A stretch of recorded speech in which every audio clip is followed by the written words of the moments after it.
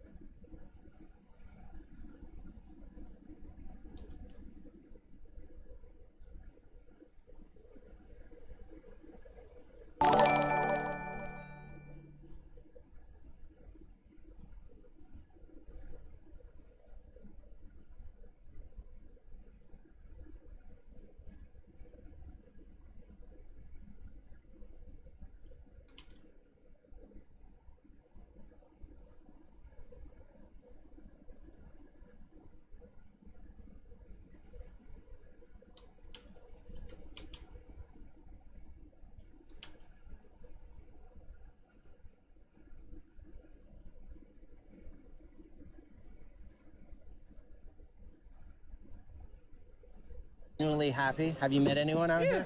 Yeah, if you walk down 5th Street, there's another park on 5th and Julian. If you walk up there, if you walk down 7th Street, Okay. majority of the people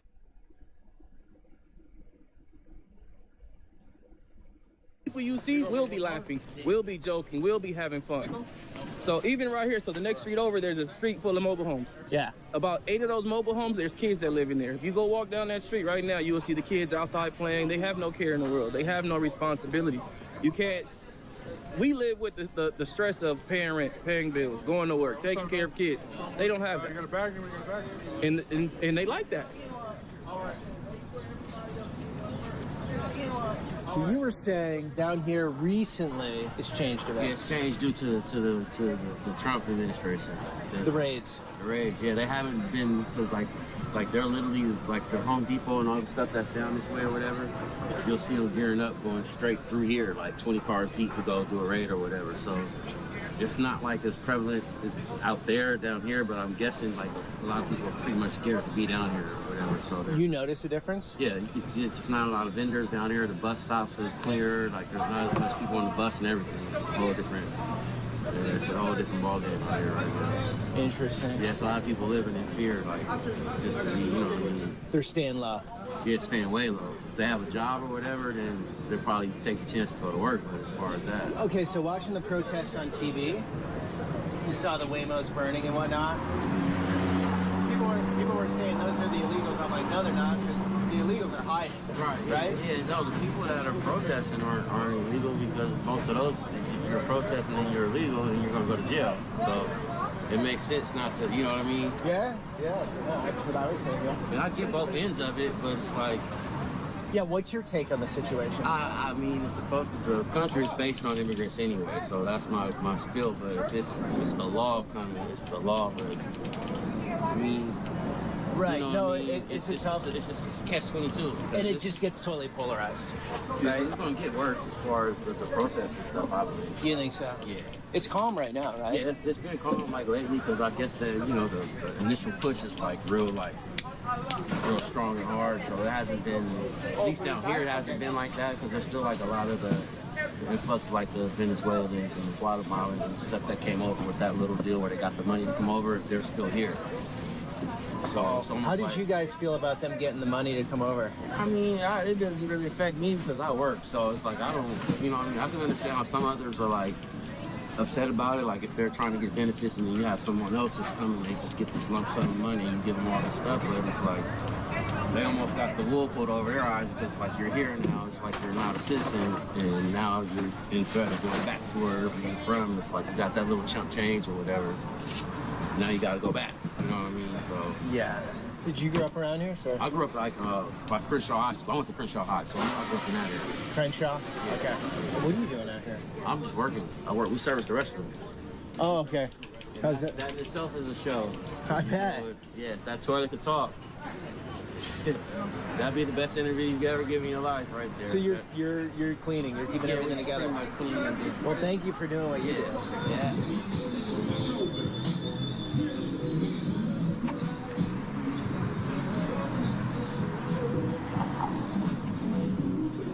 lot of drugs going on. Whew, what a smell. And you see the city workers out here. These guys are cleaning up, and it's a wild scene. And then, as the guy was saying back there, you got families living out of these RVs, and this is the world they're growing up in. No, no. How you doing, sir? Not right now. Yeah, the streets just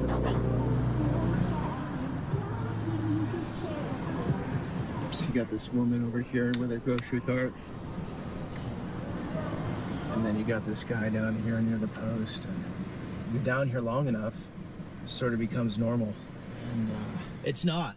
This is a problem. I sort of gave up on making these types of videos in the last year or so, but it needs to come out and be shown that this is unacceptable. That's just a huge, huge endeavor, and I think cities across the country just would rather have it like this than try to really go deep on the problem. I mean, when you go deep on the problem, this is a big, big topic.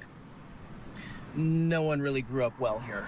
A few maybe, but the average person didn't, have a great childhood. They have serious problems. That's what leads to the drugs usually, and that's what creates this. So, interesting place. Then you got this Regal Hotel being renovated.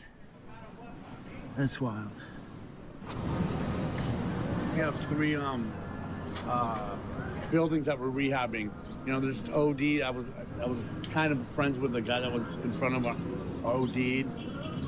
It's just bad. It's sad. A murder on Saturday right down San Julian. What's this gonna be? Hotel Regal. SRO, single room occupancy, 1 room, and they share the restrooms and showers.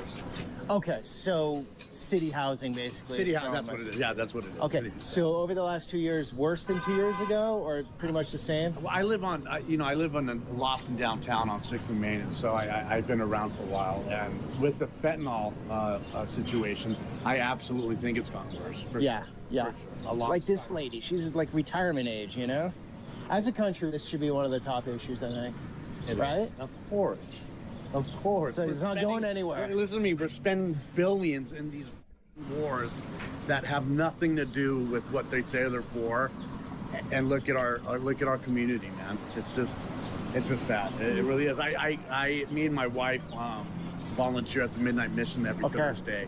I mean, because we try to have to. That's the only way things are going to change, man. Is giving back and attempting. So my theory. Tell me where you think I'm wrong here. I'm sorry I'm holding. You can kick me out of here because you got work to do. But I put time into Kensington, PA, which is the worst, probably worse than this. I'd say next level up. This is about second worst. Yeah. Okay. It's number 2, silver medal. Yeah.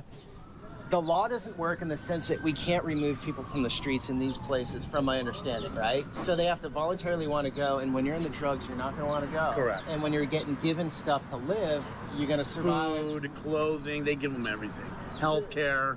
So then it's never going to go away. It's a real. So we need to toughen up, right, a little as a culture and be like, okay, these people are having problems. We need to take them into rehab, into housing. They can't be on drugs. Yeah. Job training. Some are never going to get anywhere, but some might come through, right? Yeah, no, it works. These programs work. Like I said, me and my wife volunteer at the Midnight Mission, and so. They have a drug rehab program there. Okay, cool. An educational program there. And there's people that really want it. You know what I mean? For whatever circumstances in their life, they turn to drugs and alcohol, and they turn their life around and are trying to do something else. So there's not enough of these programs. That's what I'm saying. The rehab, right? Yeah. And mental health. Mental health. You see people screaming all day. Yeah. It's the saddest thing in the world, though. Yeah. It really is. These are government buildings, so we get paid prevailing wage because it's for the homeless. You get paid what? The prevailing wage.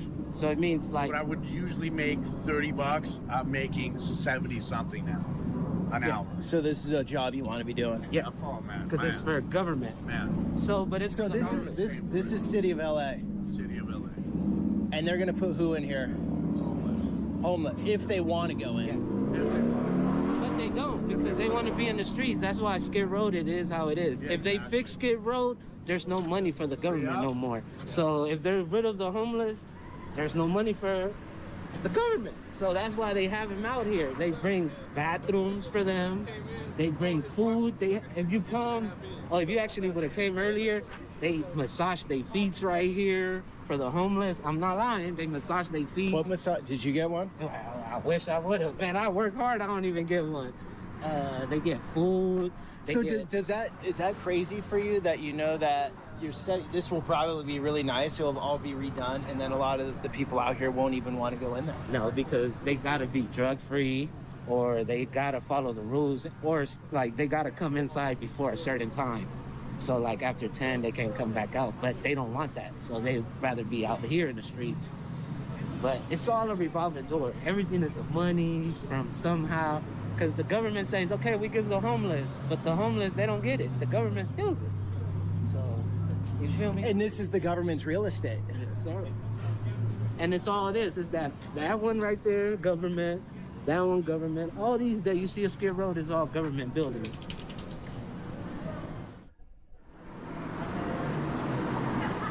We have City Hall, beautiful building.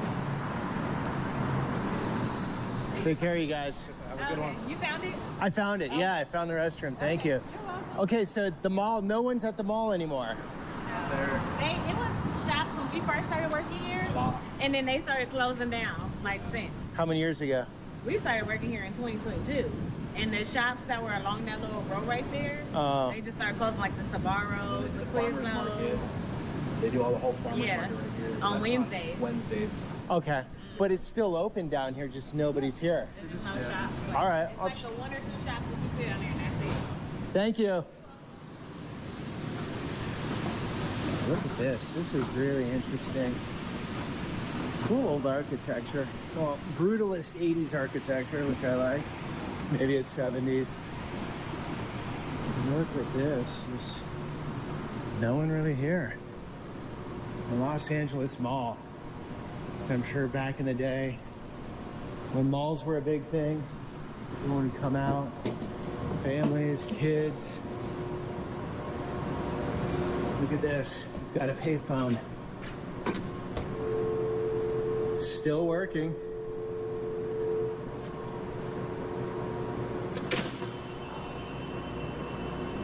Look at this place. This is right in the city. Civil and Human Rights and Equity Department. Sears Shoe Repair. LA Dot. Department of Transportation. Okay, so we got some government stuff here. Sparrows left. Quiznos moved. Immigration attorneys. So empty. Okay, so we're coming up on where some of the riots were. Depending on who you talk to, it was not a big deal at all, or it was a huge deal. I find reading from both sides super fascinating. How words are used, how they decide to use photos, how the person looks in the photos. They're always being played to some degree. So here's where they were. I can see there was graffiti all there. We'll go over there. They cleaned it up. There's a lot of open air drug usage here in the park. Such beautiful architecture though. Look at this. Those out there from LA that have lived here for most of their lives, or all of their lives, when do you think were the best years of the city? Like when these places that are structurally beautiful but energetically pretty heavy with people doing drugs, like when was it different here? Love to know. And everything goes in a cycle. I don't like doing the doom and gloom. This won't be like this forever. I feel like this problem will come to a head. There'll be a change in policies and in the culture, and things will cycle around again. That's how things always work. Constantly moving in a cycle. And we want to get back up to a higher point, right? Isn't that the goal? But then when you get up there, you're gonna go right back down again eventually.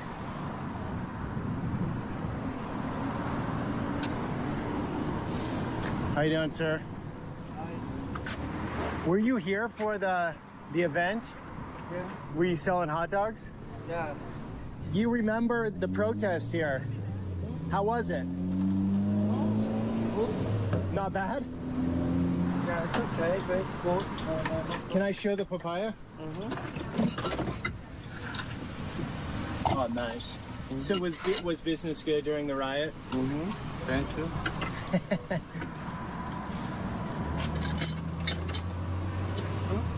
All right. Gracias. Okay, gracias. Take care. All right, so I think I understood him right. $20 for that? He gave him He was 20 operational balls here, but probably not right when things were really kicking off here. Probably. But you can see all the graffiti That's like, underneath. that's Barely like, there though. at the grocery store, They that's did a like pretty good job of $3-4 getting rid of it. papaya. And so interesting that the event kicks off and then goes back to normal life not much long after. And then it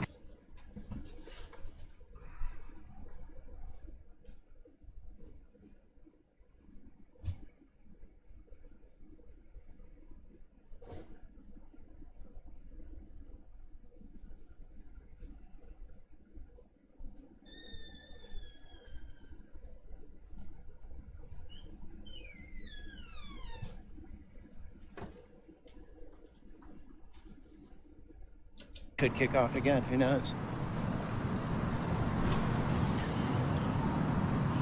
Another big riot was over here, as you can see. The graffiti cleanup crew hasn't done the same work back here. Wow.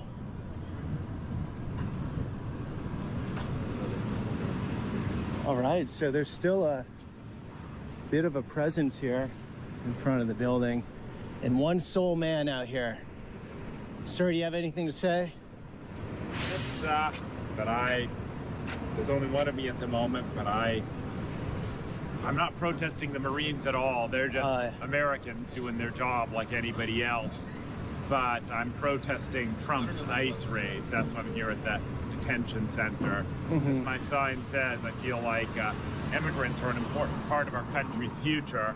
If nothing else, simply for the reason that in the United States, as in almost every other wealthy country in the world, people aren't having a whole lot of kids anymore. In fact, without immigration, our population would already be in decline. No, we're lucky that we can turn on the spout as much as we want, really. Right. And at this point, we're basically... This is such cope.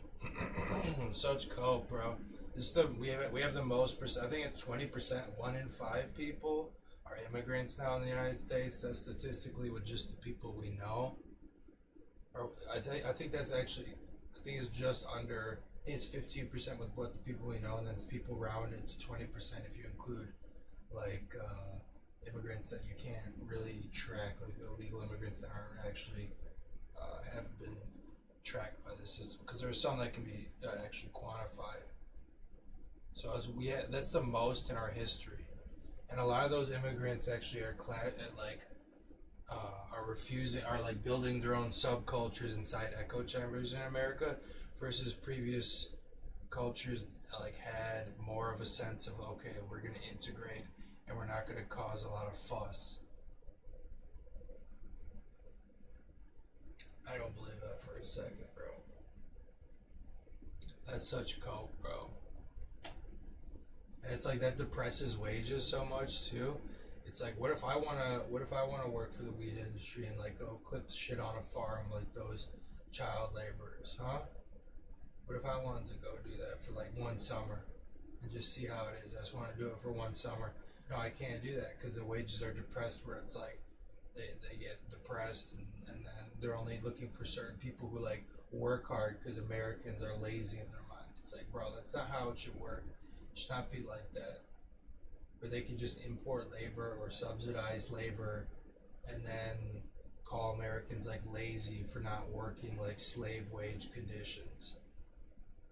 It's like, I think liberals and conservatives both agree on that fact that we're being exploited a lot. And that exploitation, one of the facets of exploitation is access to cheap labor. And if companies have access to cheap labor, they're more willing to exploit American workers, because they have more leverage. It's like, heard this so many times before. Like they have so much more leverage over immigrants. Turning it off is what it seems like. Okay, so the first raid on the 6th. Need to put on a shirt.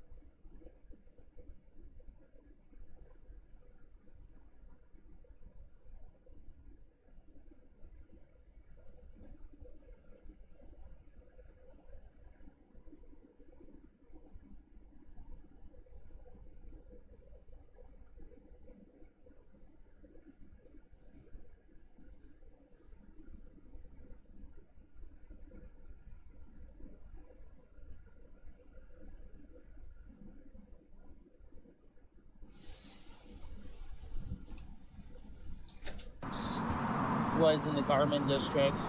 They had a warrant for the business, right? They were laundering money. Yeah. Like that was, are you for that, let's say? In cases where there's evidence of like actual criminal activity, yeah, like okay. They're actually committing fraud or theft or violence, I mean, then, you know, I believe that actual crime, absolutely, that we have a responsibility to prevent that. Okay, okay, I'm gonna run something past you. Tell me what you think. This is like a very generalistic statement. I feel most Americans, 95%, someone rapes a child, causes a crime, like kills someone, they're all for them getting deported, right? Someone's been here 5, 10 years, they've worked hard, they've paid into the system. Well, not so many are into that, those people getting deported. And then the dreamers, nobody, maybe 5% are all for like someone that came as a kid. Yeah. You know, 50 years ago should get deported. So the problem is the conversation, it's like a sliding scale. Yeah. Right? And one side goes extreme and the other side goes extreme. But I really feel like 80% of Americans are sort of on a similar page with this. Most people on the right, some definitely don't want any immigrants, but I would say most are totally like legal immigration. They're totally for legal immigration. Oh, absolutely. I get that. The problem in my mind is that they've made it very, very difficult to come here legally. Like when my ancestors came in the late 19th, early 20th century, it was totally different. It was extremely easy. Yeah. Well, that's the conversation, because if we make it easy like that, half of India is here tomorrow. And then rent prices are through the roof, right? Potentially, yes. I mean, that's a possibility. But I mean, I feel like that there has to be some kind of middle ground between as few as we're letting in now and letting in literally everybody. Yeah. That's how I would feel about that, yeah. So I've been at the border over the last 4 years. That was wild. I mean, the cartels controlled it completely. Oh gosh, yeah. It was a nightmare. And now nothing's getting through there. So it's, everyone's on it like our media too doesn't shake out any of this stuff in a fair way. Right? It's either one direction or the other. Yeah. But honestly, most Americans are good people and they're willing to have a conversation. I think so. It's just we're in this social media landscape where it's just rage bait, get angry. Absolutely, yeah. All right, well, thanks for the conversation. Absolutely, yeah. I'm just making a video on LA. I appreciate that.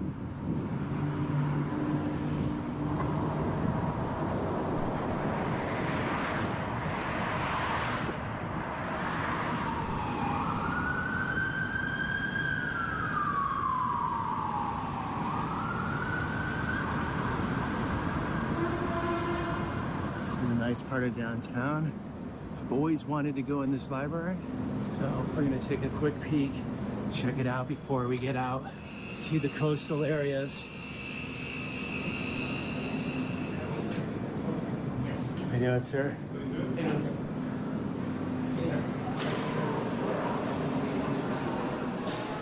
What a stunning building. There are so many floors and rooms. This place is absolutely massive. And LA has so many treasures, architectural treasures. The Getty name is such a big name here in Los Angeles. J. Paul Getty, big oil baron. And then where does the money go? It goes down to the kin. And well, it can go into beautiful buildings like this, or it can go into politicians pushing influence. You know, I actually got, oh, look at that. I actually had a billionaire reach out to me once to get involved in San Francisco politics. And that's how it works, right? They sort of stay behind the scenes and fund people with the ideology they want to move forward. And that's how they pull the levers of power. Gordon Getty funded Gavin Newsom in his business endeavors and political endeavors. A lot of oil money, which is interesting, right? Getty money is deeply entrenched in the politics of California, that's for sure.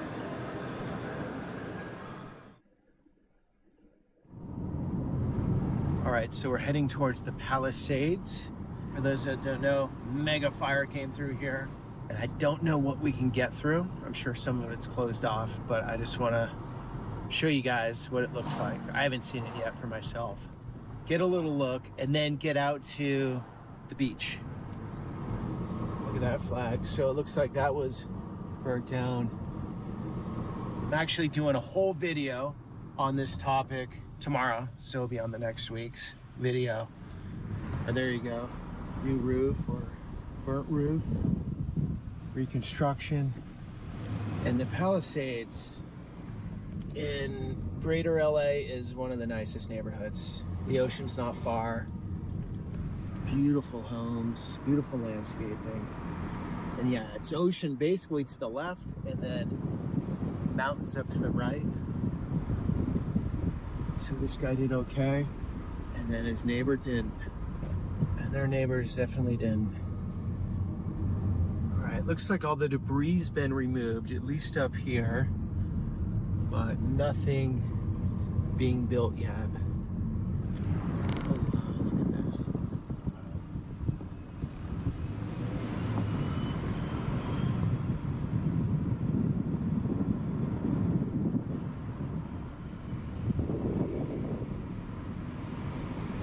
One thing that's made for fire, the chimney always stands.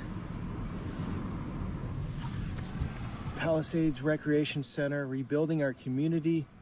Palisades strong. And whoa, look at that. Just roasted right through that steel. The Math Learning Center is still open. Roasted right through that steel.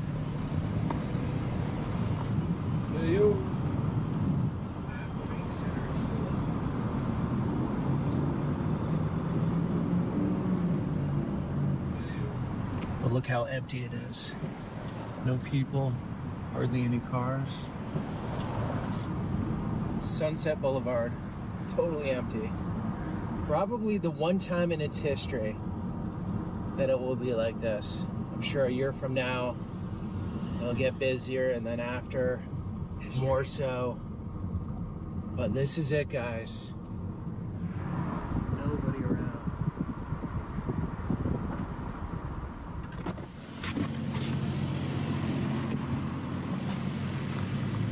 Look at how fast nature comes back and just rip through here. January 7th, right in the middle of winter. Still smell the charcoal. Look at this.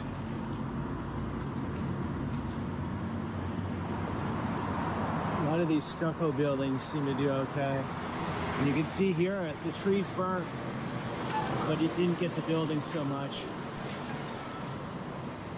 Bricks, stucco, any metal is all good.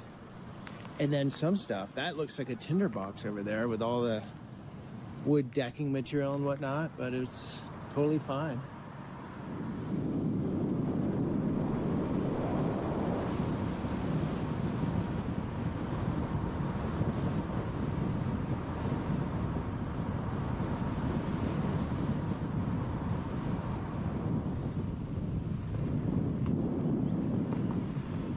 You're doing this work out here? We're doing the work here. We're doing the site cleaning for this client. Pretty much wrapping up, you know, the major cleanup, removing the last of the concrete and, you know, whatever roots and turf was in this side. So how's it been overall? Has it been crazy? It's been hard with just trucking alone. You know, the amount of trucks that we have to get, and then it's certain areas that we can only dump. So no one's rebuilding yet, right? It's just clearing the lots? No, there's a little bit? Yeah, okay. There's clients that have gotten their final permit, their finals done. Okay. So they have the demolition and the cleanups done, approved by the city, that's done. Now they can do their building. All day long, huh? You working long hours? 5 to 9, brother. 5 to 9? Well, sometimes it's 6 to 7, but still long hours, you know. Yeah. Is there a shortage of workers for all this work, or are there plenty? You guys need guys out here? 1 million guys, yeah. You could use 1 million. Well, I did need 1 million. Now it's getting slower, you know. But you know, a lot of the contracts, a lot of the clients and the lots have been getting done, so now it's really kind of a fight to get clients. You know, since there's so much competition going on. Oh, really? Yeah. So now it's really getting like, okay, who can give me the better bid, and who can get it done faster? Okay, so the client actually has options right now if they want to rebuild. Yes. Are guys from all over the country coming in here, or is it just SoCal? All over. So they're coming in from like Utah and Tennessee, Oregon. We work for some lady that lived in Oregon. She's like, I came down here for the fires. And then her brother has his company. Yeah. Coming here from Texas, so they're coming from. So they're all coming in for the opportunity. Yeah. Because if someone gets a good insurance payout, they got the money. One job change your life, you know. One job will change your life. Really? Yeah, $300,000 job. You finish it in 1 week. I mean. 1 week. We've done houses in 3 days. Yeah, I've done What do you mean? I've done a $100,000 job in like a couple days. Yeah. Are you serious? Yeah. But then you get another job where somebody wants to do the whole lot for $30K. So you guys are just cleaning lots. Just clearing lots, yeah. All OX, all grade, and put pipe in the ground if they want that too. But right now they're just only letting us do this. Clear lots. So Army Corps of Engineers isn't doing this. I thought they'd be. No, they're still doing this. They're doing this too. Yeah. But the client will hire you because you're quicker or something, or what? No, they'll hire us because we're just a private contractor. So Army Corps of Engineers hit you with, oh, it's free, it's free, it's free. But everyone's thinking that they're going to get a bill down the road, you know? That's what people think. I mean, nothing's usually free from the government, you know? You're going to pay it back one way or another. Do you guys live around here? No, I live Riverside. I live in Monterey. Riverside's what, an hour and a half commute? Traffic 4 hours, but we got a house. We stay in an Airbnb out here, so. You rented a place just to be out here. Yeah. So the trades, I mean, if you're in the right trade right now, it's good out here. If you do a fire, like cut fire line on a fire in the dozers and the excavators that are all fully with the fire department, they pay cash, like $750 a day cash. Fire department, yeah. Just to cut a fire line. Just to go and cut so the fire's not spreading to the next one. I mean, this is some of the priciest real estate in the world. Yeah, there's been $20 million homes that I've done right here. Demoed. There's people that they assume that because you're in the Palisades, they have money. But I've heard of people here in the lots here that have had issues or threatened to put lien on their houses because they don't have the money to clean the lot. Right. They got inherited that home. Just because they have a house out here doesn't mean they have the income. Some people are super wealthy, some aren't. Some people were just inherited the property. Yeah. So how does it work? Like a house like that just didn't even get touched, huh? Yeah, I just don't know. Luck of the draw. Yeah. It's like the fire pig and chose what it wanted, you know?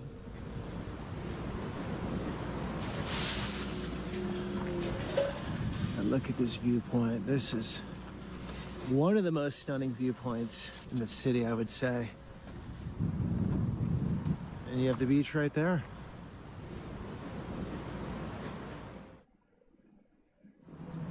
All right, guys, want to show you this before we get to Venice Beach. And these are the Venice canals. And Venice, as you might imagine, is named after Venice, Italy. A little bit of a different look, but they're going for a similar theme here. Living on the water. And we got the boats, and the bridges. So yeah, this came about in the early 1900s with gondolas and gondoliers. Some Italian style architecture sprinkled in here. So I've been told. How you doing? Do you live around here? Yeah.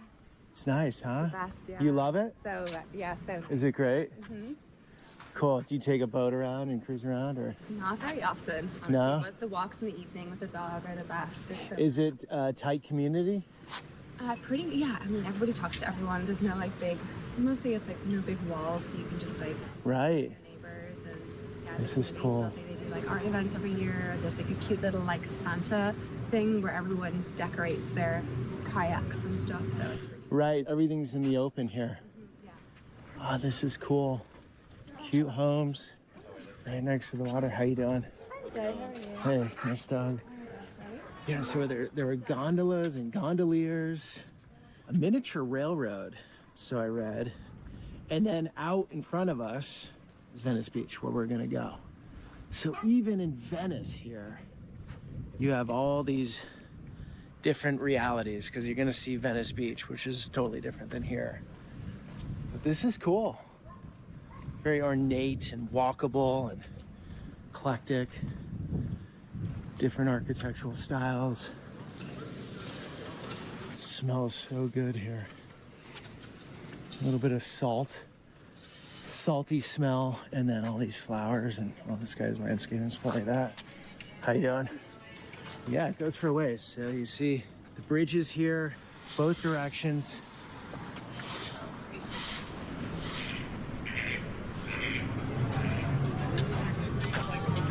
Here we are, iconic Venice Beach. And this place is always an interesting visit. Sort of a counterculture place in the 60s and the 70s. It was in ruins in the 50s. And then the 60s and 70s, countercultural. And now it's this. I've been coming here forever. Hey! It's a wild trip out here. We got some tents up. The tents were crazy during the pandemic here. Then they sort of went away. And I don't know what's decided now. Just saw a couple. So we got the roller skating rink here. Sun dipping into the Pacific soon. And this very famous skate park. This is always a close scene.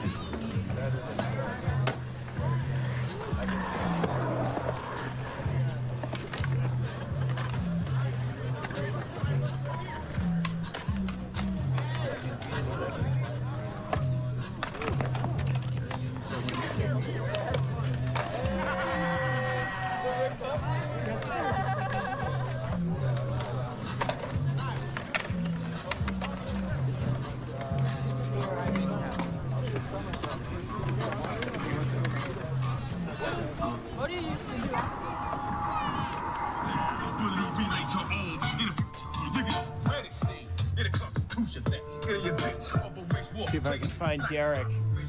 I've met up with him a few times over the years. He's always got good insight, but I don't hear him. Excuse me, sir. Do you offer parking? Do you offer parking, sir? Do you offer parking? Mr. Santa, nothing feet! Peter! I need parking. VIP this guy for right us. here is the world renowned. Oh, He man. is. Parking agent? No. Yes. I'm Look up Peter professional. Cicinello. Peter, man, I missed you, bro. How are you? I'm doing an LA video right now. Okay. And I'm like, my goal is to make it to Venice Beach by sunset. And we're here. And we're here. Let's go. Talk to me. Live. Can you walk? Man, Can you walk? Man, can we walk? I'm kind of by myself, but we can go with a small story of it. Okay. I What's miss going you. on? I love you. Man, going crazy out here. Look, look at my artwork I do now. What are you so doing? this is every What are you week. doing? I'm going to do a different, I do a different message. And I Okay. do the hopscotch. Okay. Everybody's loving the hopscotch. Okay. So I'm trying to bring a little You're bit bringing of it flavor. back. I'm trying, but today's message is stop war, start love. That's what we're about. Everybody, man. Who doesn't want that? It's one planet. We all got to live here together, man. How's your wife? Wife's great. Wifey's great. Hey, you She'll do be the having a best seat. work ever. We know who's behind the real. Behind. You haven't lost your edge, have you, OG? I haven't, man. I can't, bro. It's like People are loving you. it's an orbit you've created. It's an orbit. I'm trying. That little bubble right there, that's mine.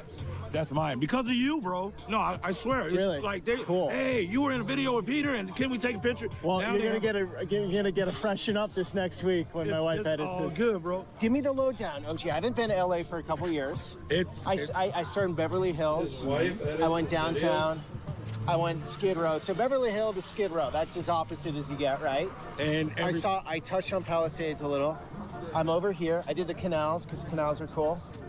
And then I'm here. Give me the update because I haven't talked to too many locals today. They have given the county of Los Angeles away, bro, to not just the homeless, to the people. It's more people out here with mental issues now than it is dang near drug dealers, drug addicts. You know, bro. It's like they are letting them out and they're walking around, bro. It's bad. Really? It's worse than 2 years ago. It's worse as far as the talking to themselves, to where they're going to a point, and that's either the sleep deprivation or not taking their meds, bro. I mean, we getting a lot of those.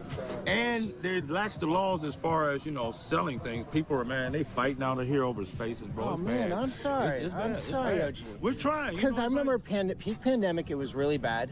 Then a year or two later, it got better. All right. And now you're saying it's sliding back a little. It's sliding back because the police are like hands off, bro. It's bad. Okay. It's put 'em- Okay. Yeah. So San Francisco's coming around, and I thought LA would be following. I would think if LA would do, when we talked last, they were starting to, that was before they started tightening up on the laws and got scared. What these cops are scared of, losing their pension, man. It's the everybody got a camera. They can't really arrest no one without. Right. So some guy comes at them, they get in an altercation. Yeah. Right. Someone's losing I'm a their cop, minds. and I come I'm in, a cop. put your hands on the ground, and I get you down. And I do this, and then you drop, and then we see the video then, and then it posts, and then they're going to go for that post or whatever somebody posted and said before they even talk to the officer. And then the officer's going to be written up, and then they got to do an investigation. Cops don't want to go through And that. then their pensions jeopardized, maybe. Would you want to be a cop for 18 years and then go through the pandemic, then come out to, if somebody say you called me a name, you hurt my feelings, I want to file a complaint against you. Okay. But I've talked to a lot of people actually off camera today. They're like, we're over the BS. We need to toughen up. No more of this bullshit. So people are feeling it, right? They're feeling it, and it's so scary, bro. Everybody's crazy. It's more to what I told you before. It's that big table saying, let's see how much the American people will take. We'll keep throwing shit at them. Let's go down to the bare minimum. But okay, OG, listen, and I'm not clowning LA because I love LA.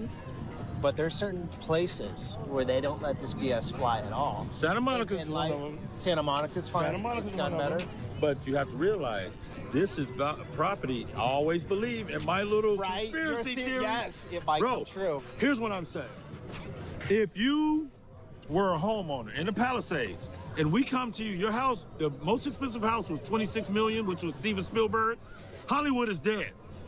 But if I come to you as a government, as a state, and say, hey, we want to buy your house, you have 2 years to move out, we're going to give you $50 million, but we're going to build a new smart city so you can start doing your movies again, Steven. How about that? We're going to build a whole brand new glass smart city. That's what you're feeling? That's what you're thinking? What are they going to build? They're going to build the same old house? No, they're going to make it new and improved. I say in 5 years, maybe close to the Olympics, you'll see building where that city look like Miami. It's prime real estate. Gotcha. They will change the traffic of the airport right over here. Come see the new LA, the smart city. Everybody want to go to California and see the smart city, wouldn't they? So, OG. How can we get a smart city? We need land. We need land with a view. The a lot of people have your views here? A lot of the people. Guys you talk to or no? The people keep saying, I'm like, bro, what else are they going to do over there? You know, it's interesting in Skid Row today. They're remodeling this whole building that was bought by the city. All right. And look, you can't get people off Skid Row to get into free housing because they want to do drugs. That's the problem. And so now the city owns that building, paid by the taxpayer. Bro, they got paid by your tax dollars. They got a multi-million dollar high-rise graffitied up. What type of city? You know, it would have probably took $5,000 worth of paint to paint that over. The city coming there in 3 days, a week job. It's gone.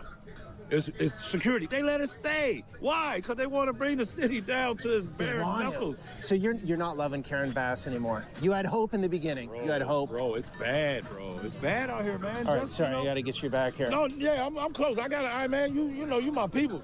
But, you know, they used to just, hey, brother, how you doing, man? Good to see you. Man, we out here. What's up, brother? Good to see you. Neighborhoodies, man. I see you. Neighborhoodies. What in the hell?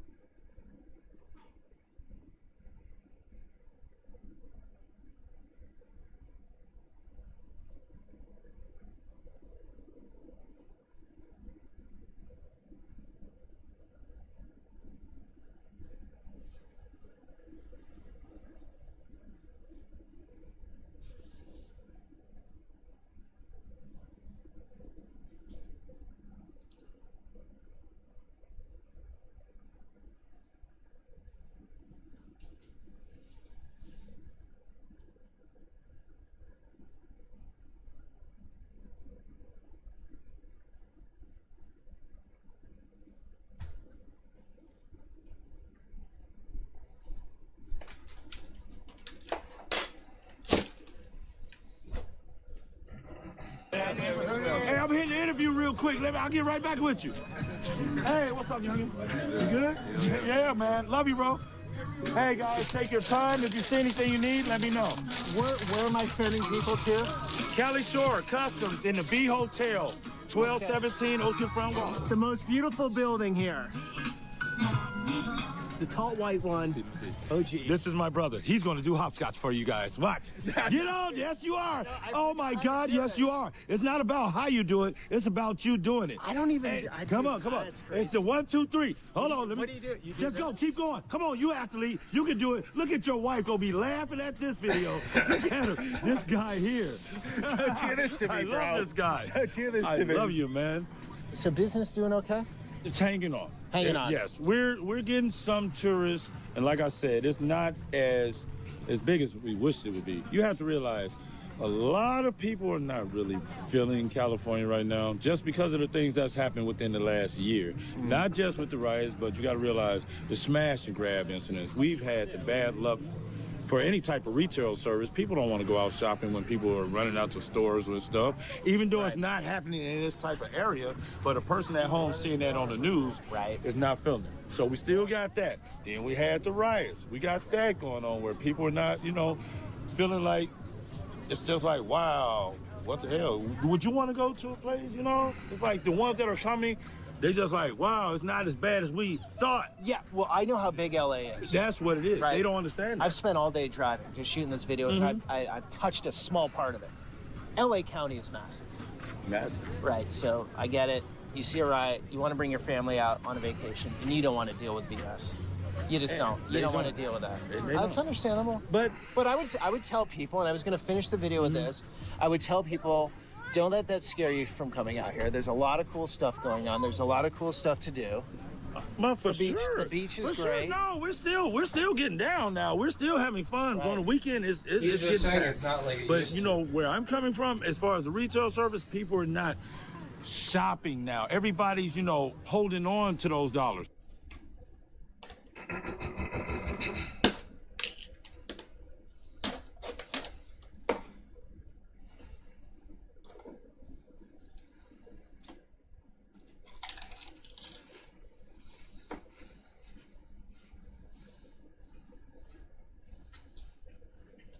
They're out, they're having fun, but they're still, as far as the finances, it ain't happening. Yeah, I've heard but it's okay.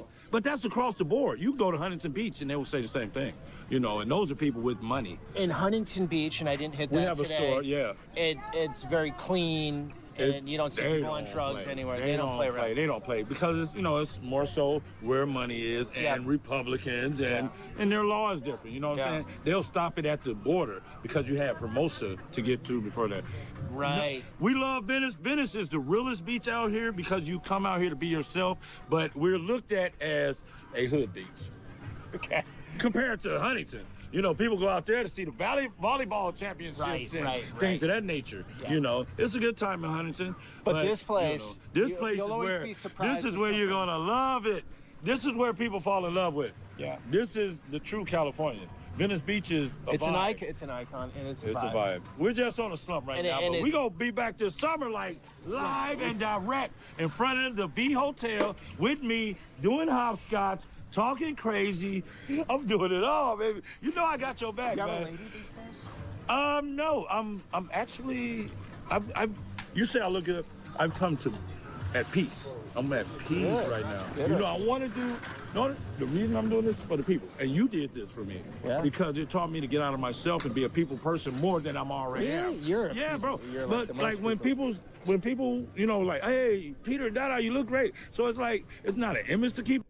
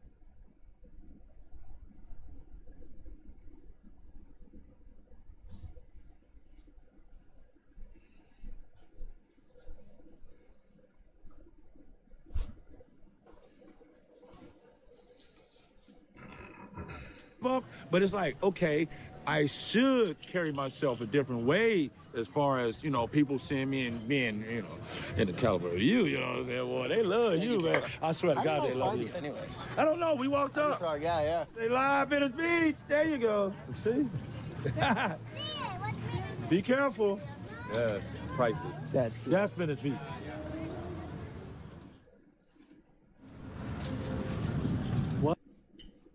What a day. I've been going since 9 this Saint Anello. Peter the Saint Anello. morning. It's 8 o'clock now. And as OG Derek just said, you go a few beaches down, Hermosa, totally different vibe. And so I tried my best today to show you guys different parts of LA County. And tomorrow I'll be getting up here to the Palisades, but way more in depth. Got a guy that knows a lot about what's going on up there. he's gonna get us in. That will be the next video after this one. And then a video about 26 miles off the coast here. And a lot of people in LA don't even know what exists out there. And most of the country doesn't. So I'll keep that as a bit of a surprise. Some of you do know, and I'm sure you'll put it down below. But cool adventure today.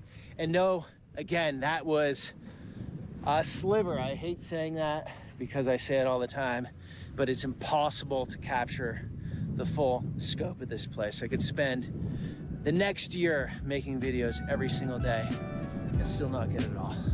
So thanks for coming along on that journey. Until the next one.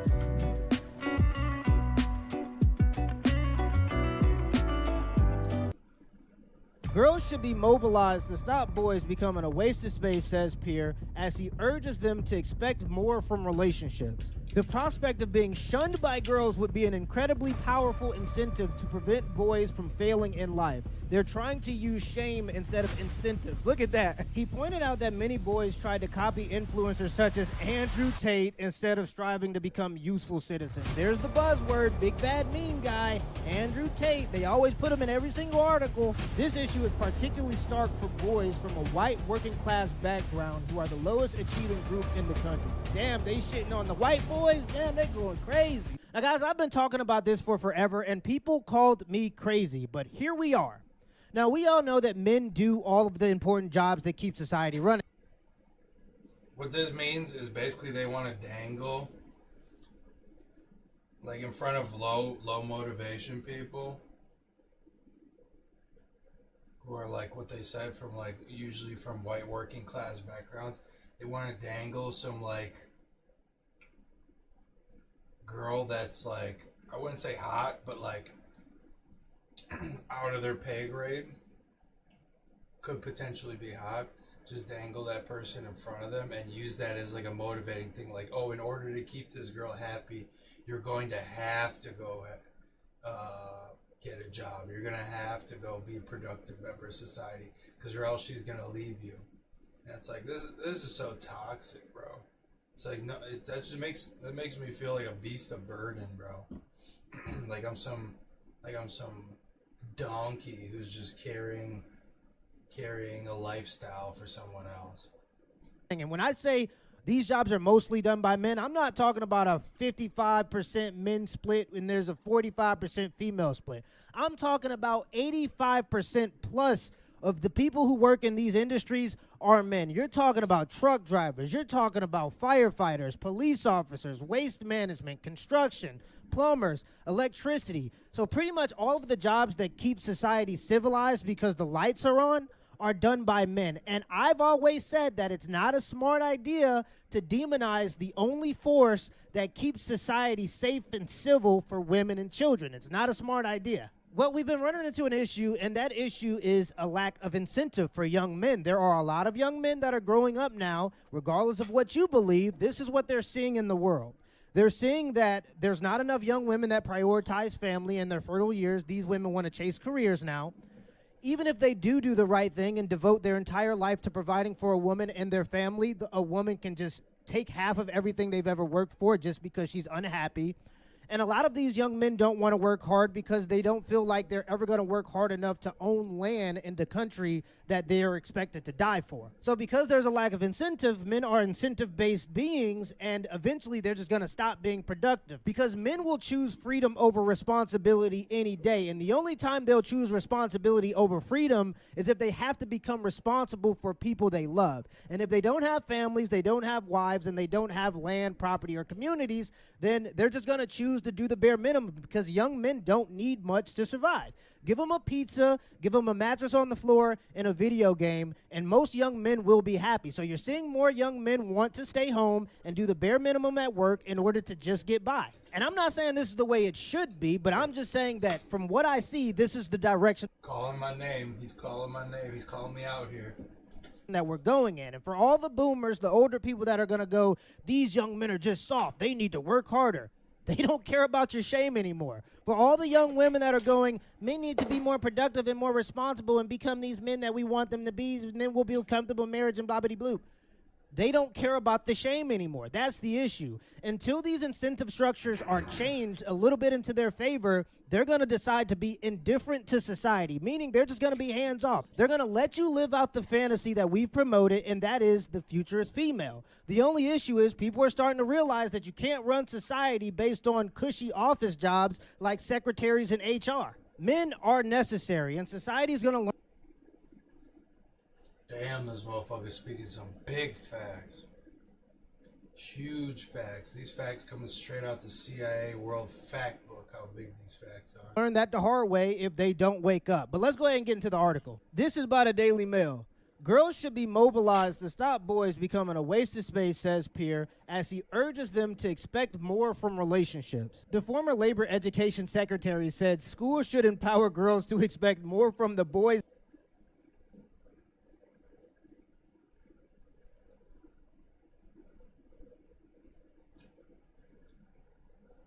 they have relationships with. The funniest part about this line is young men don't care about what young women want for relationships.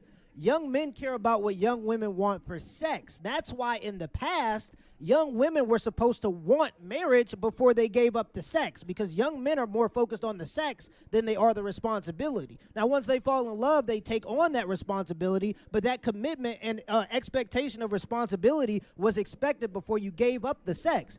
These young women don't even have the self-control in order to enact this. With the hypersexuality of young women pushed through the media, pushed through pop culture, pushed through the sexual revolution and feminism, young women don't even have the self-control to actually enact this. Young men don't care about being in relationships with young women who are giving up the sex for free to other men before the relationship. But I digress. I'm just saying what I see. Let's keep going. It would stop boys taking it as read that girls will be interested in them even with poor work ethic.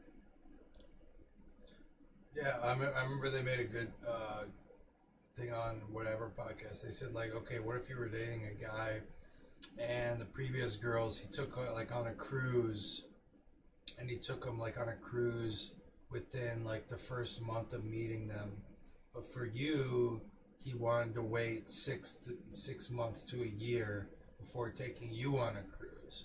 Wouldn't you feel like inadequate? Wouldn't you feel like if you knew that would make you feel inadequate? That would bring about like negative feelings of self-worth. That's what he's saying. And so men are getting these compounding feelings where the world and the industries and culture is just giving them compounding feelings of negative self-worth, and they're just checking out. They're just going, okay, I'll just, like, I can have fun but just going doing stuff by myself. I mean, it's probably not that much fun, but at least it's better than just being fucking dicked on all the time. And attitude, he said. Women no longer have sex with men based on their characteristics. Women have sex on men based on how attractive they are, how tall they are, and how well they can dress now. So a boomer telling young men to just work harder in order to get the girls doesn't work. He's out of touch. Let's keep going. The prospect of being shunned by girls would be an incredibly powerful incentive to prevent boys from failing in life. They're trying to use shame instead of incentives. Look at that. And that's part of the problem with the boomers that are in power now.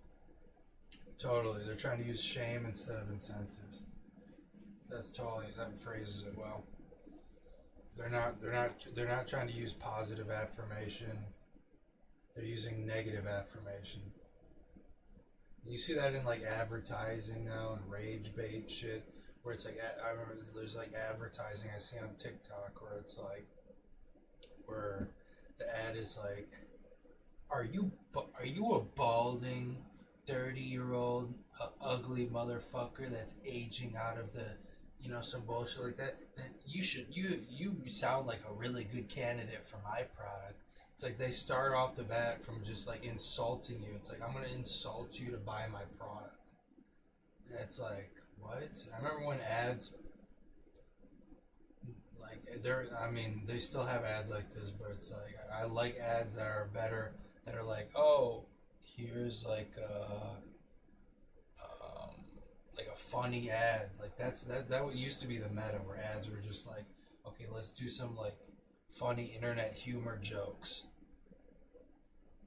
and that slapped for a while, but then that kind of got old once like that kind of just got old after a little bit. Like the Old Spice commercials, that's like a perfect example, like the Old Spice commercials.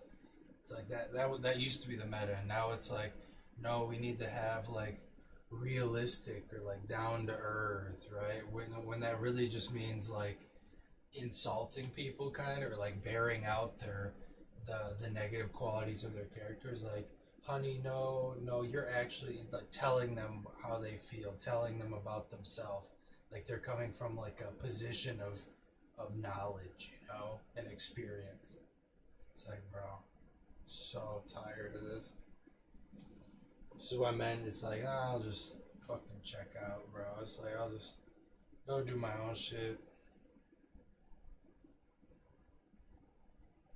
Go stream on Twitch and kick. YouTube and shit. Just relax and like exercise and shit.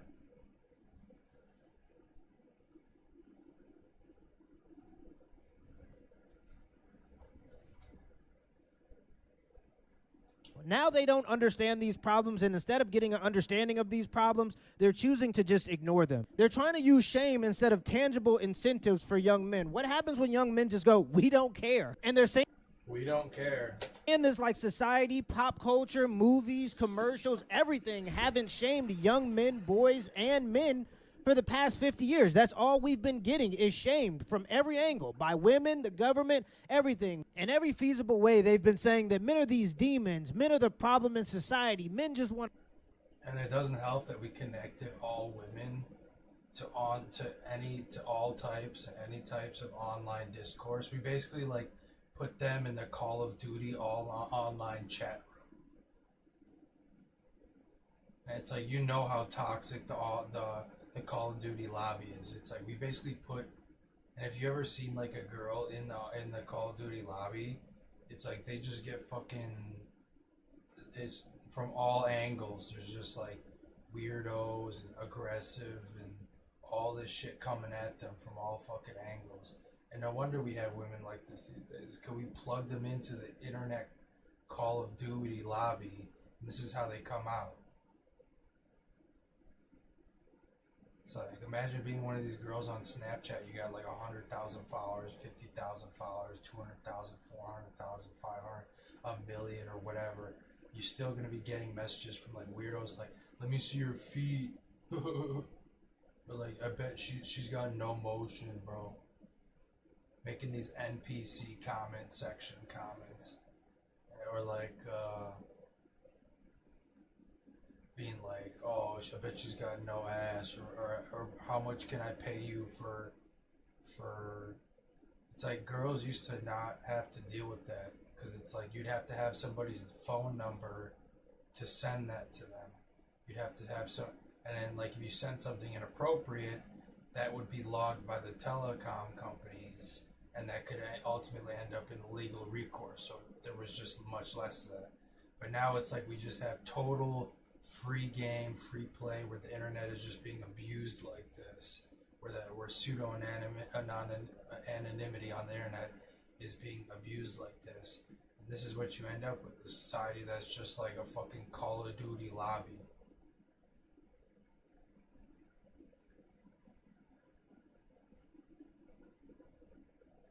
Where everybody in the comment section is just like, nah, fuck this person. They're just like, okay, we're thinking of like whatever insults they can use on this person. Right?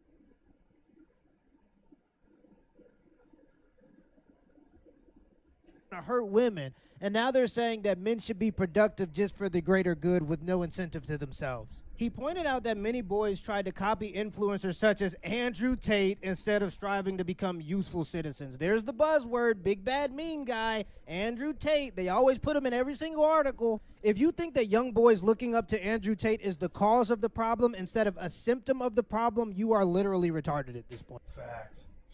And that's just a symptom problem. They're just looking they're just looking for some masculine figure that doesn't give, because the system just wreaking havoc in their life, and it's making them feel all these negative feelings.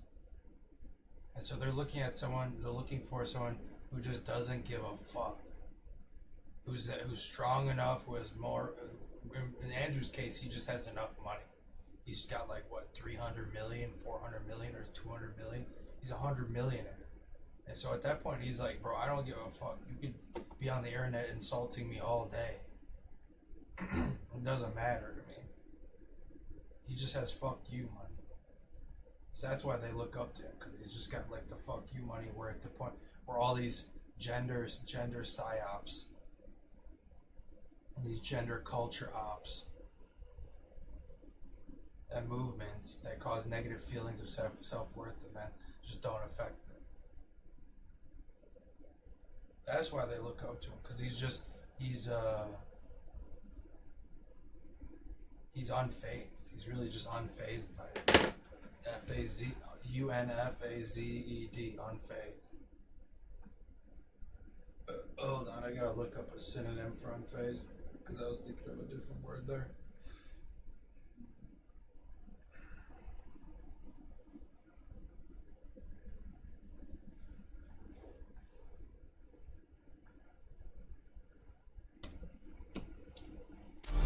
I don't give a fuck if you love.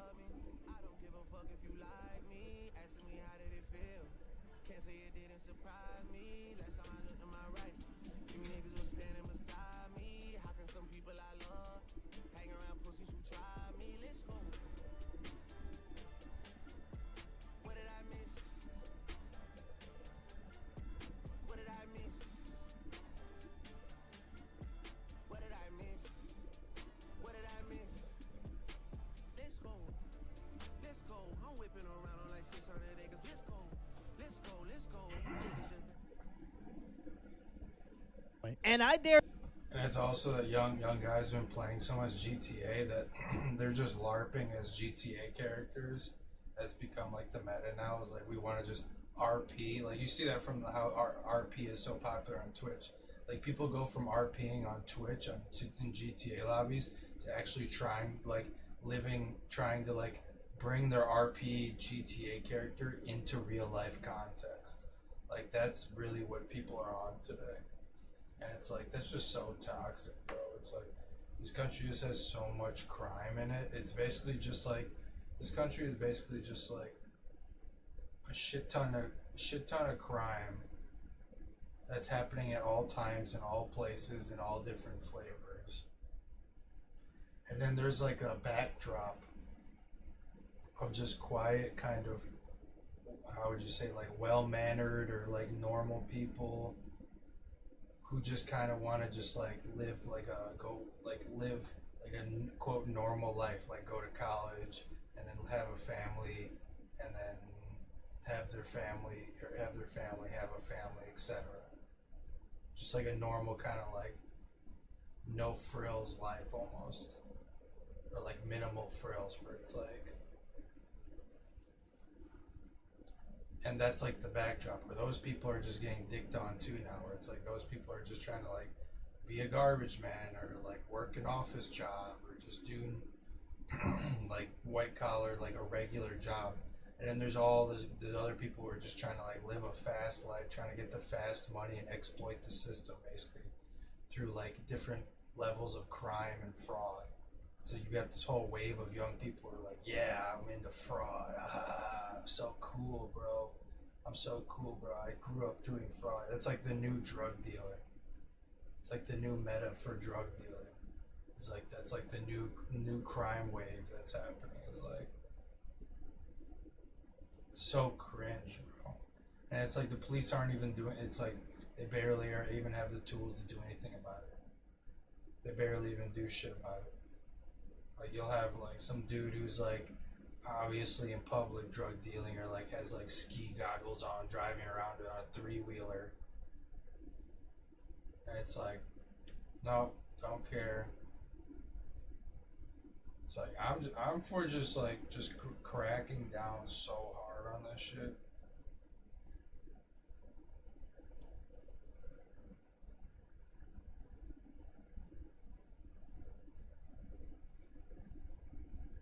I'm for just cracking down so hard on crime, bro.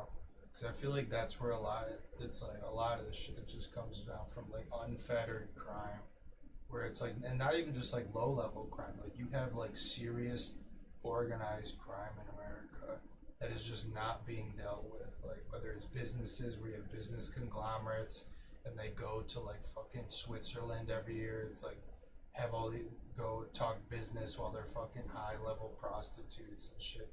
It's like, what are they? You think they're talking about like straight and narrow stuff when they're there? No, they're talking about like highly manipulative business practices and how to get the system to conform to what they have, to them making a shit ton of money.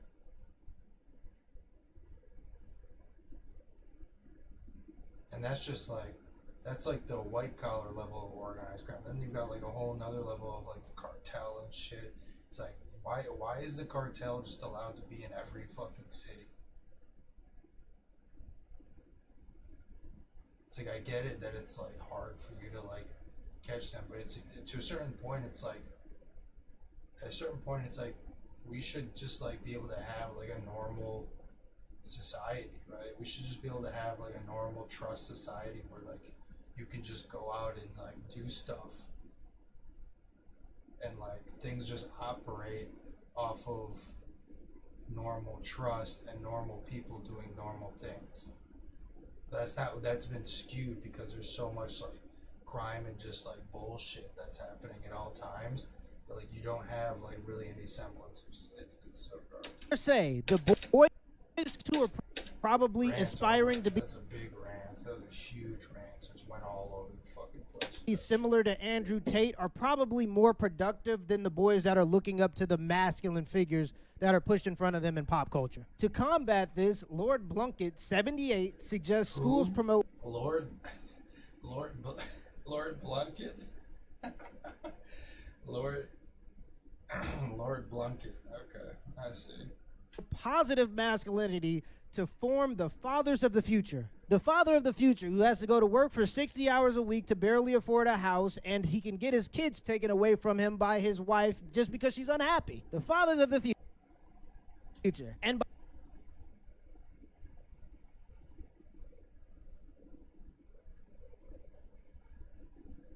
like, what a toxic way to run society. That's like saying if we need to mobilize the younger people to ensure that if boomers are not providing like a good economy for them or good jobs for them, then we don't want you to be here. We just want you to like die off. We don't want you in old age, just die off. That's that same type of energy. It's like this toxic intergenerational energy. By positive masculinity, they mean men that are willing to do whatever women want them to do, and gay boys. Because anything outside of those two narratives is seen as toxic masculinity or something they call fragile masculinity. You shouldn't want to be like Andrew Tate. You should want to be like Sam Smith. That's positive masculinity. He told the Mail on Sunday, we need to mobilize the girls to ensure that they get the message across that if you are a waste of space, we don't want to know you. Brother, even the men who aren't a waste of space, which is crazy, by the way, even the men who aren't a waste of space, women don't want to know. And this is how you know this guy lives under a rock and he's a boomer, because he doesn't even understand this. This guy is Patrick Starr. Lord Blunkett, who grew up in poverty, addressed concerns about the underachievement of boys. Bro grew up in a time where a house cost a stick of gum. They have always performed worse than girls at GCSE and are less likely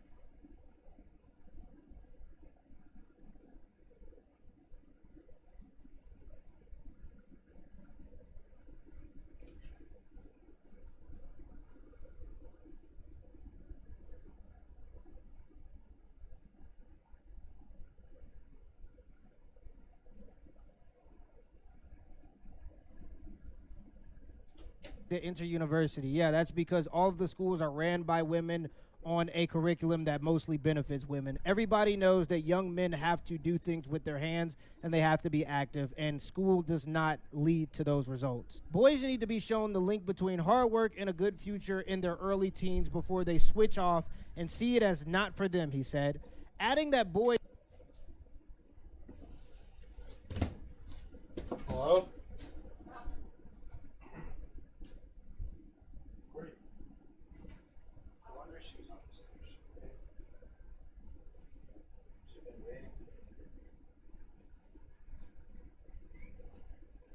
Here, let's open your gift.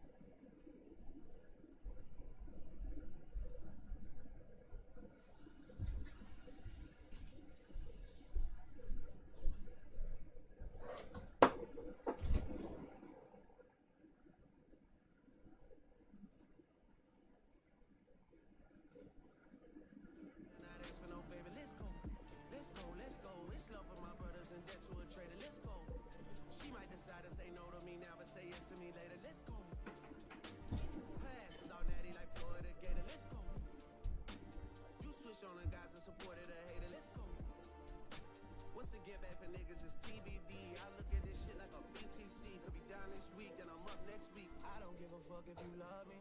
I don't give a fuck if you like me. Asking me how did it feel? Can't say it didn't surprise me. Last time I looked at my you niggas was standing beside me. How can some people I love hang around pussies who try me? Let's go. What did I miss? What did I miss? What did I miss? What did I miss? Let's go. Hey, let's go, let's go. Hey, hey, let's go, let's go. Hey, hey, let's go. Hey, let's go. Hey, let's go. Yeah. Niggas get punched in the face with some TLC shit on the dead guy. Some TLC shit, cause my nigga, you gon' need a chili ice pack for your left eye. I'm back in your city tonight, walking around my head high. I saw bro end up pop out with them, but been dead round gang since headlines. It feels like nobody's there until you start giving out two tones. And nobody cares until they in front of your tombstone. Y'all been on that type of timing for too long. Iceman, Tiffany, Bluestones, I done made plenty shit right at a two wrong shit. Let's go. Let's go. Let's go, let's go. Hey, yeah. Let's go, let's go. Yeah, yeah. Let's go. Yeah, let's go. Let's go. What did I miss? When I was looking at y'all and cooking with y'all and giving out verses and bookings to y'all, making sure eyes were hit, man. What did I miss? When you was all in my crib, looking at hoes, word for word at all of the shows. You always felt like this, man. What did I miss?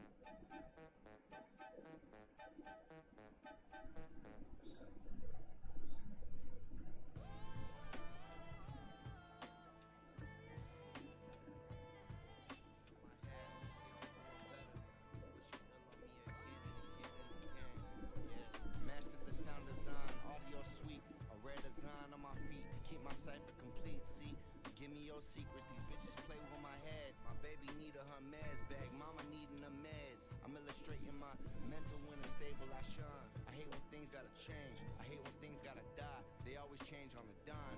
Change the clock dial, land in the west. I'm trying to see if there's a man in him. I came at him direct, audio threats. I'm checking them, testing them, test pressing them. Who laid the grooviest shit on wax without connections? I've been requested by everybody to show more affection. I can give them both love and direction. You protected on go. Your enemies, my enemies. Your foes is my foes. Anything that came between us kept between us both forever. Who's Teddy to you? The one who gave you keys and red leather, or the one who gave you treasure for your soul? You know I got a lot to lose and I got a lot to prove. Trying to play it cool, you see me smoking. And I've been trying to play it cool, try to get a game to you. I double back hoping you don't blow it. Homie, I was really trouble back in school, try to get a game to you. I double back, you ain't even know it. You know I got a lot to lose and I got a lot to prove. Trying to play it cool, you see me smoking. You know I got a lot to lose and I got a lot to prove. Trying to play it cool, you see me smoking. And I've been trying to play it cool, try to get a game to you. I double back hoping you don't blow it. Homie, I was really trouble back in school, try to get a game to you. I double back, you ain't even know it. You know I got a lot to lose and I got a lot to prove. Trying to play it cool, you see me smoking.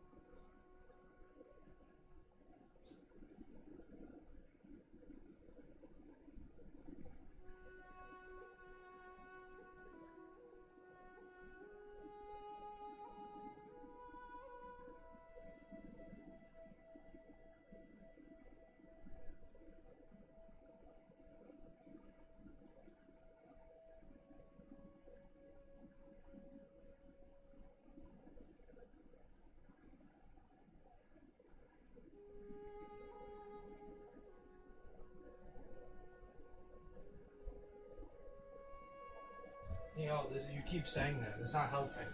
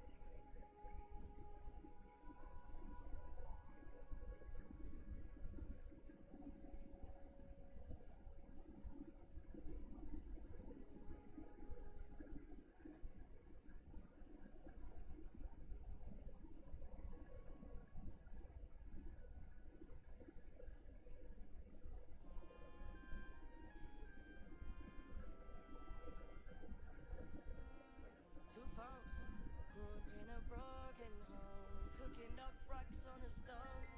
Oh no, you've been feeling all alone, shorting out packs on the low.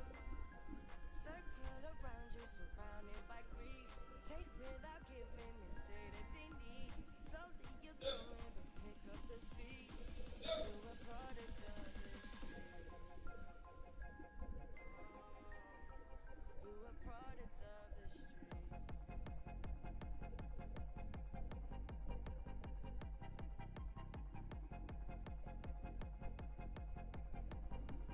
You a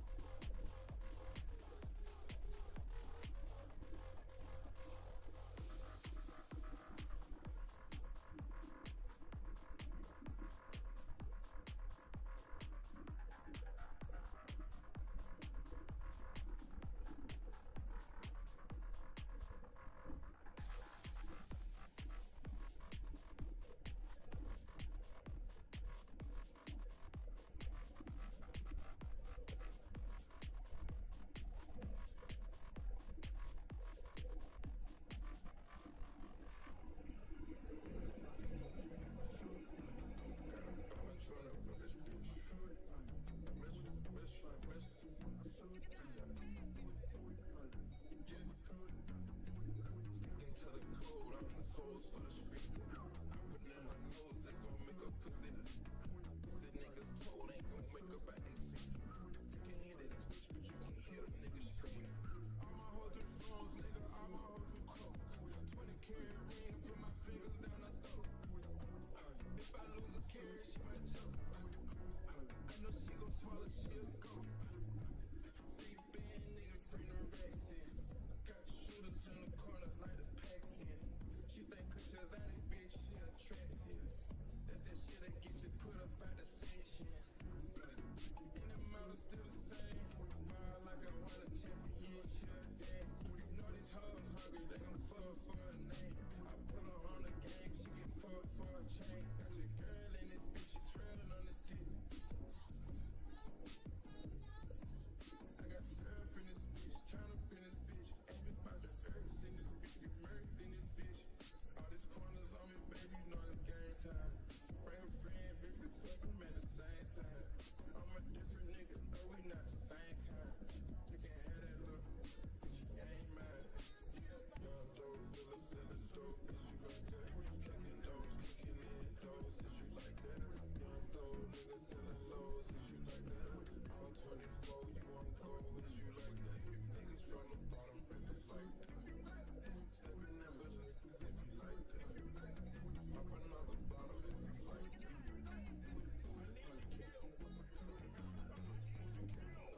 These niggas talking out of their neck, for no coughing out of your mouth. Way too paranoid for it. Hey, let's get it wrong. DOT, the money, power, respect. The last one is better. Say yes, a lot of goofies with a check. I mean, I hope them sentiments symbolic. My temperament bipolar, I choose violence. Okay, let's get it up. It's time for him to pull that he's a problem. Niggas clicking up, but you're not be legit. No 40 water, tell them. Yeah, get up with me. Fuck sneak this. First person shooter, I hope they came with 3 switches. I crash out like fuck rap. This let him know if I had to. Got 2 teams with me. I'm snatching chains and burning tattoos. It's hard. Lost too many soldiers not to play it safe. If he walk around with that stick, it ain't Andre DK. Think I won't drop the location. I still got PTSD. What the fuck the big three? Nigga, it's just big me. Nigga, bomb. I'm really like that. Hey, your best work is a light pack. Nigga, Prince outlived my jack. Nigga, bomb. All your dogs getting buried. That's a king with all these nines.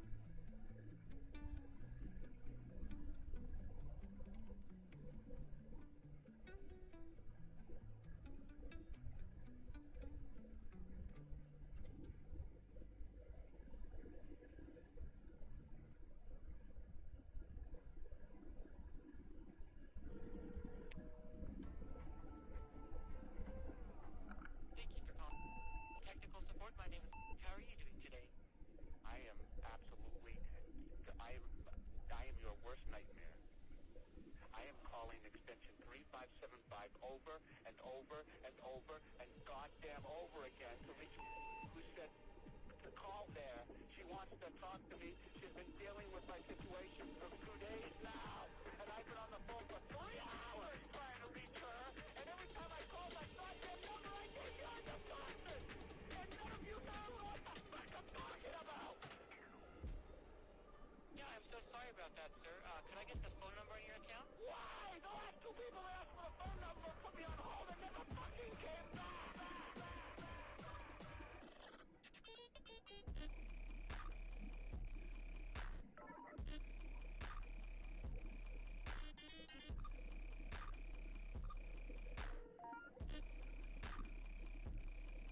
You people are going to get sued, and not to mention I might go ballistic and come over there with a machine gun.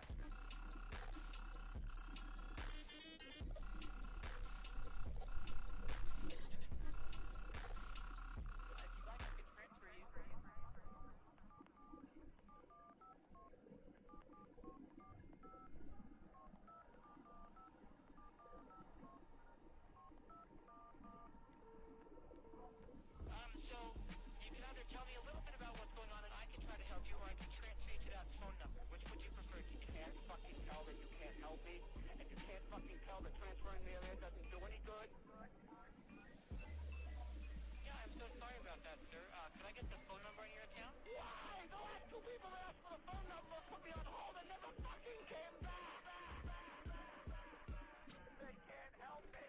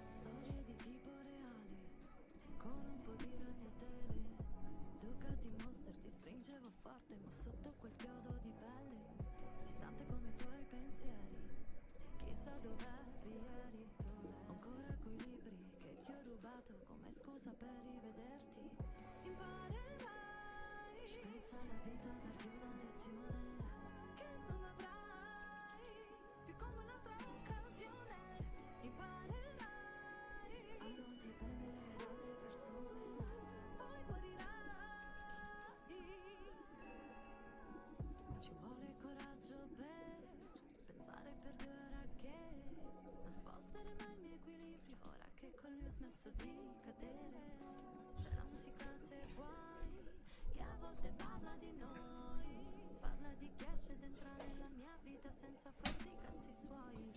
Storie di vita reale, con un po' di rabbia breve.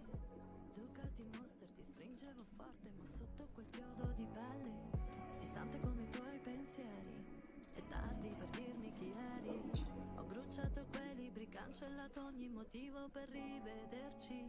Imparerai, spruza la vita di una lezione Che fa... più come un'altra occasione. Imparerai a non dipendere dalle persone, poi guarirai. Tu dentro in fondo lo dirai, che come faresti l'amore anche per una notte ormai. Di toccarmi di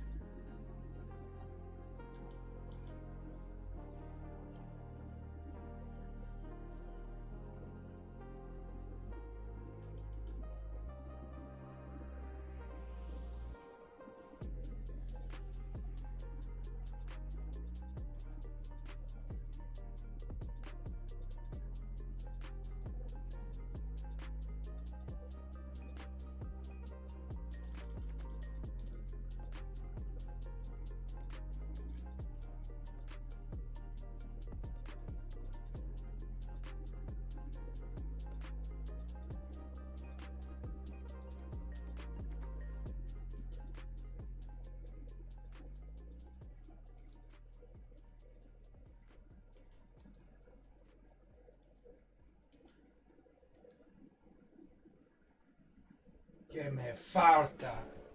Me falta, falta. God damn, this thing's really freaking hot right now.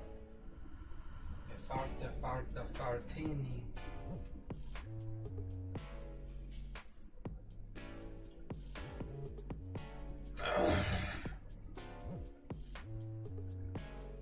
Che me falta.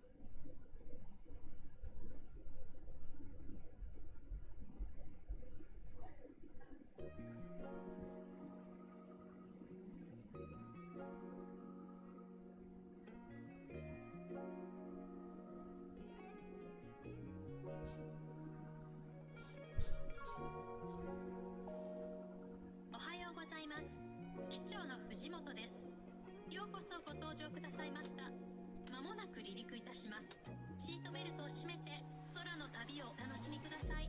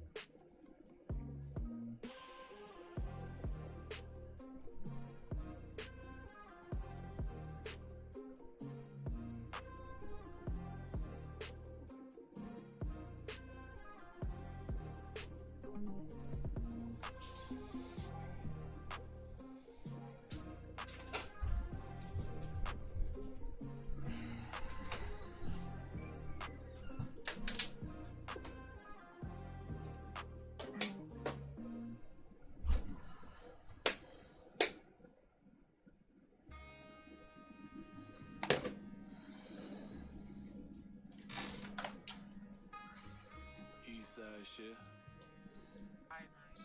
Sappers on the beat. Copper pound, flip the boat.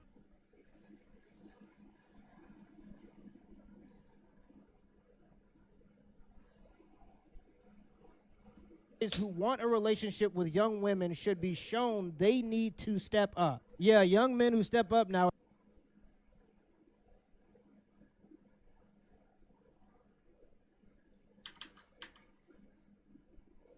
Boys need to be shown the link between hard work and a good future in their early teens before they switch off and see it as not for them, he said.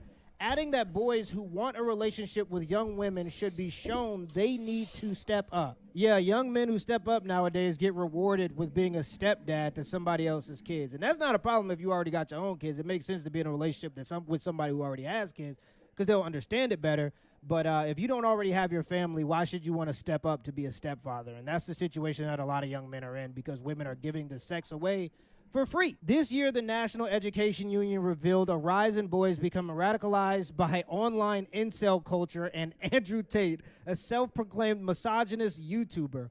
Often these pupils become disengaged in school and develop dark views about women. Blobbity bloop, same song. Women can literally say kill all men, and misogynists are the issue. Lord Blunkett said, we're going to have to engage every mechanism, and one of those is for girls to say, boys, we're not going to have anything to do with you unless you start engaging with your own future, because otherwise we'll be carrying you. Impossible. Women don't carry families and women don't carry society. Women don't work for family. Women work for themselves. You give a man $1 million, he'll say, great, I get to take care of a family. You give a woman $1 million, she'll say, great, I don't need a man and I don't need children. When you help men, you help women, you help children, and you help society. When you help women, you just help women, usually at the compromise of men, children, and society. And by the way, I do want to say this. I do believe it is important for young men to find purpose and to work hard. I don't think that young men should just be doing nothing. I do believe that idle hands is the devil's playground. I think that young women are blessed with the ability to be born with a sense of purpose. It's literally built inside of them. If they have children, they'll have a sense of fulfillment and purpose. Because young men don't have that privilege, young men are tasked with toiling. So young men have to discover. Young men have to find their own purpose or create their own purpose. And to do that, you got to discover, you got to explore, you got to be energetic, and you have to be productive. I do agree with that. I disagree with the point that they should do it for women, and I disagree with the idea that young men now are going to be predominantly incentivized by young women to do it. The biggest problem is in the past, most young men found purpose in religion and family, and some of them found purpose in their jobs or careers, but usually your jobs and careers are just a means to an end so you can provide for your family. Most men don't find fulfillment from their jobs. They found it in family and religion, and with the death of both of those two things, all you're left with is trying to be productive and finding something to do with your time. That sends a message to young men who feel like victims. It's your own fault in your hands. It's not somebody else's fault. You're a waste of space. It's yours. Damn, these people talking like they don't need young men. They think shitting on young men is going to inspire them to want to take on the burdens of society. The peer who served as Tony Blair's education secretary said during his childhood in Sheffield, I don't know how to say that word, boys would often go into apprenticeship age 15 where they would be mentored by men. I actually agree with that. I think that that's a good thing. Teaching young men a trade so that they can create their own opportunities with their own hands instead of depending on other people to give them opportunities. I agree with that. They were role models and they were support mechanisms, he said. This challenge to boys should not be a threat. What you've got to do is demonstrate your masculinity in an incredibly positive way. He said the school should challenge boys to raise their aspirations to lead to a meaningful life contributing to society. This in turn would lead to supportive family structures if they become fathers. The only problem is the women can destroy the structure if they're unhappy. That's the problem. And you're not dealing with that problem by just telling young men to keep stepping up. You tell them to step up and then you cut them at the knees and you take away all of the authority in their own homes. And taking on the responsibility of a home without having the authority inside of your home is damn near slavery. Responsibility without authority is damn near slavery. You can't be responsible for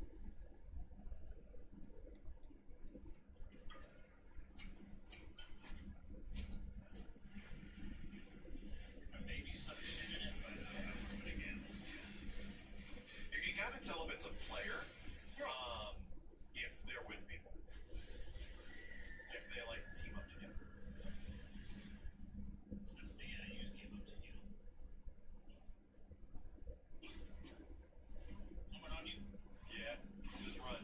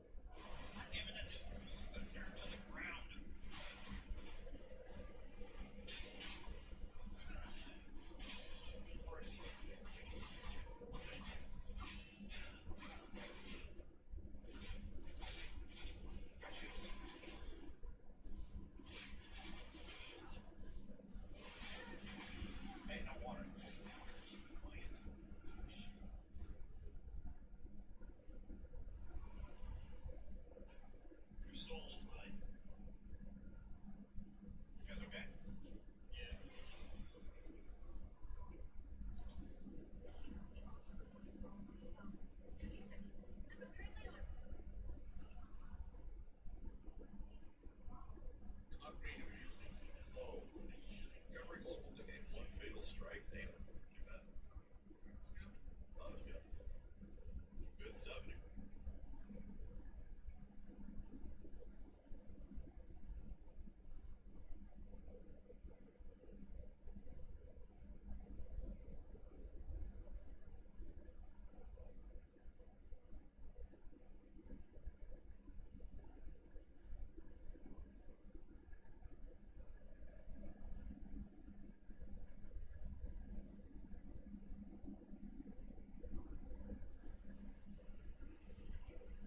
So you like farmland, right?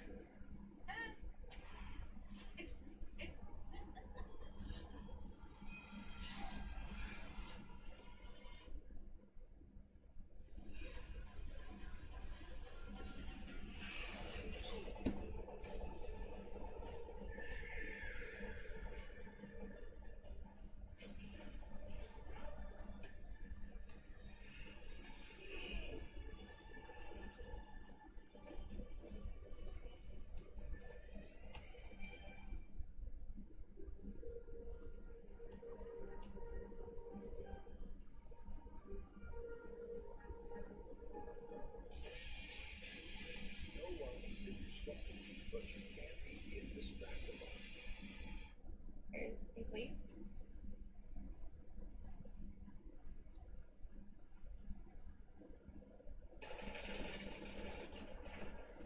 Oh my god. There's a play box up there, you see it?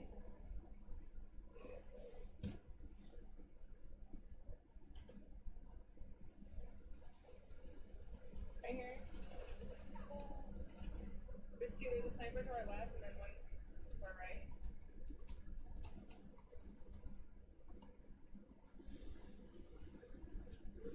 And sniper was here and then I don't know.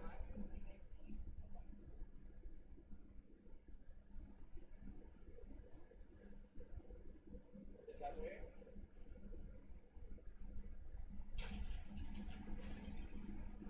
Oh wow.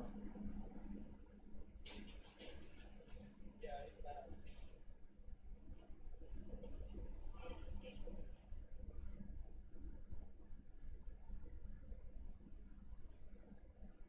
What's up, man?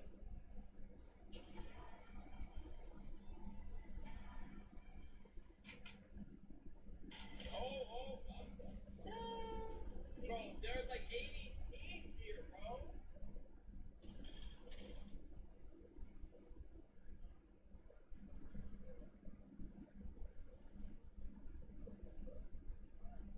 He does. Oh, you're in here.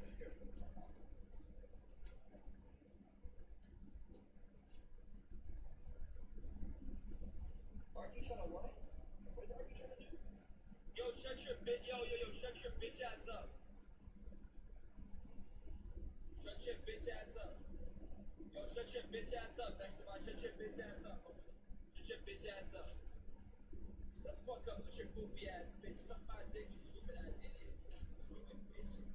You look like a fucking clown, bitch. Shut up. Shut up, bitch. Shut the fuck up. Stupid ass. Fuck you gonna do about it? Fuck you gonna do about it, huh? Fuck you gonna do about it? Come on, meet me in the middle. Come meet me in the middle right now. Meet me in the middle.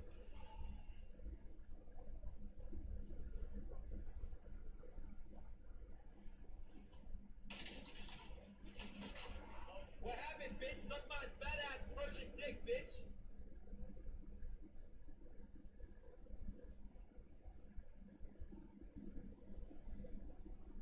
Hey, you good?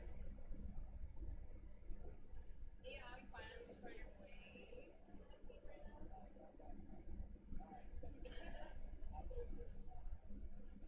You really talking about like that? You can hear me? No, I couldn't. I'm just assuming what you said.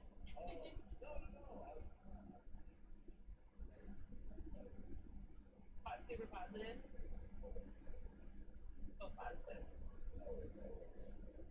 I got plates for you.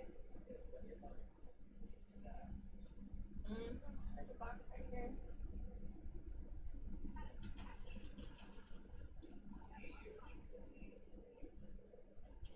Oh. No, I bet it goes. We can almost get a load out. We can fly over to stadium. Oh, there's that one over there.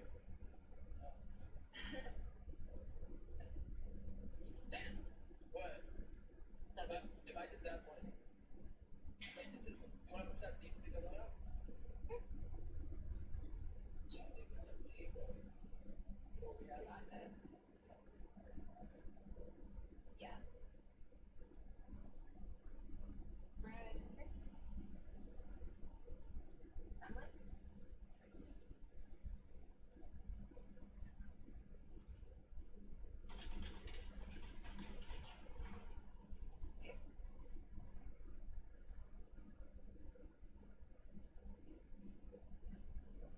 did yours have a good load out?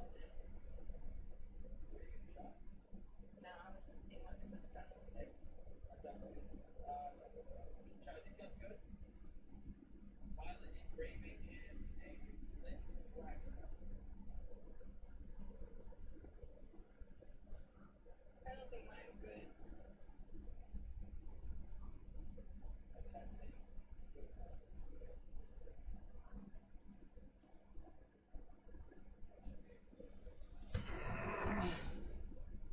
Or something if you don't have authority over it. Lord Blunkett said the fact that so many boys are ending up as NEET, not in education, employment, and training, is bad for them, bad for the economy, and corrosive to the social fabric. This issue is particularly stark.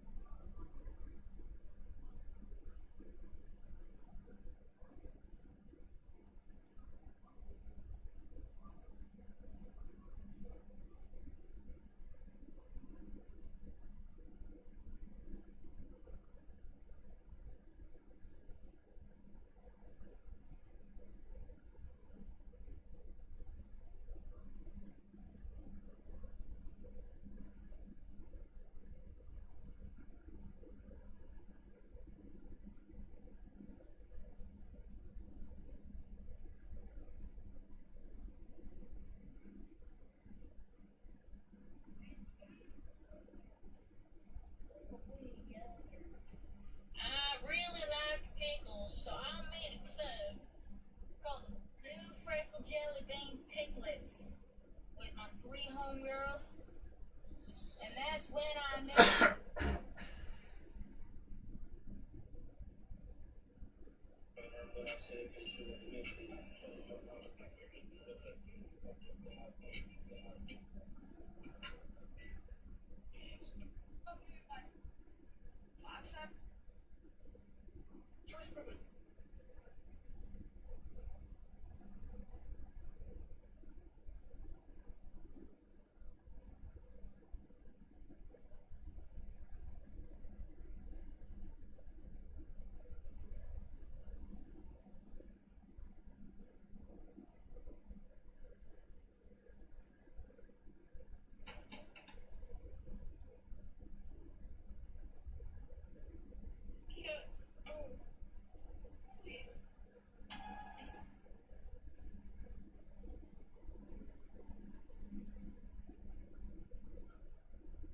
He's expecting you to let her do it.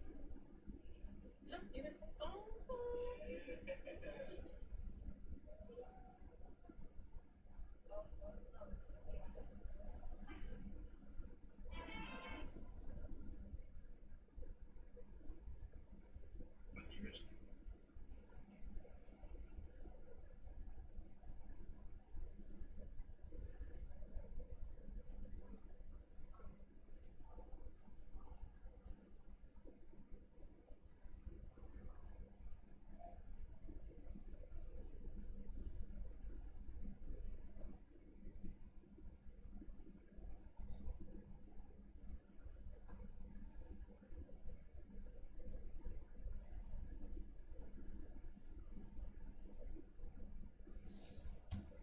Wait, are they closing the Department of Education? So for real?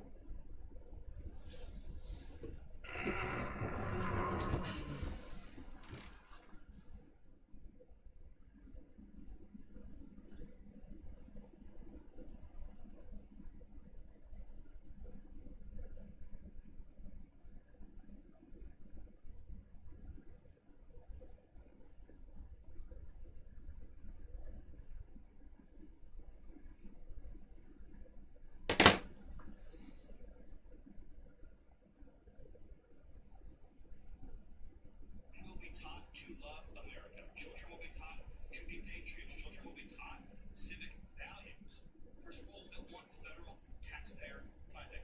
So as we close the Department of Education and we provide funding to states, we're going to make sure these funds are not being used to promote communist ideology. For any nation to be successful,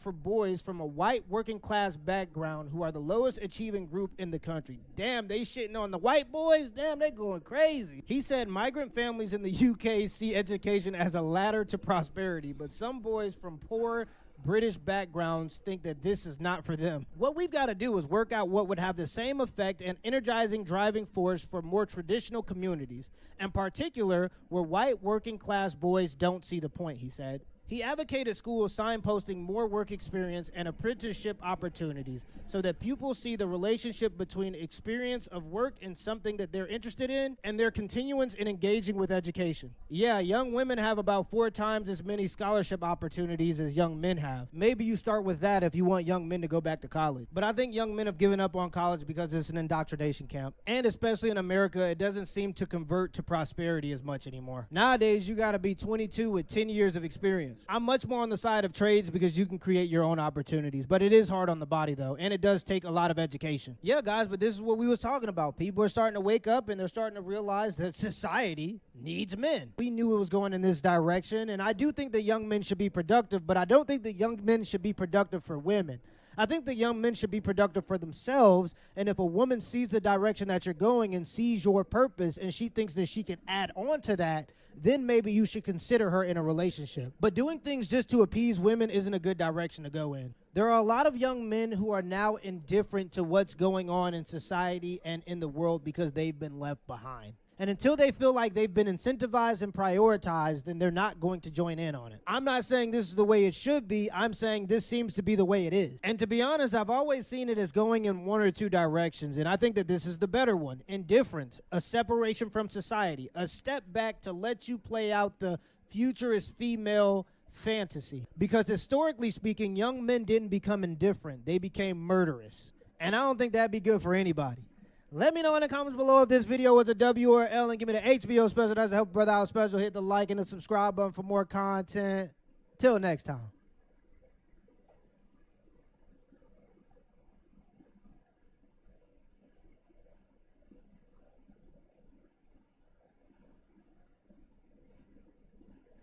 From the New York Post, Prince Andrew free to travel abroad as FBI ends probe into Royals' Jeffrey Epstein link. Wow. I wonder if there was any evidence that he was involved with Epstein and Maxwell and they were victims. Could it be perhaps the statements from the victim and the picture of him with the victim, and they're letting him just go?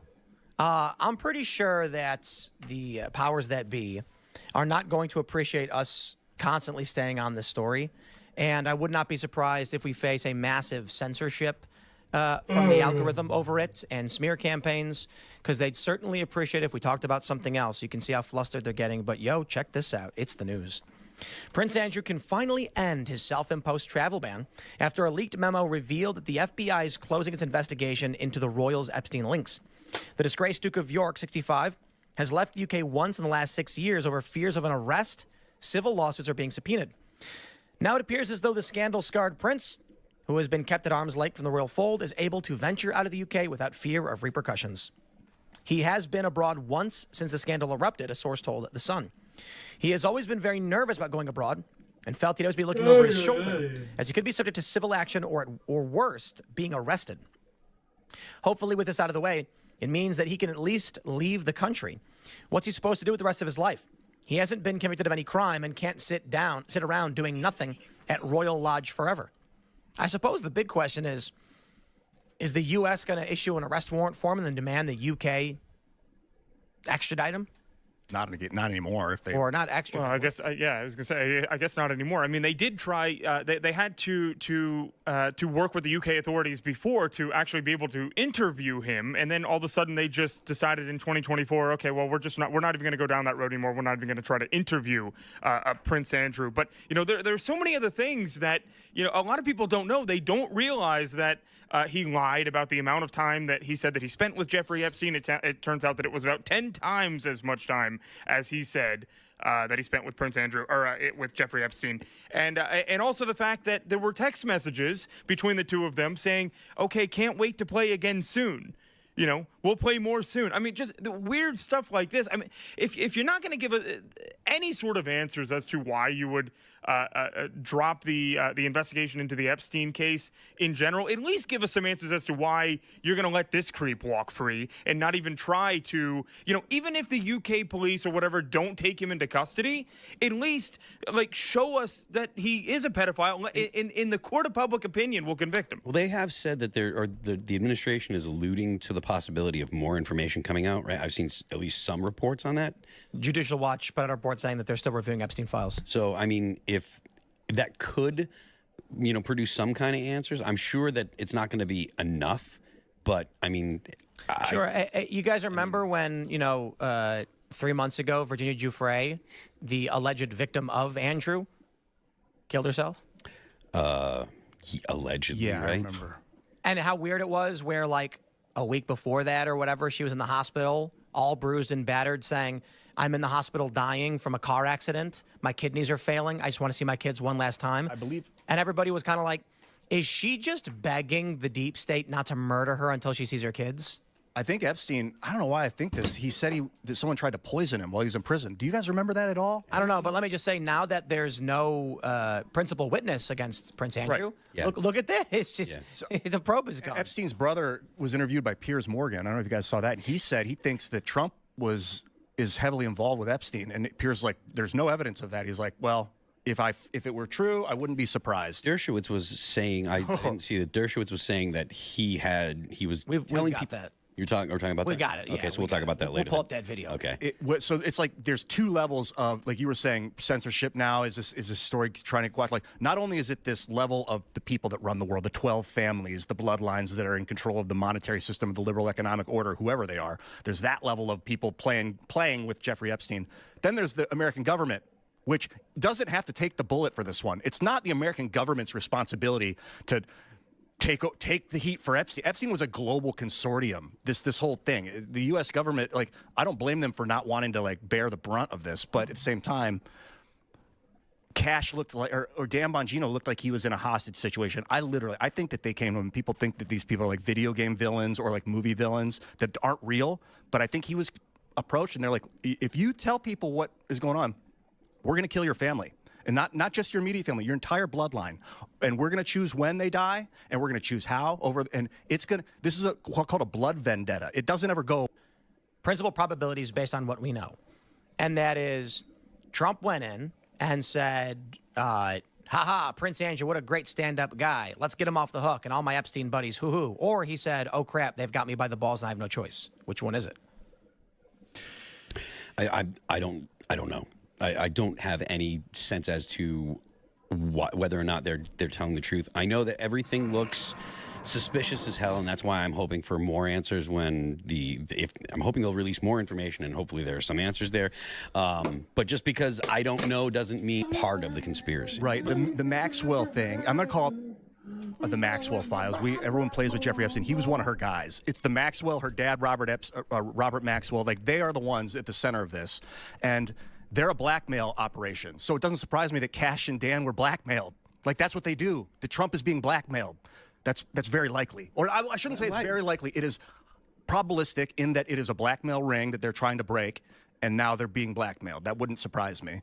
Well, I mean, it's possible, but I don't think that there's actual evidence of any. No, I don't think there's any. Not that I've ever seen. You know, people look at this and they'll say, "Oh, well, your theory is totally wild. It's so far out there." But what breeds that is the fact that, you know, we all feel like, and rightfully so, that we're being totally lied to. You know, it's probably the most brazen lie I feel like I've heard out of this administration so far. And I hate to say that. You know, we got to the point where, you know, when was Bondi lying? Was it when she was on Fox News 15 times, or is it now?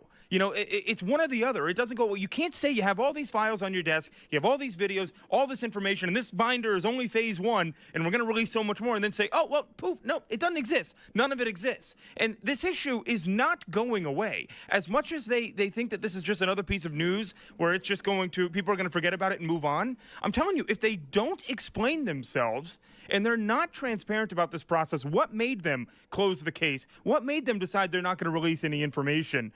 This is going to be a stain on the administration if they don't act on it. Last night, the conversation came up that if it were revealed and it completely destroyed the world order, like the Saudi princes, the Russian magnates, all the Chinese bureaucrats, all the people that were involved in this somehow turn on the people that released the data, the American government, and then they blacklist, they stop working with them. Just fucks up the entire order. Would you be the one to pull the trigger? Would you release the files if there was not only, it's not gonna, like, what would it solve? We're talking about child rapists, because the fact that none of these people are being held accountable is the reason that they're going to continue. This stuff is still happening. It's still happening. So my concern, and it's going to, I think it's going to be enabled more if you don't do anything about it and there's no consequences. I totally disagree with that. The idea that if you don't hold them accountable, it will only produce more. Even if you hold them accountable, there will be more. For all of human history, wealthy people, powerful people have taken advantage of children or taken advantage of their positions of power and broken the law. So the idea that that this would solve that, no. It would. If it prevents one child from being raped, it's worth doing. It would be justice for the people that actually have broken the law, and that's good. That's something that we should go for. But there are a lot of people that are like, oh, this will fix everything. This will not fix anything. There will just be a new crop of people doing disgusting things. That's what I was thinking, is if you remove the people, the positions that are still there functioning, and if you put new people into those positions, that behavior. We're talking about a CEO. Okay, if there's a CEO of a company and he gets fired, you put a new CEO in, he's going to be functionally doing the same thing. But if there is a CEO is a pedophile and you remove him and you put a CEO there who's not a pedophile, then you've gotten rid of the pedophile. It's like their whole families. It's these families, and you can't. How are you going to get all the people in the family are blood? I think are bad. I think that you should probably have evidence for holding people accountable. Serge, before the show, like, what would you do if you were born into one of the richest families on earth and had everything ever? You just do what your family did, and so that's what's happening. If you remove the perpetrator and a new person gets, the family's still there, and I'm not suggesting to try and take over family or get rid of families, because that's, that tit for tat, I don't want my family obliterated. I think the issue is that evil is easy, and it always has been. Yeah. It is easier to succeed as an evil person than as a good person. And humans are animals, man, and people will take advantage of that. The mammal, they'll use you as a slave if they can. I just want to be clear here. So the argument here is, taking down the pedophile ring will not stop people from feeling enabled to do this. These rich, powerful elites. So you don't think any of them would be deterred if they were? You don't think it enables them if they're not held accountable? If nobody's held accountable and they know that, you don't think that they'll? It would, and it probably did. Like Prince Andrew didn't leave the country. Mm-hmm. He was terrified. So yes, arresting them will inhibit these people. Those people, but it won't inhibit the people that come after them or other rich people. The point that I'm making. I disagree. That's No, the point that I'm making is rich people, powerful people have always felt that they're above the law, and they've always done things that are outside of the law. So yes, these people the people that have broken the law, we should punish them. I think that they should release all the information. Like if there are people that have violated children, they should be prosecuted, go to jail, whatever the maximum punishment for the law is. Yes, but to say that doing this will fix a problem, no, that's trying to fix the human condition. There will always be evil people. You give people money and you give them access to power. Right, but do you think there is more or less murder when we arrest people for murder? I think that the people that commit murder don't think that they're going to get caught or don't care. The vast majority. Is there more or less murder when we enforce against murder? I think there's probably the same amount. I don't think that there's more or less. So there's no point in enforcing against murder because you punish people for murder. The reason that you have laws against them is so that you punish the people that do. I don't believe that it's a deterrent, though. I genuinely don't. I think the law is a deterrent. It can function as it is for me. Like for normal people, but you're not a person that would commit murder. If it was legal and I was encouraged to my whole life, I might be a murderer. Like if you were supposed to and you were raised that way? I think that people that would commit murder will commit murder regardless of the law. I don't think that laws deter because people break the law all the time. I break the law when I speed, right? Like people break the law all the time. So your level of comfort with breaking the law is what actually matters. If you are the kind of person that's impulsive and you're like, I don't care, I'm going to go do this, the law doesn't stop people from murdering people. People still murder. I'm pretty sure there would be a substantially greater amount of murder, particularly coming from the left as a good example, if they thought there would be no enforcement action against them. I'm not so convinced. I honestly. Yeah, don't I'm pretty sure. I'm pretty sure the Antifa guys who tried. I'm pretty sure the Antifa guys who lured those cops out and shot them in the neck would have just been much more overt about it and walked up to the building in a line with rifles, blasting into the building. No, because the reason that they didn't do that isn't because of the law. It's because of the guys with guns. They were literally going after other dudes with guns. The deterrent is people that are going to shoot back, not the law. There's the California. So the issue is, you have the authority to use the law.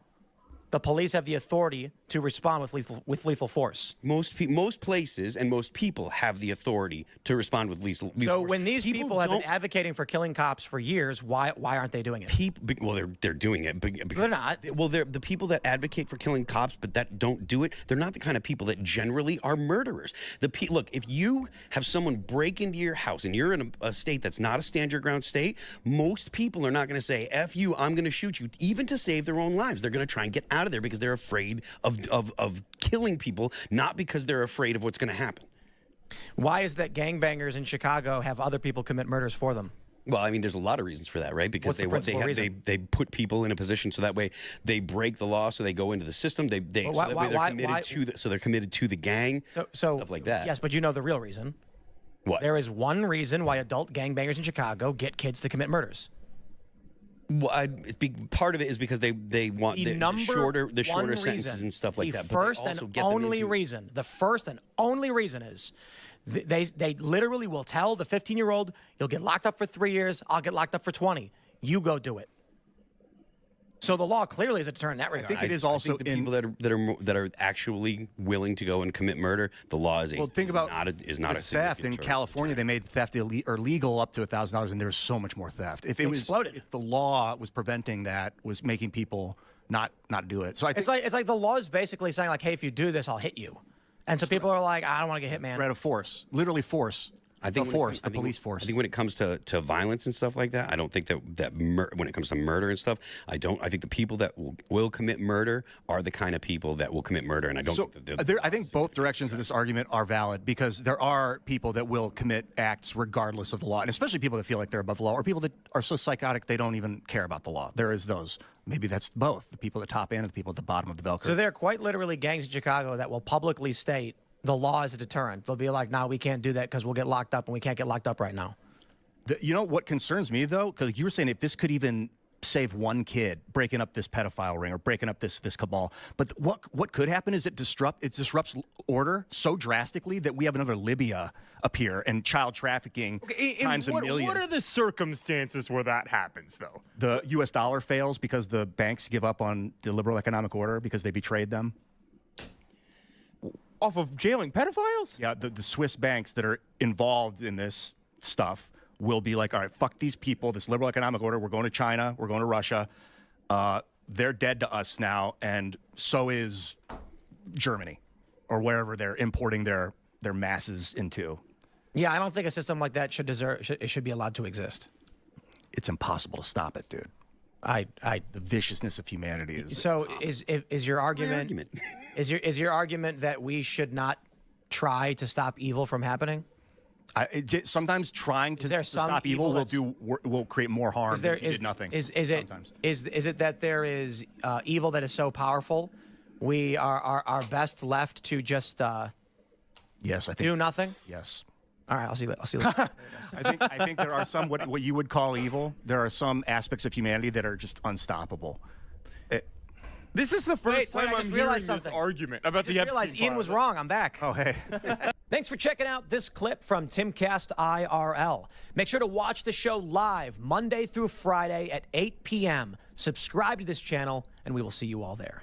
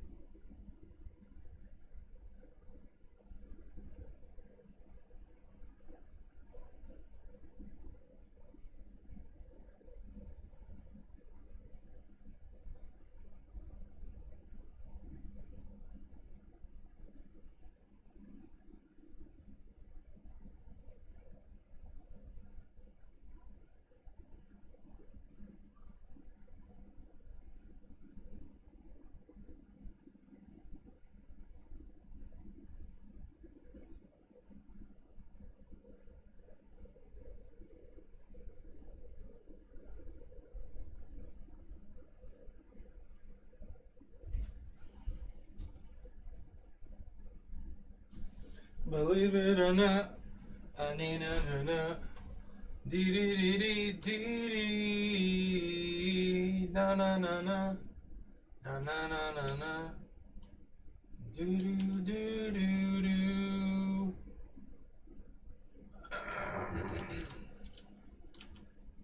Somehow, he didn't have any connection to anybody else. What are the odds? This is the worst cover-up of my lifetime, the Epstein so far case. The reason I'm talking about it so much is because if you can get away with this, you really can get yes, exactly. It is a litmus test.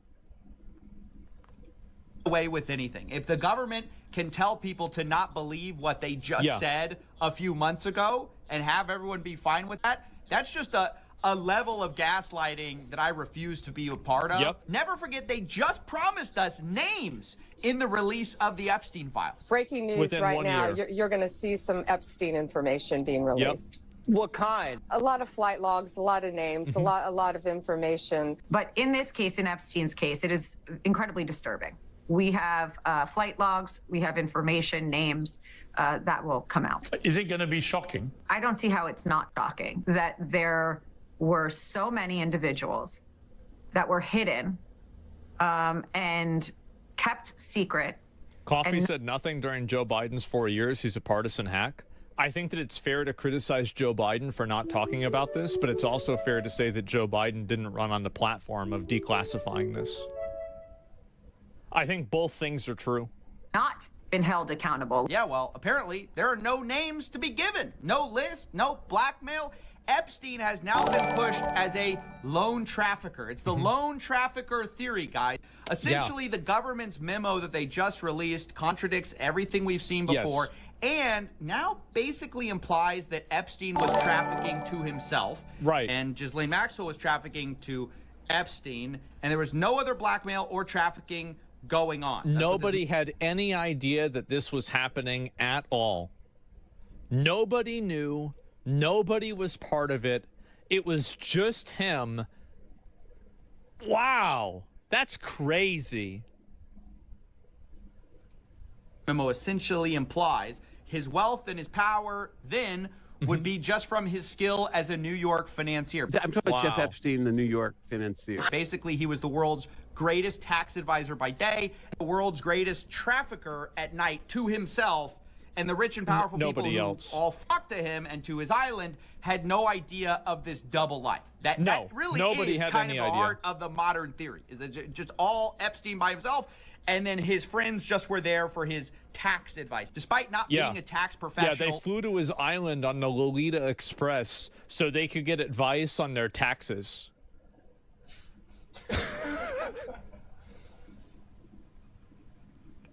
What the fuck is going on? Or a lawyer. Not only that, another huge revelation. Oh my is the God. fact that really the government has increased the number of victims and decreased the number of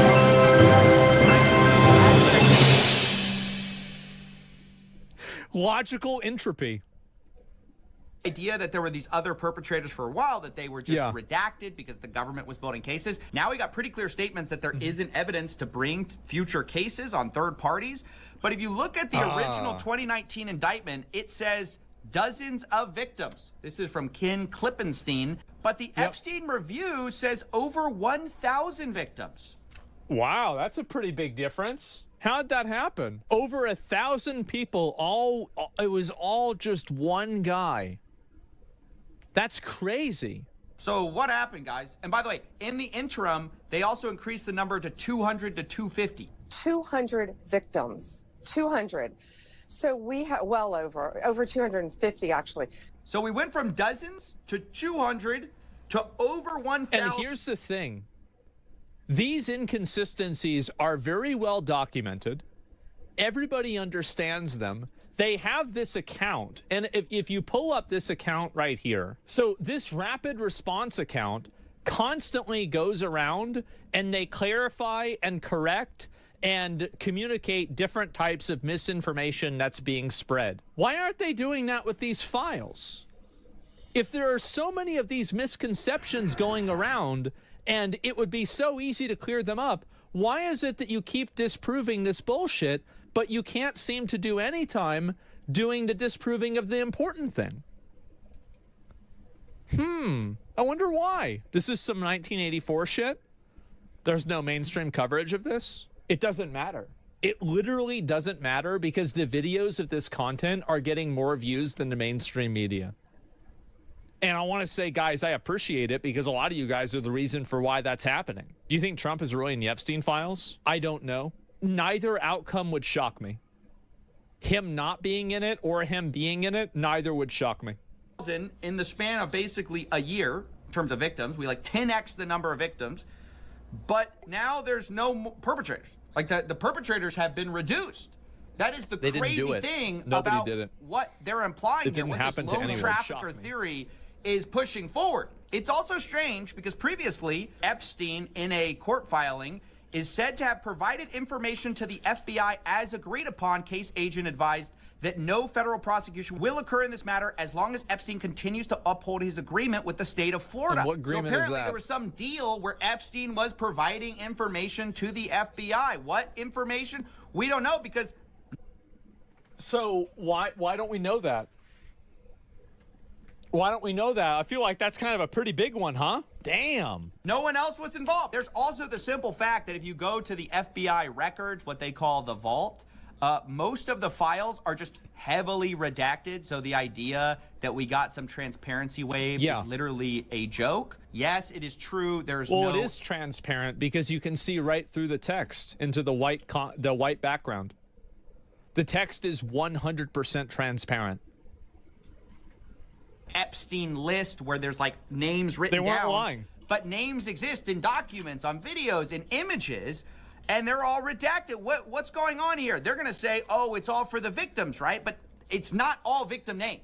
In addition to that, this lone trafficker theory is already on shaky grounds when you think about Prince Andrew's settlement. Who's paying Prince Andrew's $16 million settlement to Virginia Giuffre? With Virginia Giuffre, where he paid $16 million to make civil sexual assault. So there's civil sexual assault allegations, and who's that in the background? Oh, that's right. That's the woman in jail for trafficking women to Jeffrey Epstein. Huh. What are the odds? That's crazy. Wow. $1 million to make civil sexual assault allegations go away. Now, of course, it's worth saying that he did not admit to guilt. This was a settlement, but that is what... True, but...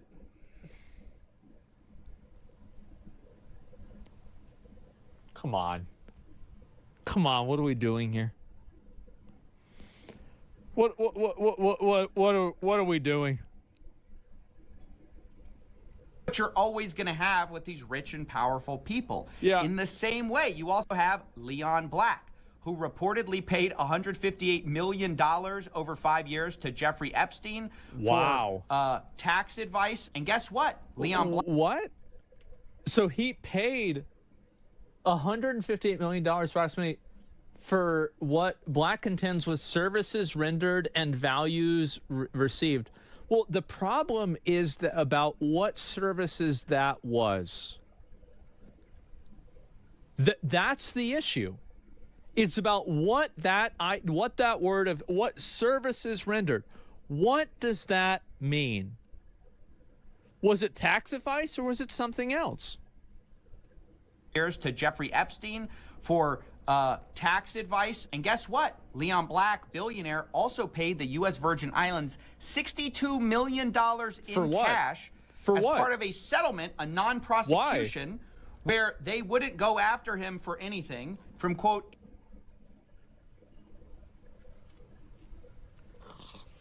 Do you remember what I said yesterday about how when you have $100 million, you unlock a new talent tree, and whenever you have $1 billion, you unlock an extra multi-classing ability?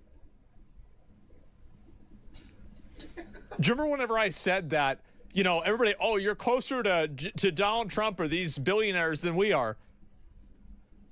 I don't think you realize the levels that these guys fucking operate at. This is insane. Any and all claims of any nature whatsoever, specifically related to Jeffrey Epstein. It's worth noting that $15 million of this cash payment will be going to counseling programs and activities or mental health services. You also have Jess Staley, the former boss of Barclays. He directly admitted to having sex with a member of Epstein's staff. Which one?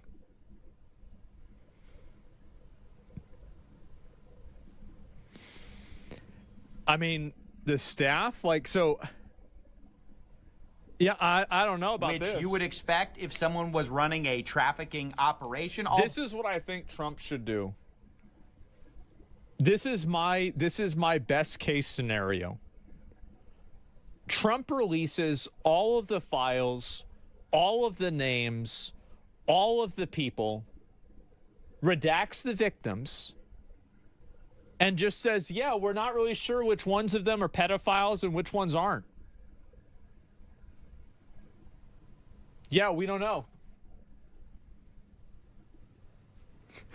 Just straight up. That would be, yes, the purge, yes. Yeah, just putting it out there. Yeah, I don't know, but, you know, it could be these guys. Control yourself. Yeah, that would be the most obvious. That would be, why would he release himself? He would be on the list too. Yeah, no, you're right. Pure fucking chaos. As I said, what have I said many times? So, I just have to say that there was a statement that this was entirely consensual, and I'm not saying anything about that. I'm simply saying the idea that Epstein was just trafficking for himself is unlikely to be true, in my opinion. Later, Staley wrote to Epstein, "Say hi to Snow White."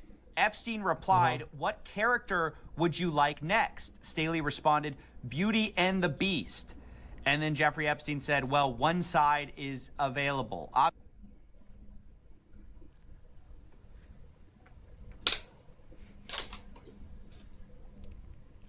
Again, the title of this video is "The Worst Cover-Up of My Lifetime."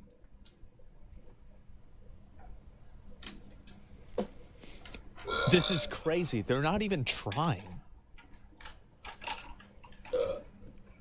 They're not. That's what's so insane about this. They're not even trying.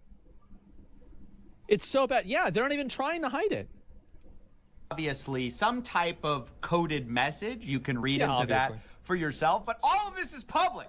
That's what I'm trying to say. That's what makes the government's memo so infuriating, is so much reporting has already been done. These settlements with powerful figures under denials, yes, but also under very questionable circumstances, make just a complete denial and statement that all of this was just Epstein impossible to believe.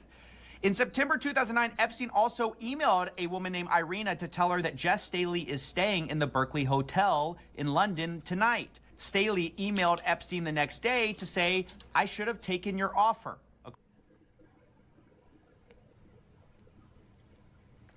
What the fuck is going on? This is insane. Who is Trump so scared of in the world that he's scared to release the files? I don't think that he's scared. I don't think scared is the word. I think that he doesn't want to release the files because it will implicate potentially himself and other people that he's aligned with and friends with. I think, though, Trump should realize at this point, bro, you survived an assassination attempt. Like, this is like, if there is any point that, like, you have some sort of fucking authority to just do the right thing, the fact that you are alive says that. Two of them? Well, the second one wasn't direct, to be fair. And there's probably like 50 of them that we just didn't even hear about. So, Petrified, yeah, just fucking do it, man. You shouldn't even be alive right now. Just do it. Oh, but it's gonna ruin all my friends' lives. That sucks. Too bad. Do it anyway. Fuck them. They had no problem roaching out on you after January 6th. And whenever you started becoming president, they flipped the script on you. No, fuck that. Fuck them. Do it anyway. They don't give a fuck about you. According to the Times. There's also this book by one of the 60 Minutes correspondents called A Ticking Clock. I think your assumptions are wrong. Where he says that he met with Ghislaine Maxwell, and he said, "I want the tapes," I said to Maxwell at a table at Regency Bar. "I know he was videotaping everyone. I want the tape of Trump with the girls." She didn't deny the existence of the tapes, but said, "I don't know where they are." I don't know where they are implies they exist. Apparently replied, "Ask Epstein," and she gave him a stern look and pointed a finger at my face. "I'm the daughter of a press baron. I know the way you people think. If you do one side, you must do the other. If you get tapes on Trump, you have to do Clinton." Now, great idea. Yep, these conditions are acceptable. You're telling me we get 2 and 1? Oh, my God. I didn't think we could be so lucky. We're about to get a hard reset? Yes. Again, what you make of a third-hand source like this, talking to Ghislaine Maxwell, who apparently doesn't deny that some of these tapes exist. Was she even telling the truth or just playing some game? Either way, this was all known about, not just by people after the fact, but allegedly by people during the fact. This is from Mark Epstein. It's sourced from Jeffrey Epstein. Quote, if I said what I know about both candidates, they'd have to cancel the election.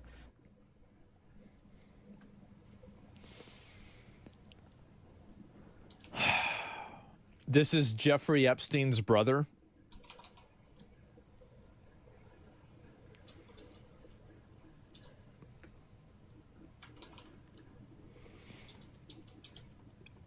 What the fuck is going on? How is this happening?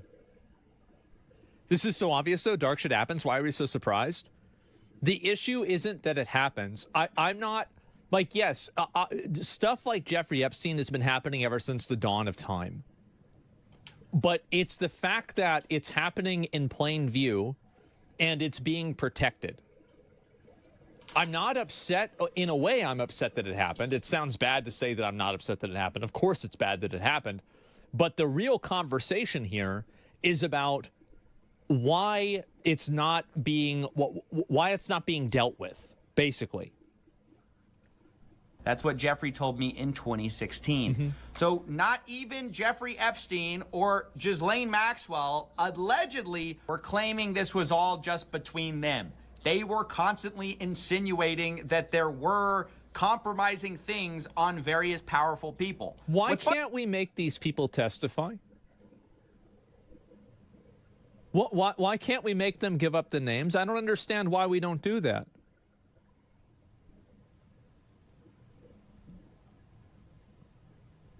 Fifth Amendment?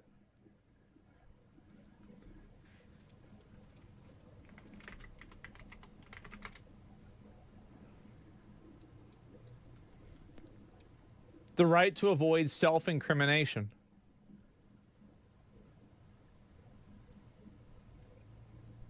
To testify against themselves. This isn't about themselves.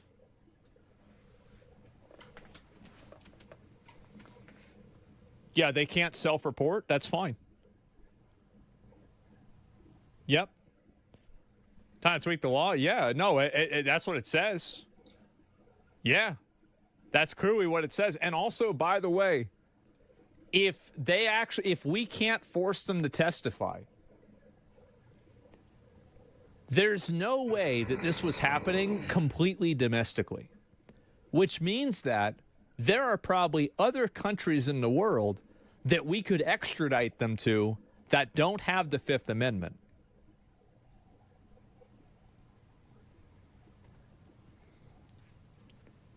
Now, what would I do? That's a good point. Oh, yeah. Russia, wherever.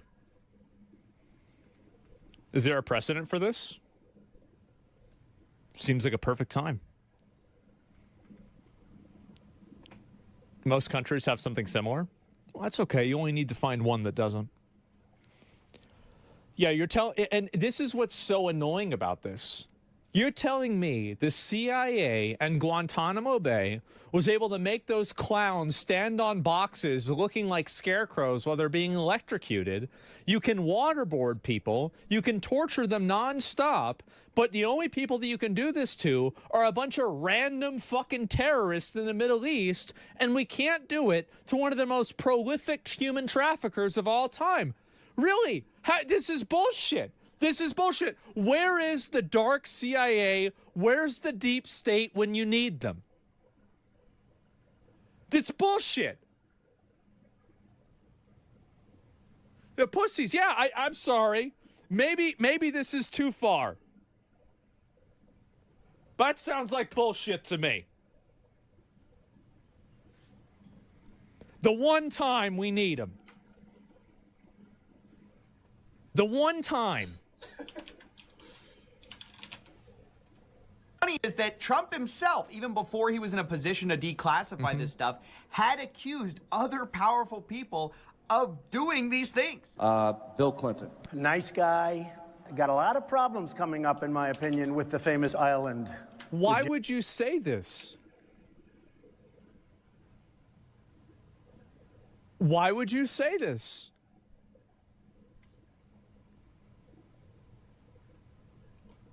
Jeffrey Epstein. That island was really a cesspool. There's no question about it. Just ask Prince Andrew. You also have the fact that Jeffrey Epstein was in touch with other convicted pedophiles. How convenient. Wow. Also, the problem is being on a flight log alone doesn't prove anything, and people's speculations alone also bring no consequence. Then release everything. In my opinion, this might sound like, again, I do think that the way that I solve most problems is very barbaric, but I think it works. When you have an infection on a limb, sometimes you can't cure the infection and you have to sever the entire limb, even though there are cells inside of that limb that are not infected. Put out the information, put it all out, don't redact anybody's name, and sever the limb. That's what I think they should do.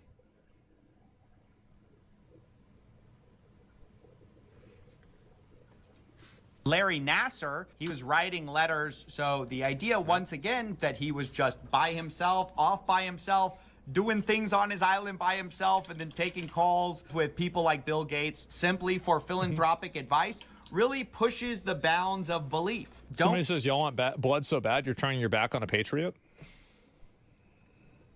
How? I'm not against Trump. If I was against Trump, I would just be saying that, like, he's wrong, and I wouldn't be advocating for him to do anything. The reason why I'm saying this is because I think there's a chance that it can happen.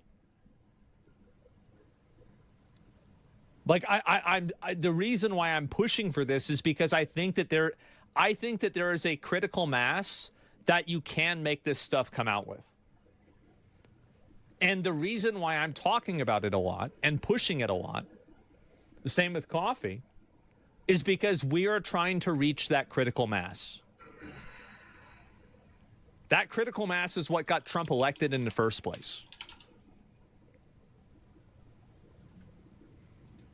Forget a close associate of Bill Gates was named a fallback executor on the will of Jeffrey Epstein, which he, by the way, said he was shocked by and he deeply regrets meeting Epstein. Wow. Bill Gates has said similar things to that effect. Of course, Bill Gates fraternized with Epstein after he was convicted of crimes. Previously, he told the Wall Street Journal, I didn't have any business relationship or friendship with him. But in fact, he met multiple times with him at his Manhattan townhouse. Once, wait. Oh, Coffee, you didn't read the next sentence. Once staying late into the night.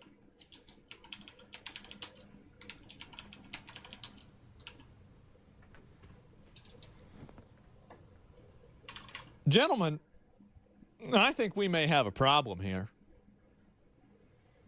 And I think we might have a little bit of a situation.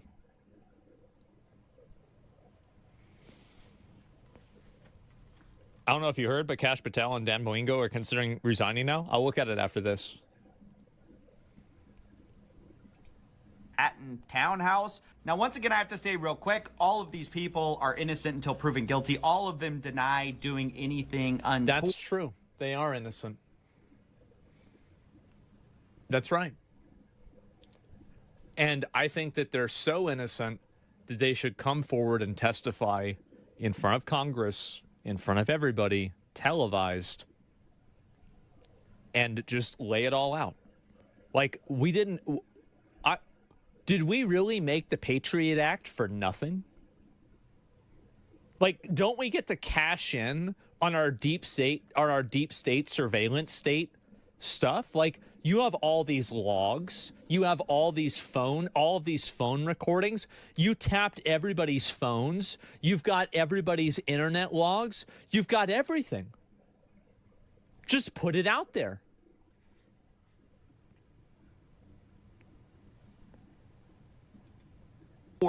But my point is, there are already too many associations to make the lone trafficker theory make any sense. For example, Jean-Luc Brunel was somebody who apparently trafficked a bunch of people to Epstein, who himself abused a bunch of women and even was charged for it. He was charged for some really awful things, and then drugging and raping a 17-year-old girl.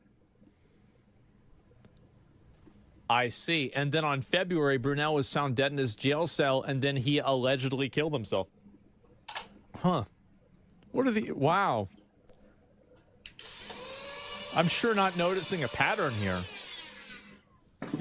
Later found dead in his cell. Interestingly, oh, wow. Epstein was actually a financier of Brunel's modeling agency, where a lot of this alleged abuse happened. So once again, the idea of the lone trafficker just doesn't make sense, because Epstein's directly linked to another guy who is also abusing women. Yes. So after all of this, they're really asking you to believe the unbelievable. They're asking you to not believe what they've said about this case, both out of office and now in power. They're asking you to not believe public reporting linking Epstein to other known files. They're asking you not to believe suspicious circumstances regarding settlements of powerful people. They're asking you to believe that Epstein was just the greatest tax advisor and financial advisor on the planet that all of these billionaires needed to consult, despite the fact that there are entire organizations built around providing the same service. And also, by the way,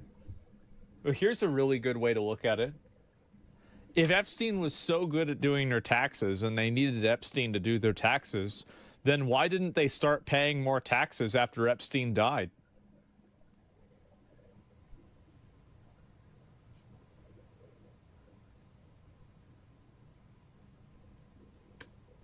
It's just so stupid. How are people... Oh, my God. That's interesting? Yeah, duh. Oh, maybe he taught them the way. Like Yoda? I like that. Gave him the secret sauce. Yoda? It was in his will. This is this without the, links to crimes. They're asking you to believe that when people are talking about Snow White and Beauty and the Beast, they're referencing Disneyland. And they're especially asking you to believe that they have found 900 new victims since reviewing these files and exactly 0 new perpetrators. So, what are the odds? I think this is the reason why people are so angry about this, is the blatant disrespect to the intelligence of the public. That anybody could even for a second believe any of this is not just total fucking bullshit. It's insulting. It is. So I'm just not buying it personally. I find it insulting. I'm just not. Yeah. To the intelligence of every single person. Yeah. I agree. He's a smart guy. Look at that. Wow. How about that? Who's ever looked at this story. Yes. And yeah, it really makes me feel like this was a crime is appropriate time to launch a crime is legal merch collection, to be honest. Good one. So yeah, this is probably my last video on this for a while, but just disgusting. It won't be mine. I'll tell you that. And this is outrageous. Give CoffeeZilla some support. I really like this guy. It's his second channel. I do think, by the way, there is a way to force this into happening. I do. And before you think that it's impossible, you can do anything that you want if you can get enough people together. Anything that you want. You can change the entire Constitution. So just get more people together. It's that simple.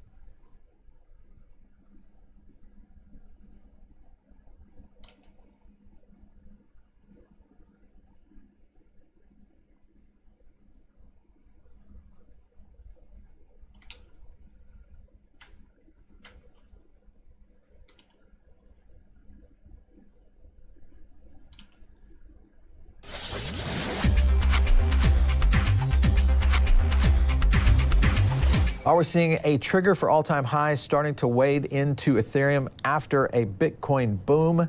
Today we'll break it down for you. My name is Paul Barron. Welcome back into the show. Let's get into it. I do want to thank our sponsor, and that's Uphold. This is where you guys can go out there. And the cool thing about getting started on Uphold to do your crypto trading is they go out and get the best price for you. And that's a very good feature when you're looking at fees and all that kind of stuff when you're trading.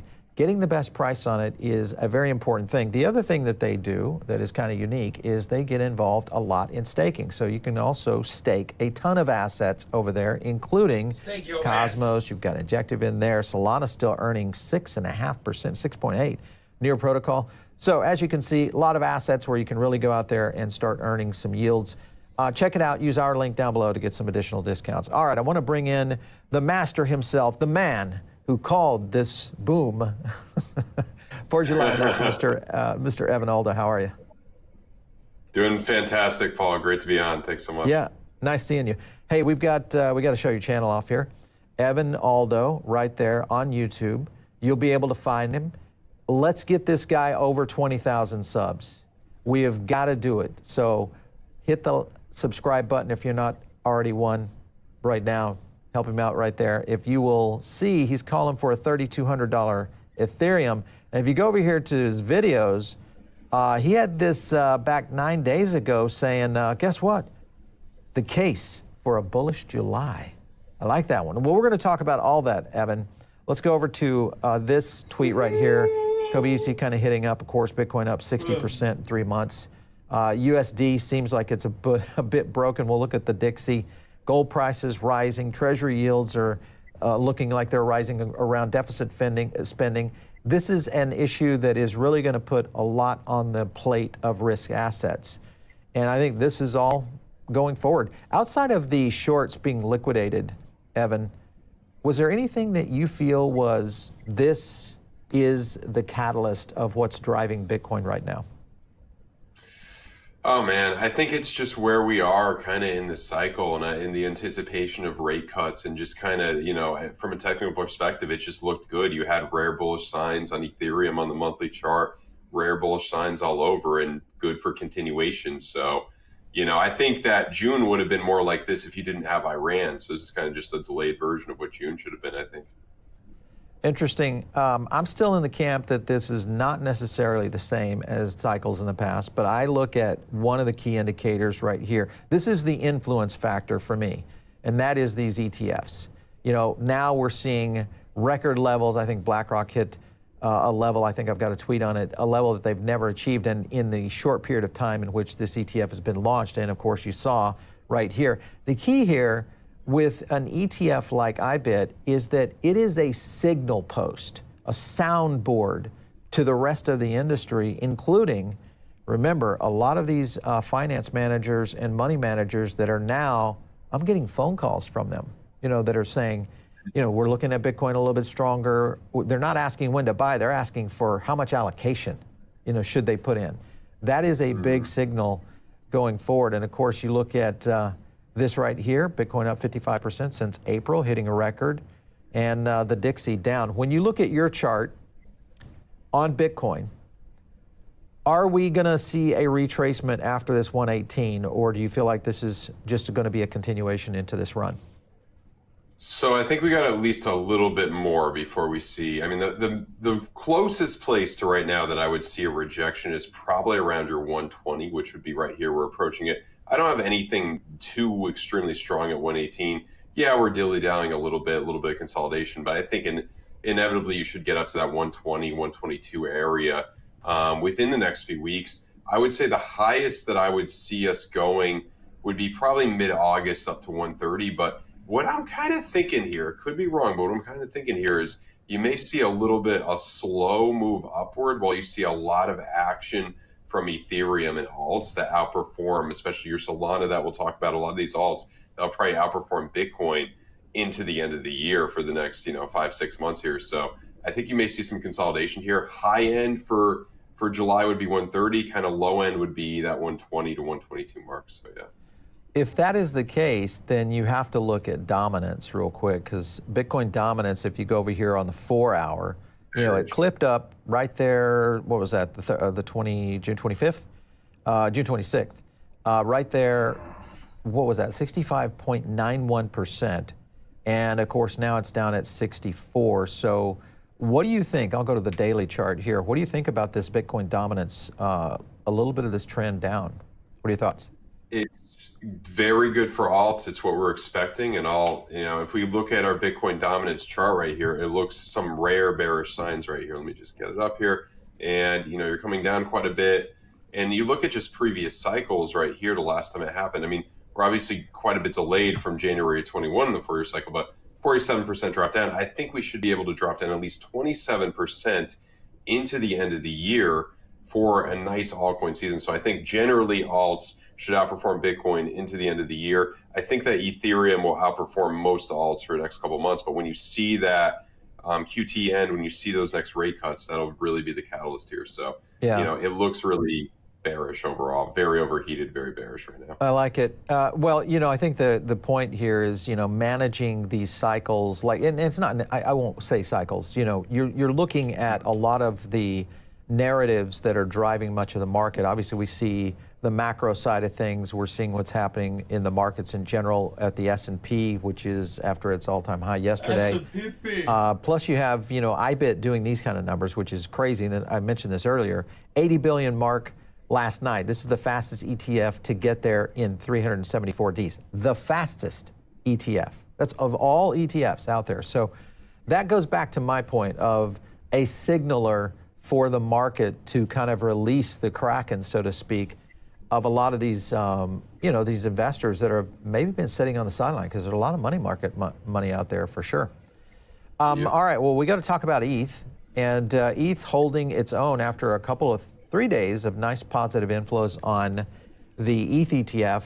When you look at the ETH ETF and you also follow along with Crypto Week happening, the Clarity Act is most likely coming at least to a discussion next week, the likelihood of getting Genius Act through next week, that's going to be a stable coin.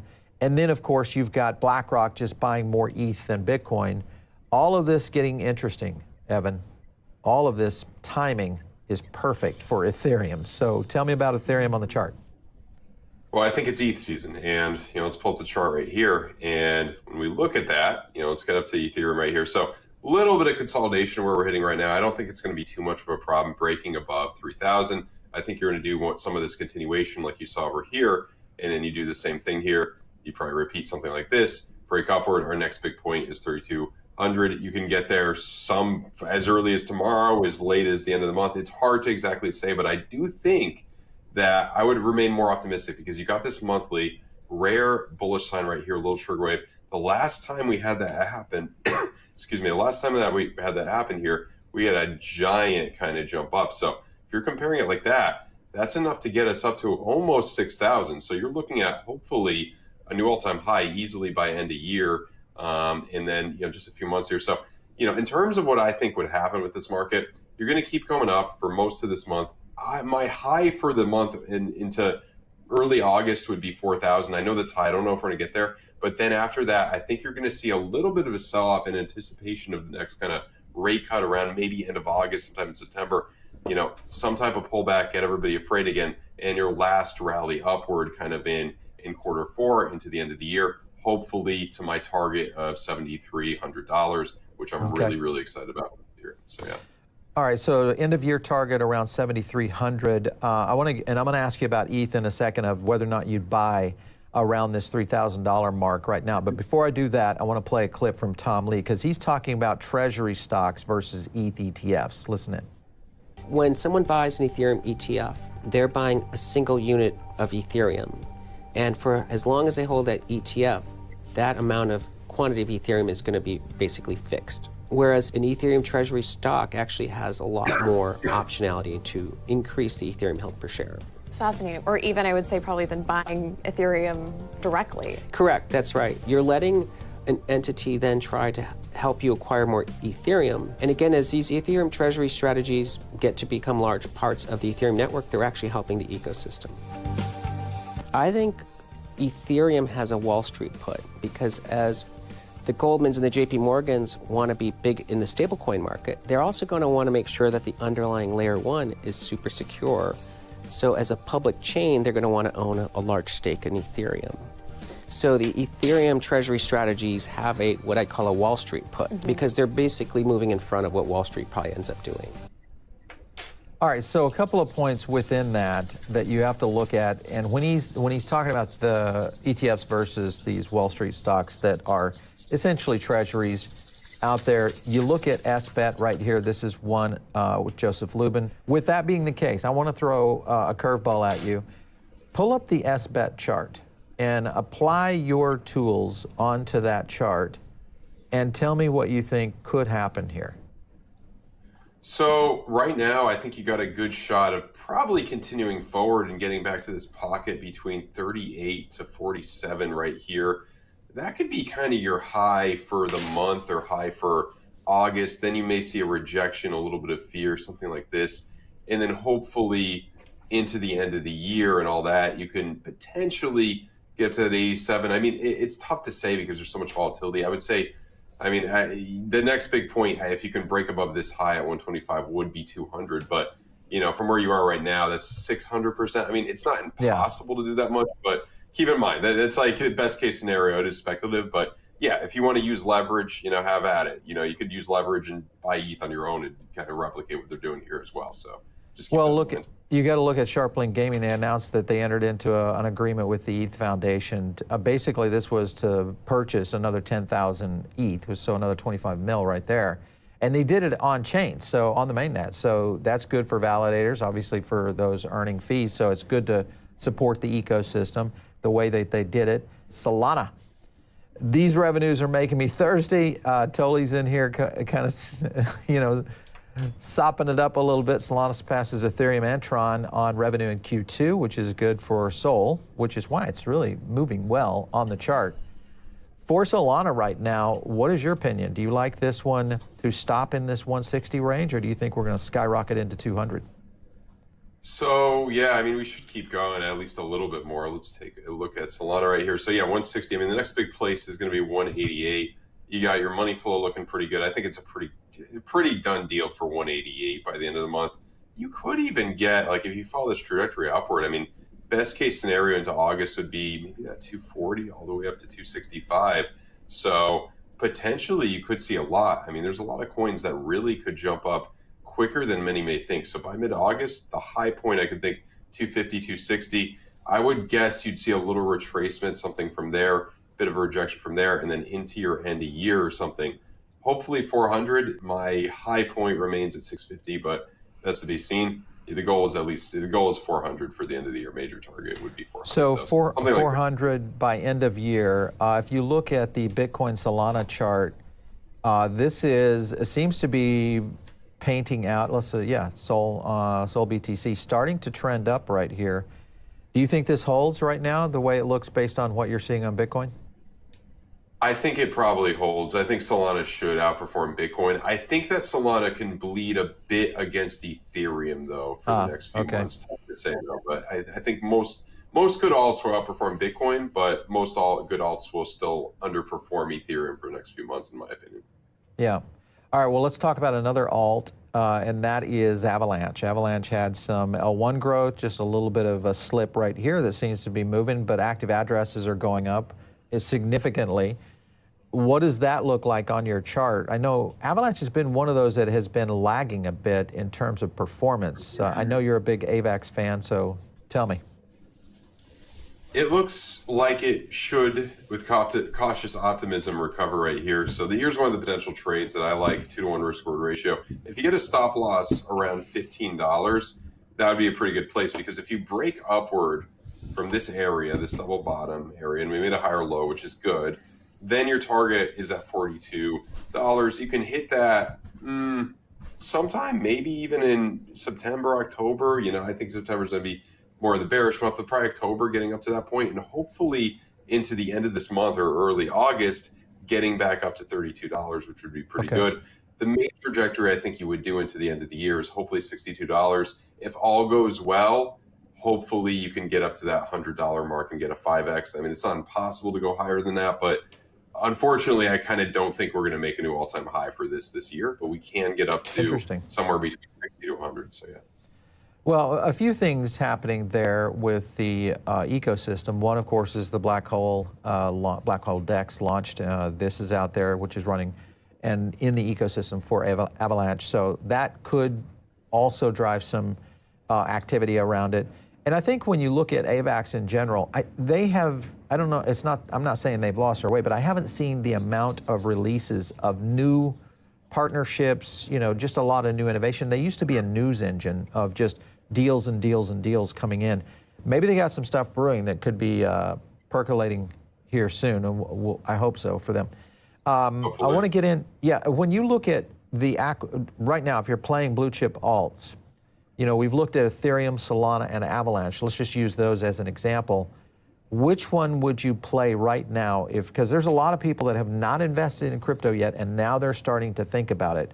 Of those three, let's take a $10,000 portfolio and divvy that out. What would you do? Right now, I think you want to go probably 70% ETH and then 15-15 on Solana, AVAX. I think that's good. I think ETH will outperform both of them for a few more months, but then both of them will probably outperform ETH in Q4. So Q4. There you go, guys. That's kind of a rundown for you. Hopefully, this is going to give you guys some insights of how to trade these markets and look for updates. Don't forget to hit Evan's channel on your way out. Again, just Evan Aldo over on YouTube right there. It was good seeing you. Yep. Thanks again for stopping in. We appreciate it. Yeah, thanks so much, Paul. Always an honor. You bet. All right, you guys, if you're not in the Diamond Circle, get in right now. It's a free thing that you can do here on our channel. And also make sure and subscribe to the channel, because this is something that we like, is to let us know that you like to watch the show itself. But if you haven't hit the bell, also when you subscribe, we do live shows as well. When those go live, it'll give you a notification. So that's one reason to do that as well. Follow me on X, @PaulBaron, and I'll catch you next time right here on The Paul Barron Show.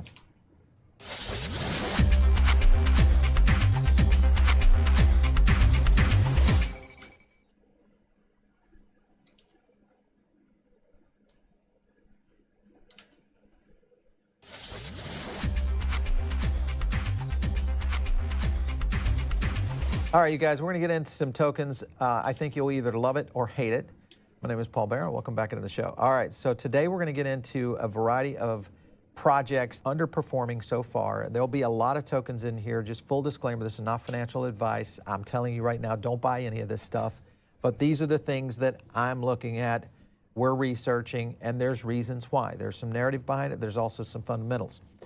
I do want to thank our sponsor, and that's Tangem. You guys can go over to Tangem right now, get into self-custody, get the no-fly zones for most of you.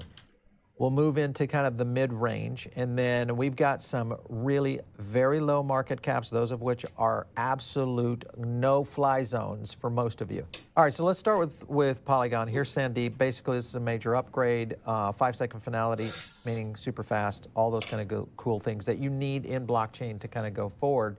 Quickly, if you look at Polygon in general, according to micropayments, now this is where it gets interesting. Polygon has pretty much won the day around all of these. And when you think micropayments, you've got to look at some of the things around the gambling ecosystem. And why do I say that? Well, one of the things you're going to be looking at is higher throughput and, of course, stablecoin velocity. This is going to get into apps like, guess who? Polymarket. Total value locked up on this, as well as DEX volume, considerable if you compare this to the total supply of Polygon. Now I want to go to a clip real quick because this will get into a little bit more detail on this. Let's take a look. There was an obscure provision in the big beautiful bill added late in the process. While you'll still pay taxes on your gambling winnings, you'll only be able to deduct 90% of your gambling losses. I think that's brutal. So you could actually be in a situation where you haven't made a profit, but you owe taxes anyway. California Attorney General calling daily fantasy sports illegal gambling. Congressman Ro Khanna told me this week, this is a boneheaded move. Who doesn't have a fantasy team? I just don't get it. It's mind-numbingly dumb politics. We're now waiting on decisions from federal judges in New Jersey, in Nevada, in Maryland about whether these sports trades are allowed.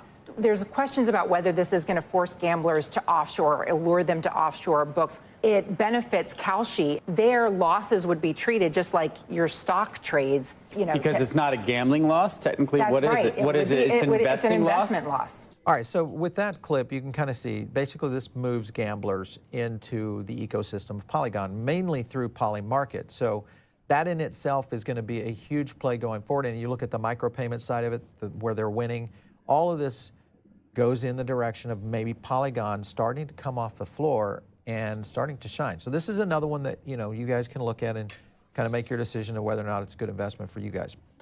Let's go over to the next one. All right, so with Jupiter being number 2 here on the list, one of the things you'll notice here is, of course, the expected chains that will be launching there. Obviously, we see Solana-based, Sui, et cetera. The other advantage to this, remember, market cap only at 1.4 billion, more chains coming. This is all going to eat away potentially from the market share of Hyperliquid. Hyperliquid holding at about 15 billion right now. So that in itself, compared to where Jupiter is at 1.5, all right, you guys kind of get the noise. And remember, Xstock's partnership as well. That's where we'll be doing trading and derivatives over on Jupiter and Solana. So all this, very good sign going forward. Let's go to our next one real quick. I want to get into Helium. We've covered Helium before. And if you look at total Helium mobile subscribers, this one is absolutely skyrocketing. It's pretty much a no-brainer, really, for Helium. Right now on Helium, we're looking at a 500 million market cap, very low. Seeker phones getting ready to drop.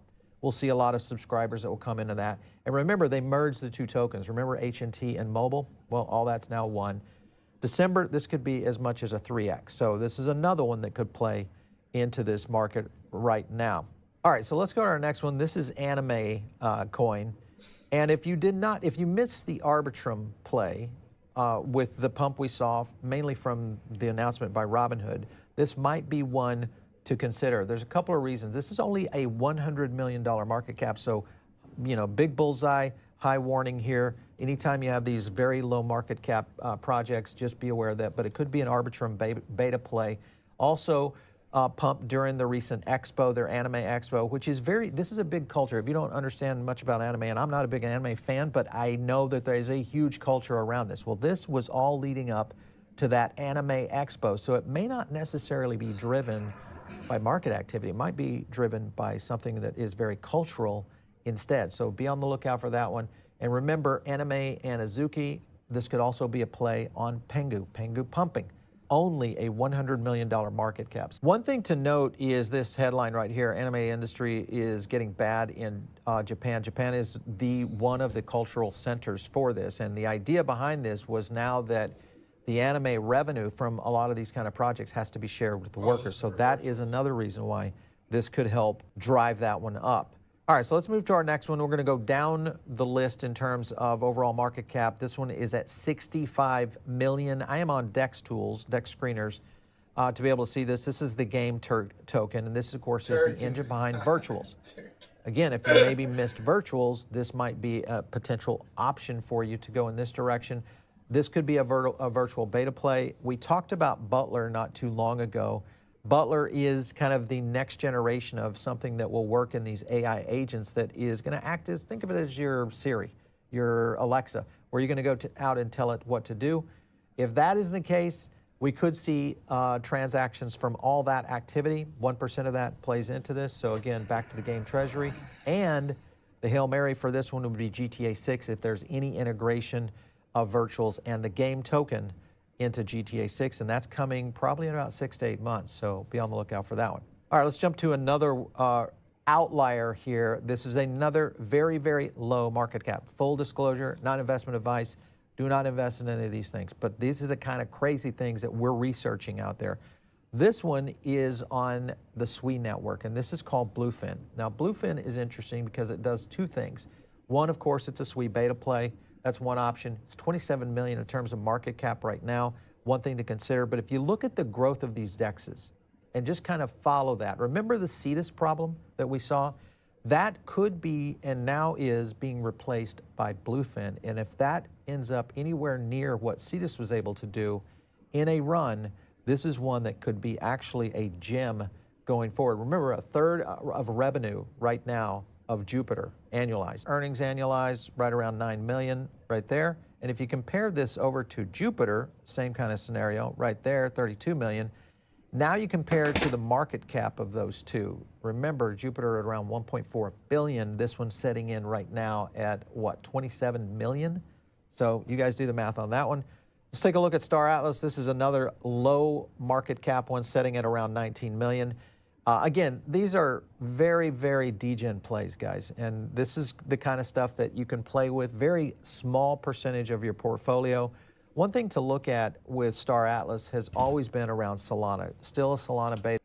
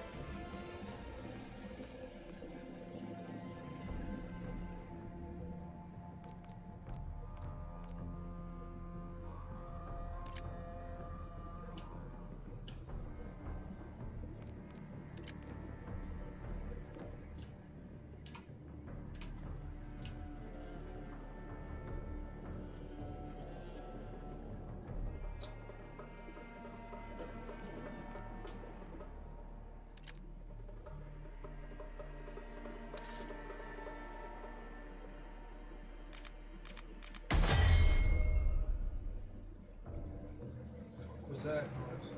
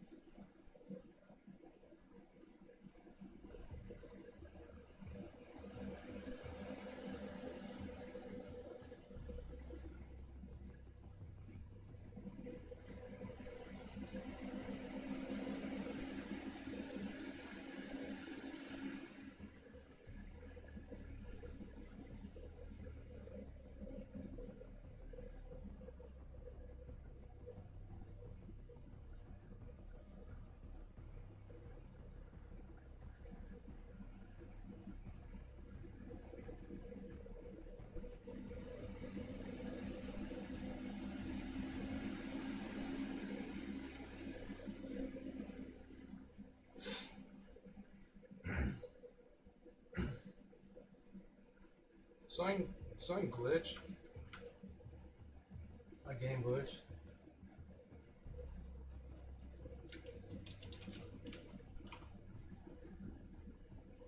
I think my game's glitched.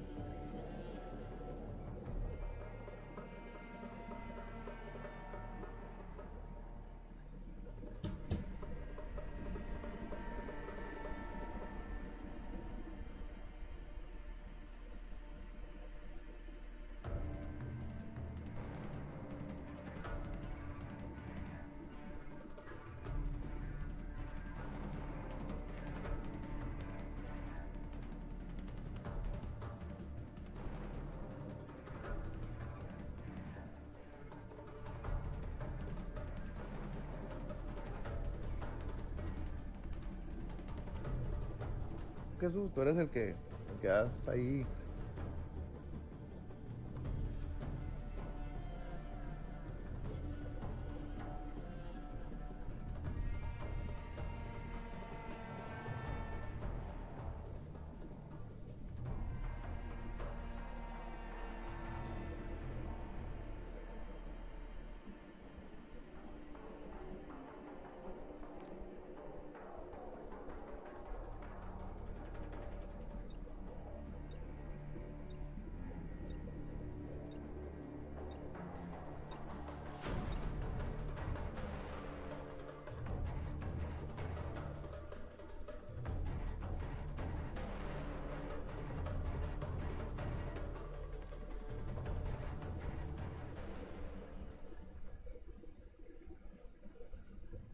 All the holidays. Go ahead.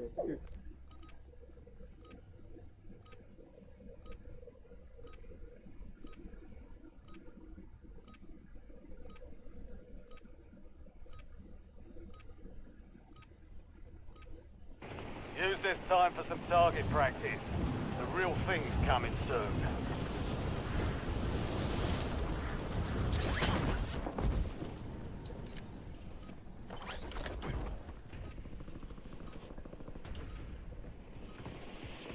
Enemy dropping into the AO.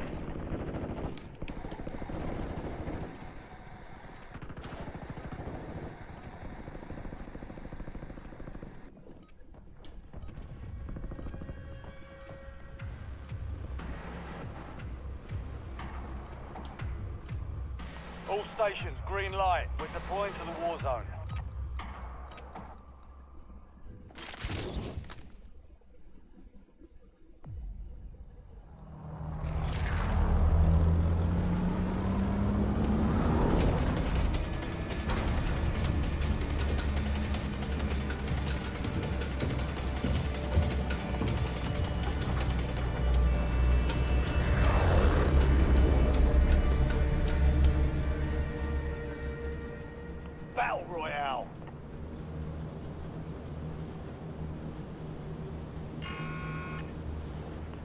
Gas closing in fast. Double time it to the safe zone.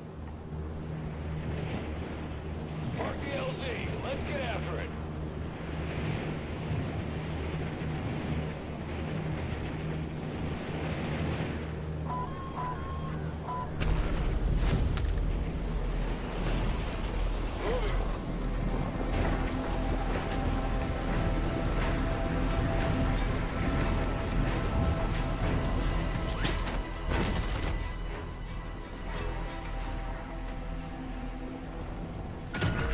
Check your map. I marked a point containing enemy intel nearby. Capture it for information on the next gas spread. Making effective fire. Eliminate all targets.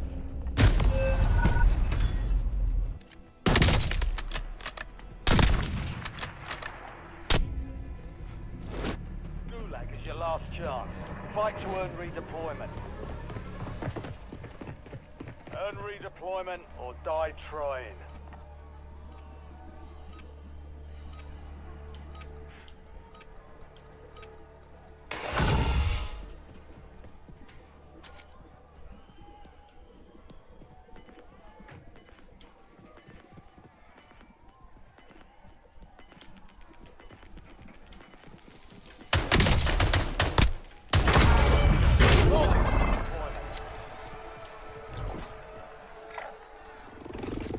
I'm back up.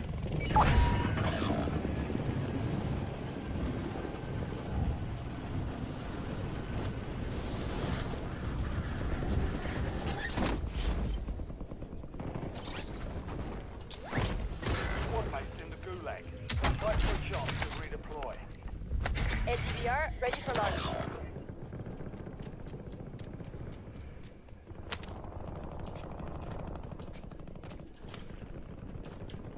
Your squad mates in the Gulag. If they survive, they redeploy.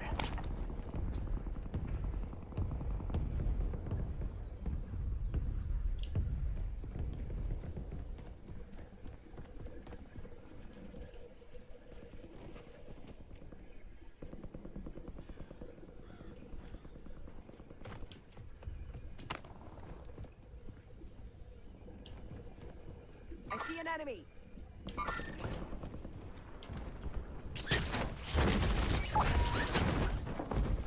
Squad mate has been cleared for redeployment.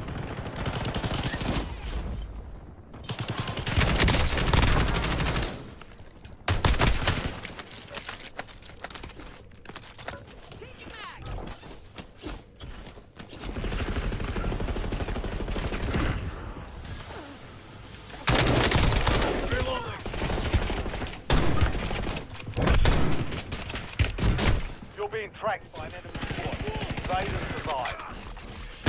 Enemy soldier incoming. Fire! Don't worry, I got you.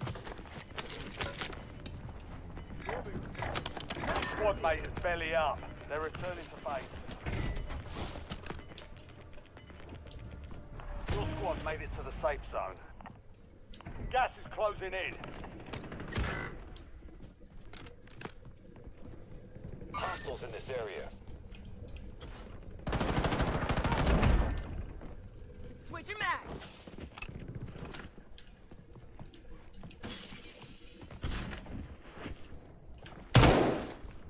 Rub some dirt on it. You'll be all right. Much obliged.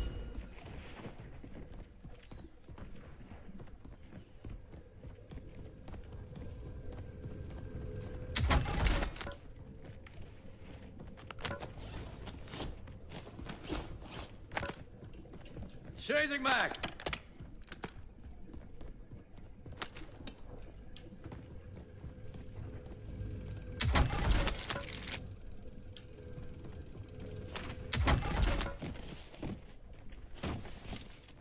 Found a field upgrade. Time's up. Contract failed.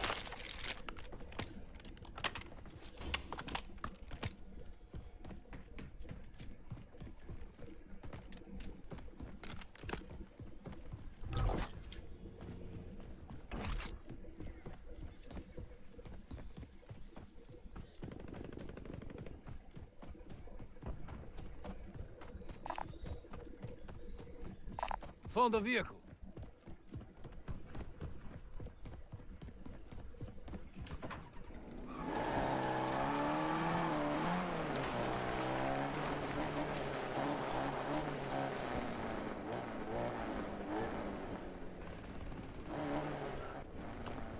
Moving here.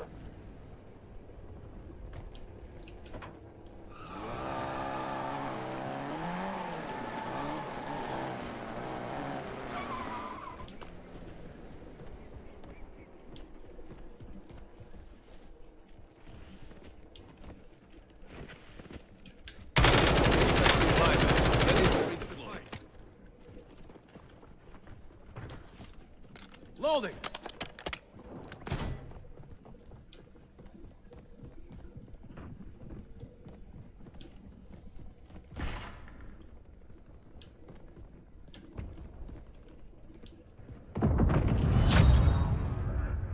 The enemy lost track of you. Good work down there.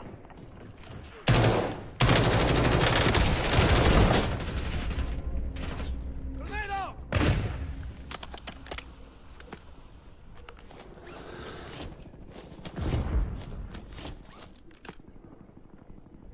Requesting buyback. Ready to redeploy.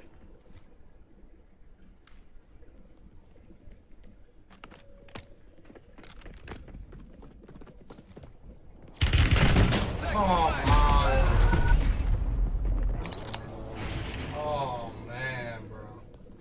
Drop the armor. Change your max.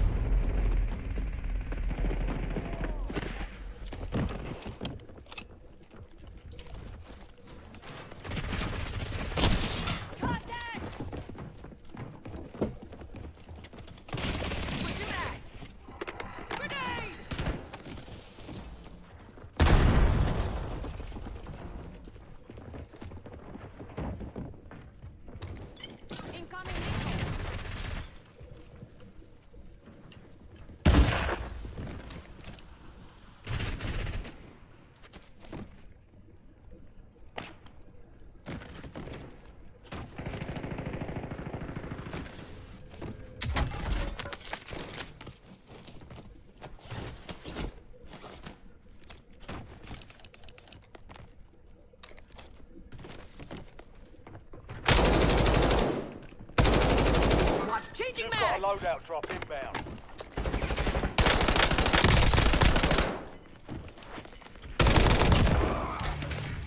Loading. Gas is closing in. Relocating safe zone.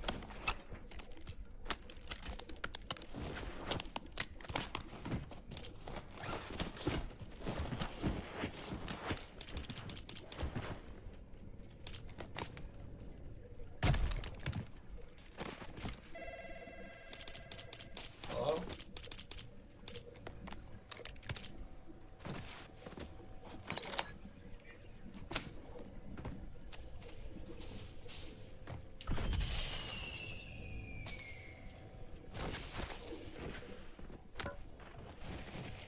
Your squad is getting you out of here. Stand by. Thank you. I'm back online. Big up. Big up, man. Big up. Big up. Thank you, man. Big up, man.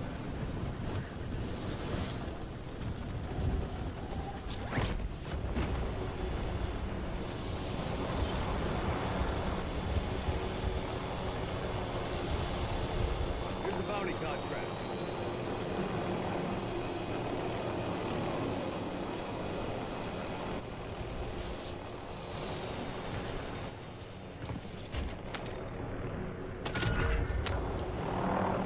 Positive ID on the bounty target.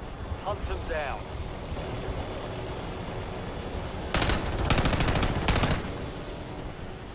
The squad's in the safe zone. Changing max.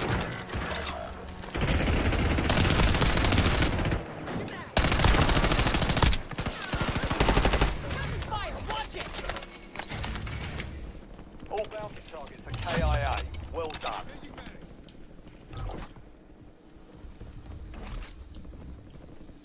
Found a vehicle.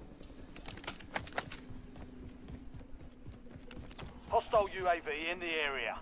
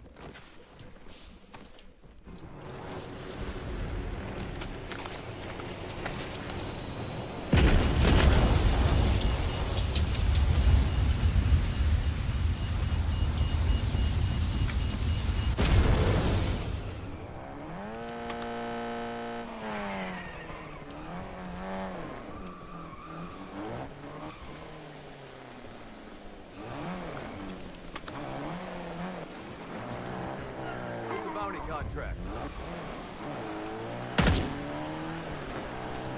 Enemy movement. Moving here. Enemy UAV overhead.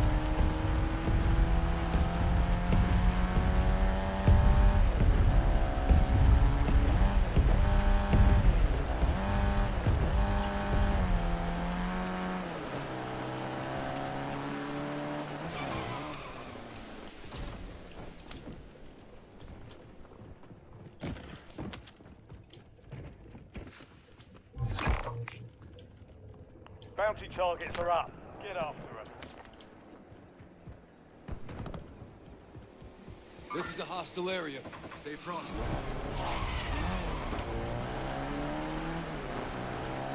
Moving here.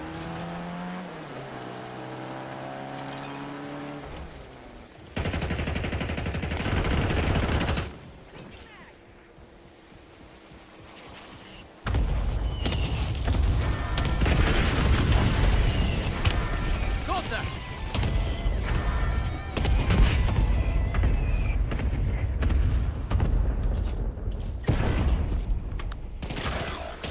Enemy UAV is online.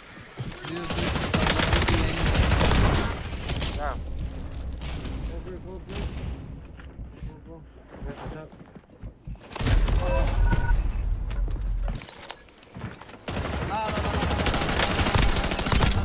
Reloading. Sacanagem, mano. Esses Gas is moving in. New safe zone located. Shouldn't have followed up there. Fire sale active. Buy station prices have been reduced. Fire sale.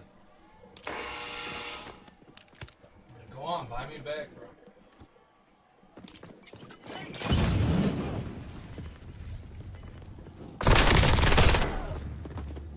Less than 20.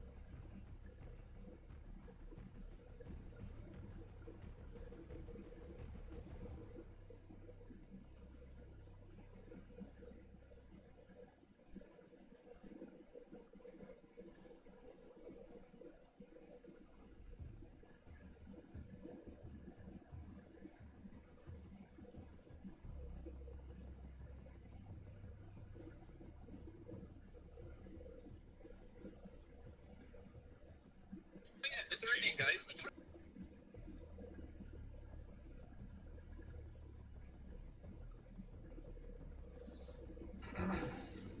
Hit the follow. Hit it. Just do it. It's calling your name.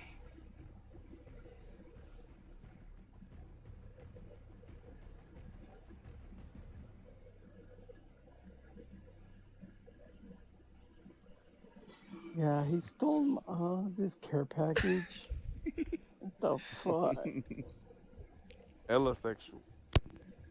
Do you guys know what time it is? You guys are demons. Hold on. Like, the fuck? Déjalo en paz, mijo.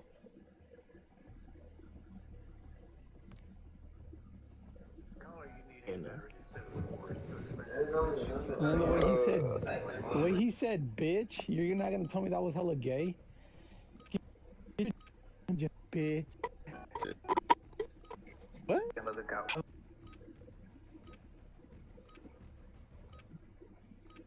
Is this guy gay? Or is he fucking Check your gay? gear and weapons. We'll be deploying shortly.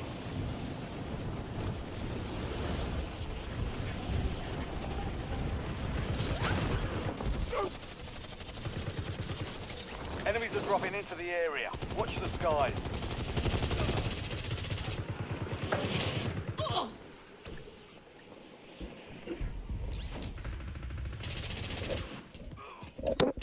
Effective fire.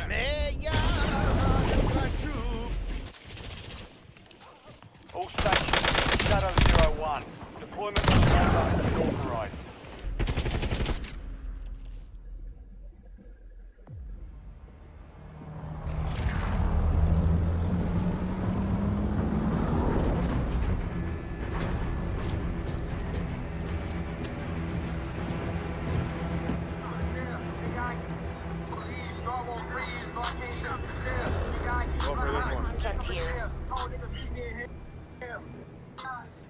Battle Royale.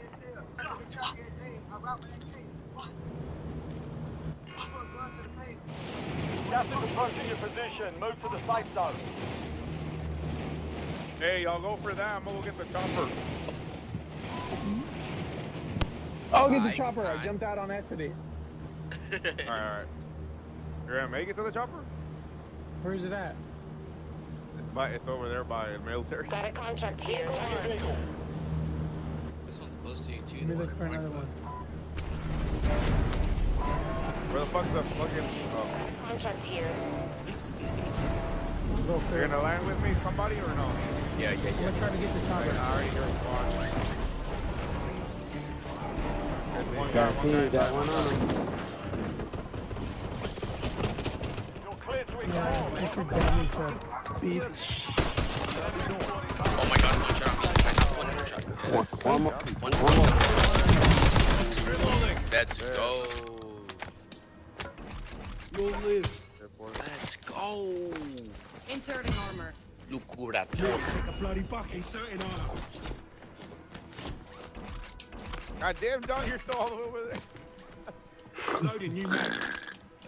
Did they grab the fucking Reloading. they grabbed the contract. Found a vehicle. Hey, there's guys here, so watch out. I don't know if y'all wanna go to that or not. Let's go to military. Let's go up here.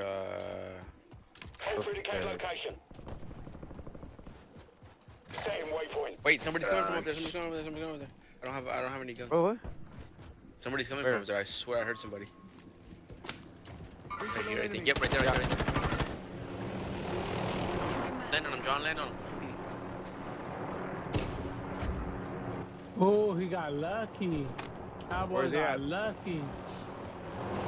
I don't know if they got close. We gotta get some of that stuff. Oh shit.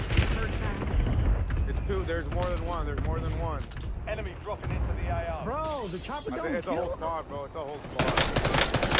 Oh, hell no. The chopper remember. Last mag. God damn. No way. There's a guy inside the building, Johnny.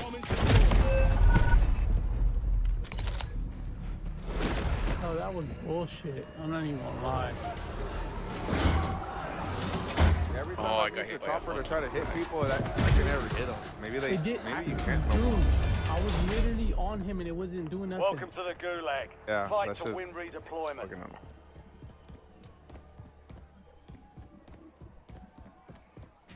Oh my god, I got him. You got him? I thought I got him like midair. It's fight time. Did it give Almost you the your kill or turn, me? soldier. Stand by. I'm not sure. I think there's one more guy in there. Oh, I gave you the kill. Yeah, I shot him midair. That was like.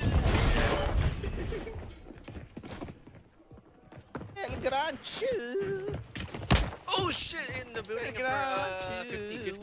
He's sniping from the top window. Success means redeployment. Failure means elimination.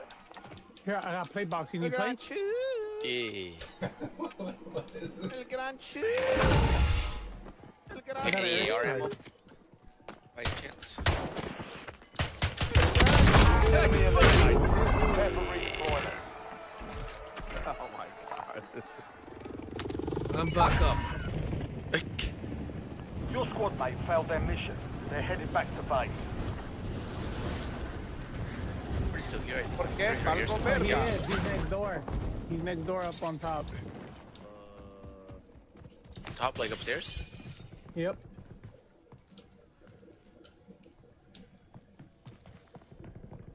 Go down. He's on the bottom. Pushing over here. Ah! Something's wrong. Something's wrong, he said. What the fuck? Bro, I dropped the airstrike on him.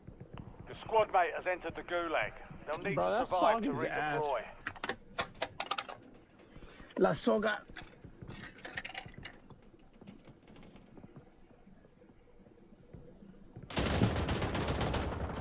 What?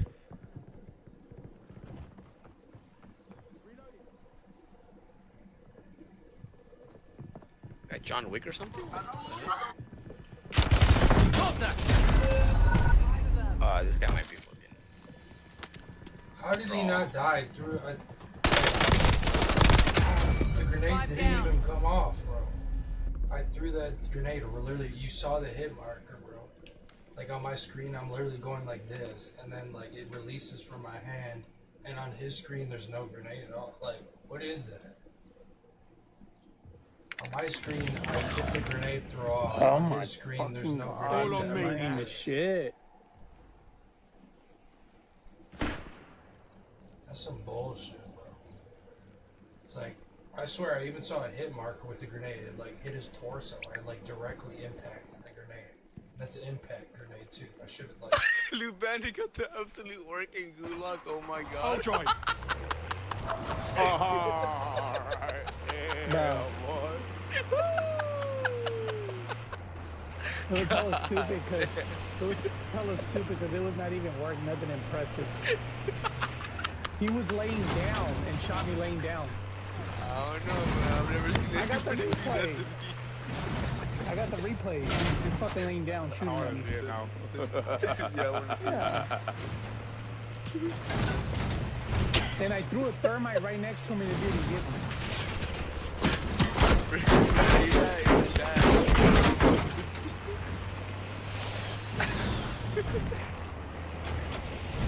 God damn, I can't believe that shit, bro. What was his name? Mr. Frag Mr. Frag Nasty. Wait, hold on.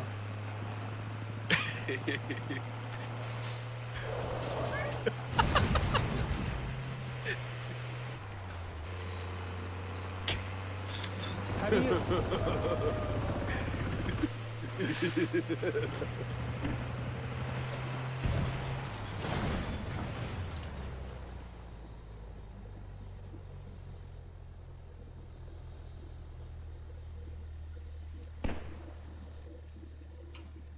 Alright, Anthony, you don't get killed now. What the fuck?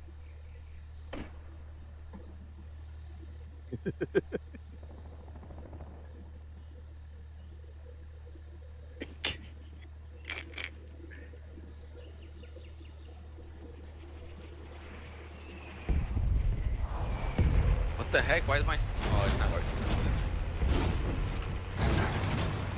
There's no contracts. Like, no good contracts. Did I just loot Super Sword? No, I told his ass.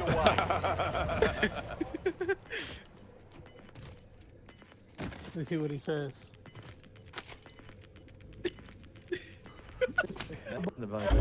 Gas is inbound. I can't believe you got done up with the gulag, man. My The aim fact was that he shit, put, but... oh my god. No. I did do, my aim was it was shit, but he was laying down and I threw a Vulnerable buy station thermite marked. at him. Head to the buy Next to station him and before didn't time get him runs at all. out to get a And then discounted but item. he was laying down. Oh, joy. Happens to the best of us, man. No, fuck that nigga. I just hate how nigga thinks he was hella good. He was laying down at first, actually, and then he got up. Oh, now you're changing it. No, I just seen it. No, oh, he was laying down. He hit me. He hit me laying down, and then he got up after.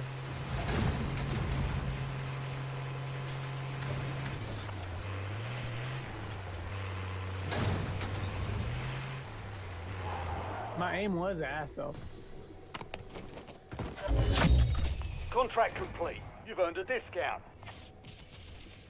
Let's go, boys. Can we land on the loadout? If you want to, yeah. Oh, I wait, mean, no, we no, have no, enough no, to I'm gonna res. go with you. Yeah.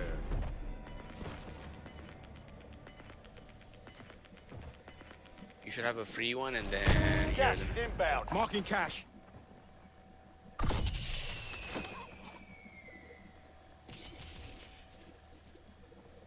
You should have enough, no? Yeah, you have enough. Oh. Your squad pays for your Yeah. Let's go to Lodi. Let's go to ready Lodi. to redeploy.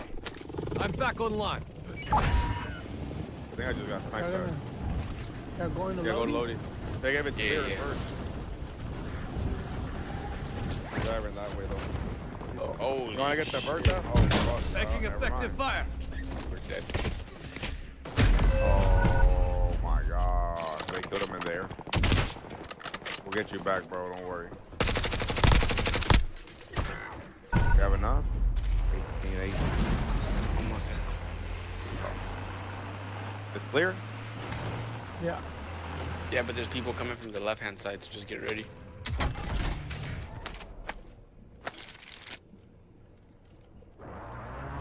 Let's go to parking garage.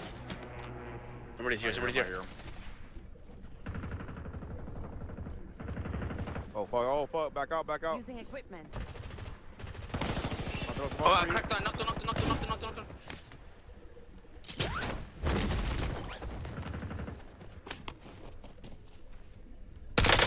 He's running. He won the game. That was a pretty cool field trip. He dipped. He ran. He's over there. That was what a dumbass. Bro, I did not knock him? Something's wrong. What the fuck? I didn't knock him. He's right there. He's broken. Hey. I'm gonna go back. Bro. I got so much. I don't think, yeah, you can't make it. I got a gas mask. Oh shit, I got snipe.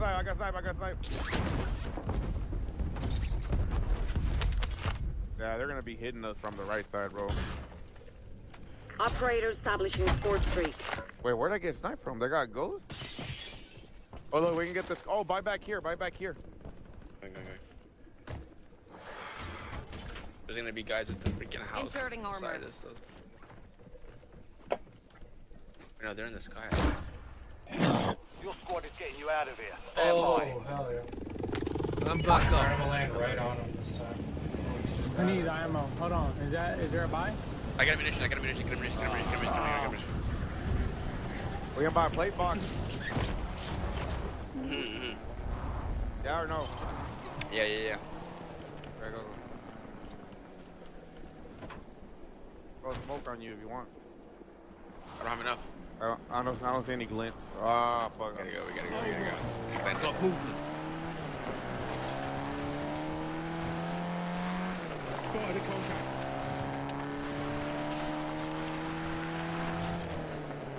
Going to hit the recon? Yeah. I hate this area. Well, he's dying this bitch. Well, I fucking knew it, bro. Oh my god. I fucking knew that fucking place, man. That was Mr. Frag Nasty too. Oh my god. Got gas inbound. Safe What is zone it? located. Yeah. As soon as I said it. What did you say? Who, me? Yeah. I was like, man, I hate this area. I always die here. And then we fucking died.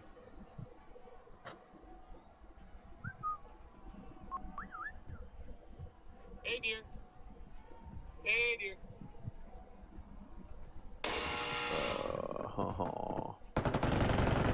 Just shut it.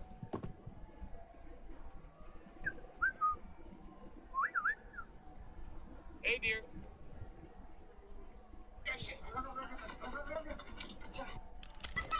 God damn, bro.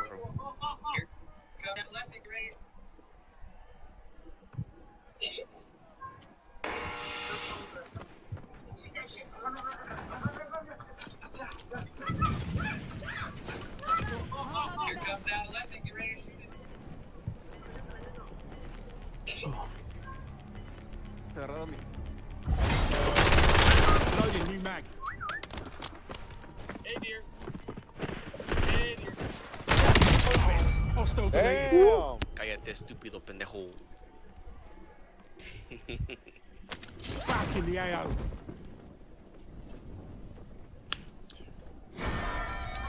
Chopping, chopping. Spotted a contract. This one. El gran Chu. Most wanted in car. Tagging vehicle.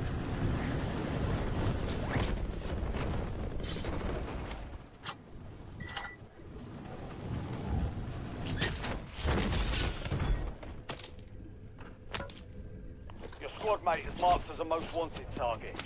Kill enemies and secure supply caches to help remove the bounty on their head. Oh, I'm dead.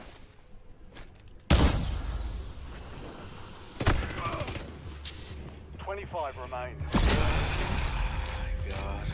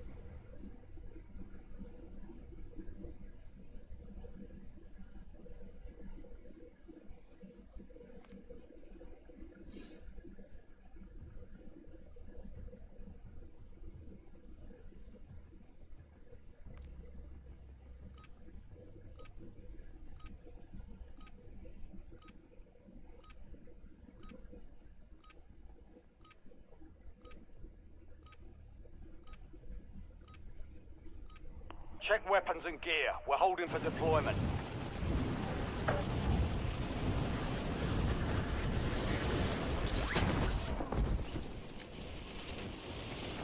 Enemies are dropping into the area. Watch the skies.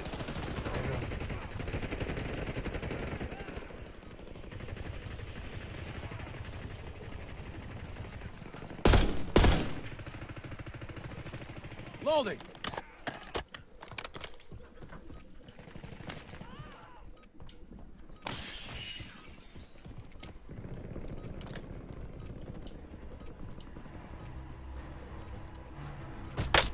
Playtime's over. Stand by for deployment to the war zone. Enemy soldier incoming.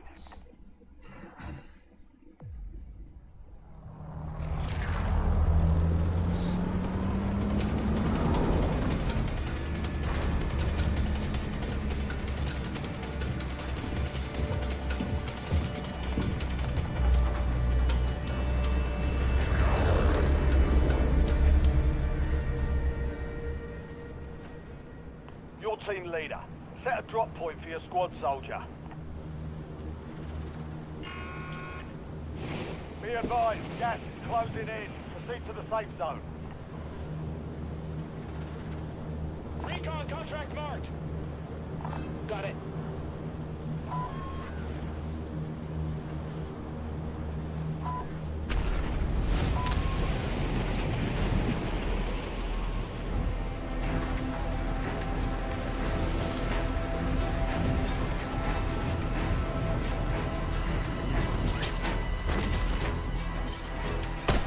Targets are up. Go take them Reloading. down.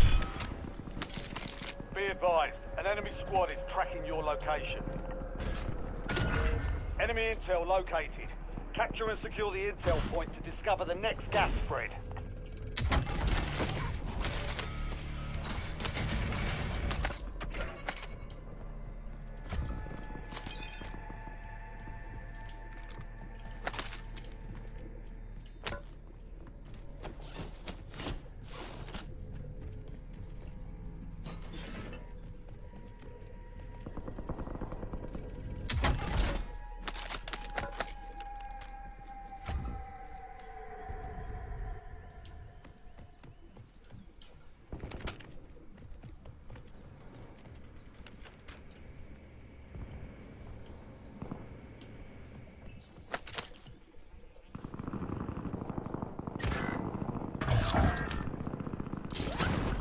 Contract was compromised. Stand down. Your squad mate has reached the intel. Joining them will speed up the process. Squad mates in the gulag. They'll fight for a chance to redeploy.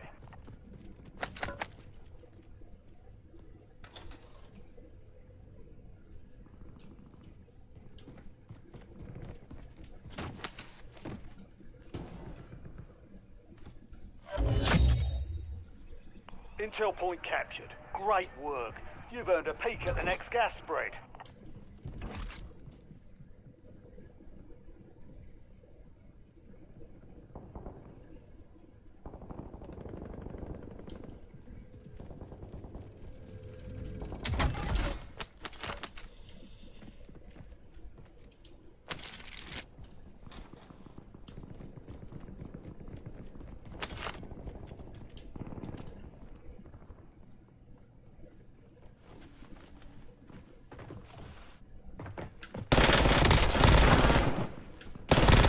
Changing mag.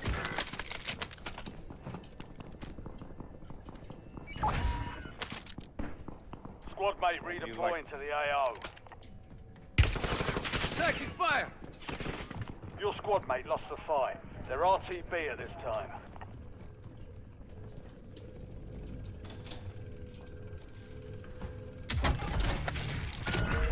Supply box is marked. Secure those locations. That was because of the.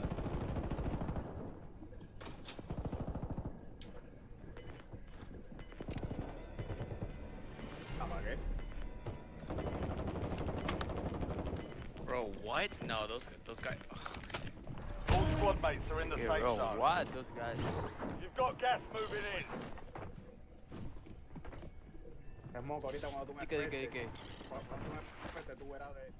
Supply box secured. Move to the next one.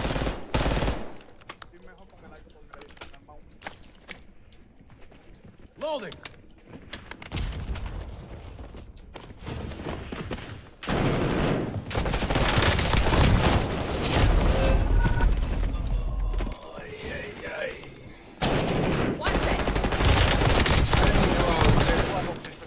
One I was remaining. crouching though. How did he know I was there? I was crouching.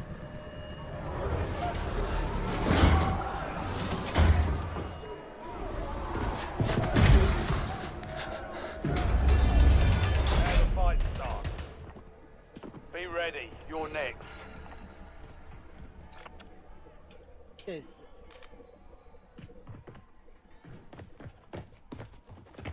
Earn redeployment or die trying. Na gut.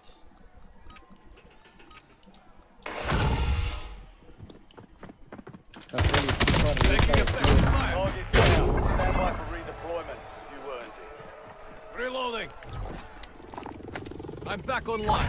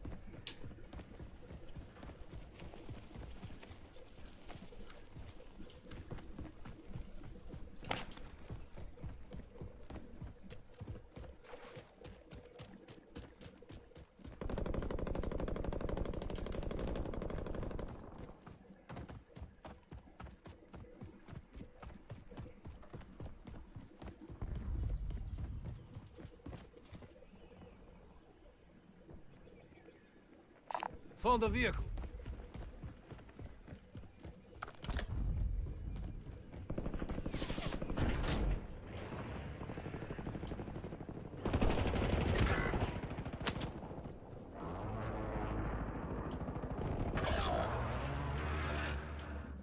Why do we come back here?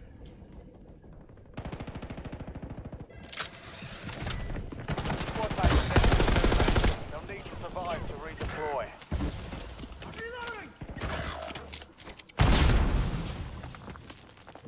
Chasing Mac.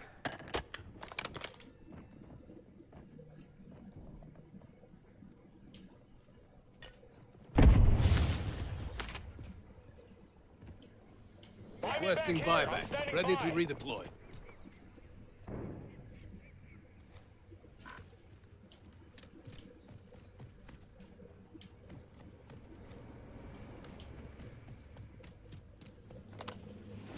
Enemies are dropping into the area. Watch the skies. Contact! Friendly loadout. Indicating waypoint. Camping the ladder, bro. Gas is closing in. Get to the new safe zone. I don't know why I followed Enemy them. It's like they're in a advanced UAV is defensive active. position. I should have just not pushed them in that position.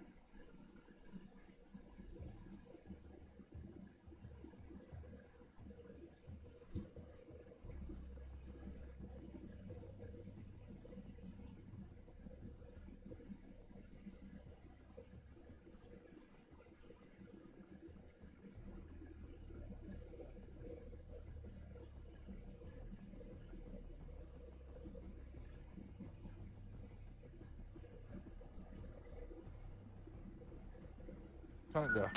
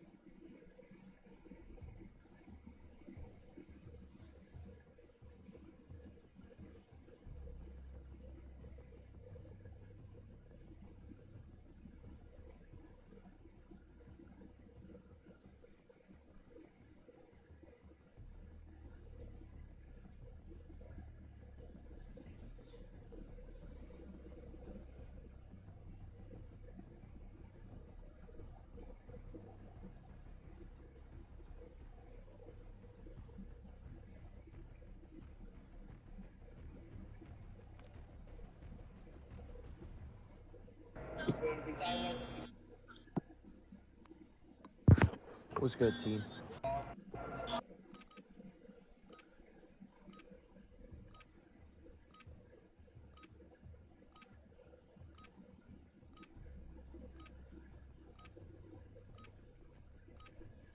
Ruck up. You're headed to the war zone.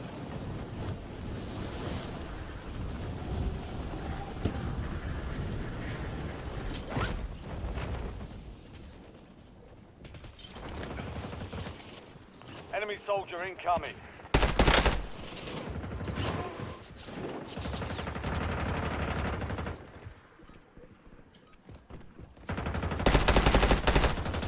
Loading.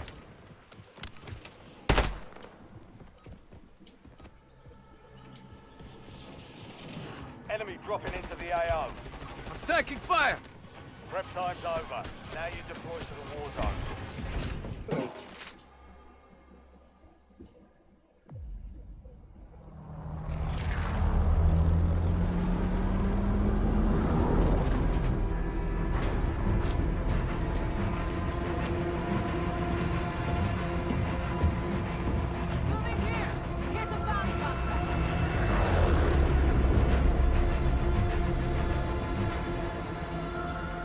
Battle Royale. Spotted the contract. Cancel line. Affirmative. Gas is closing on your position. Suggest you hightail it out of there. Didn't need to know that.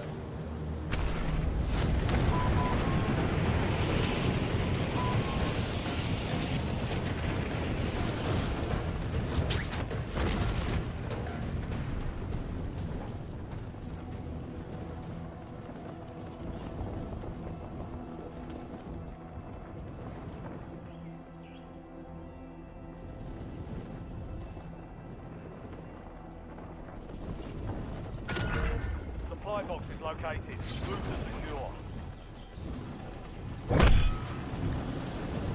Heads up. An enemy squad marks you as a bounty target.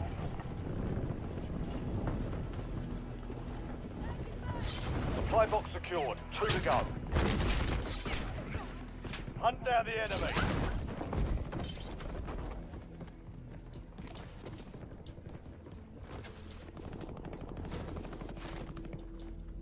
Found a weapon. Enemy movement.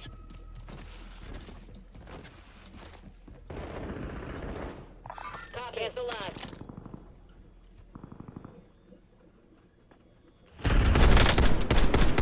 Mark the top. Moving here. Disregard that.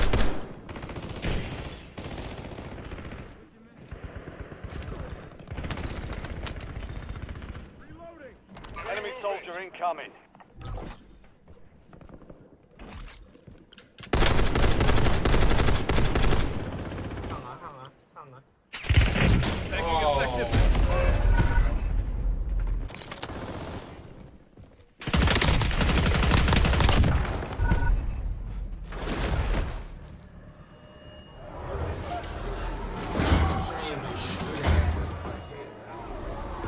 Welcome to the Gulag. Fight to win redeployment.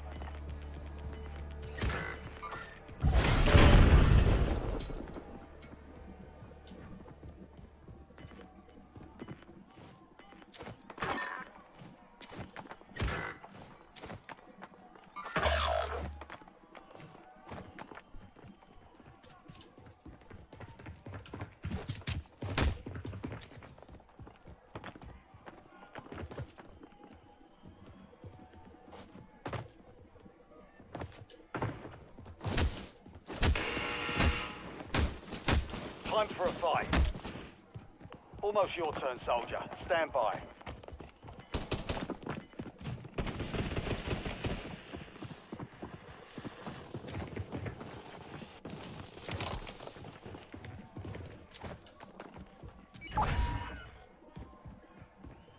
Success means redeployment. Failure means elimination.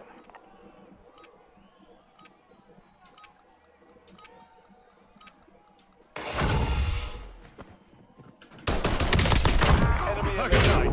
Prepare for redeployment. I'm back up. Your squad mates failed their mission. They're headed back to base. Secure the supply boxes.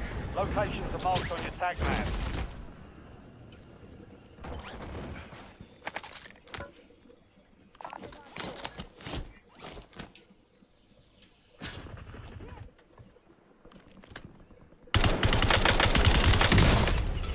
One supply box down. 2 remain.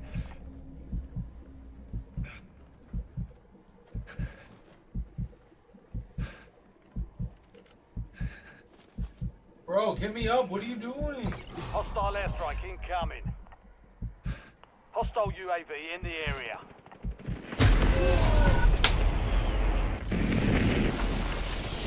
You just watching me die, bro? What the fuck?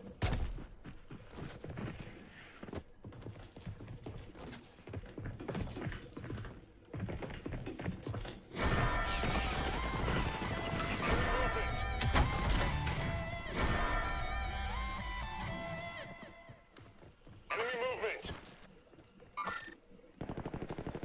Marking enemy.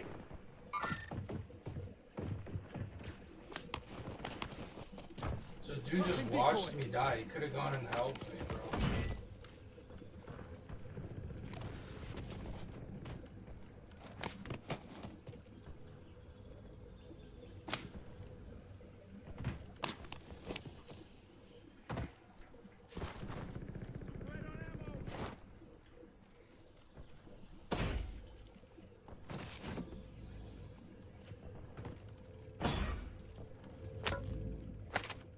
Buy me Someone back buy already. me back in. You need me. Buy me back in.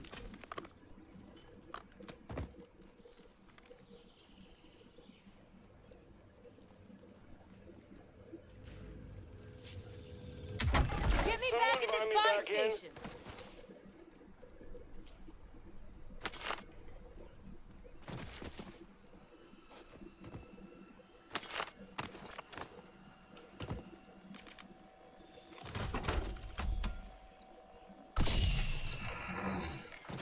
Enemy deployed an advanced UAV.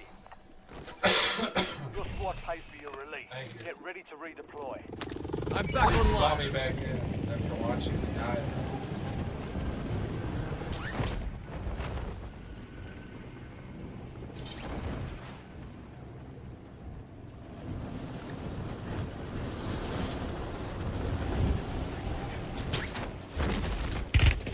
Taking fire.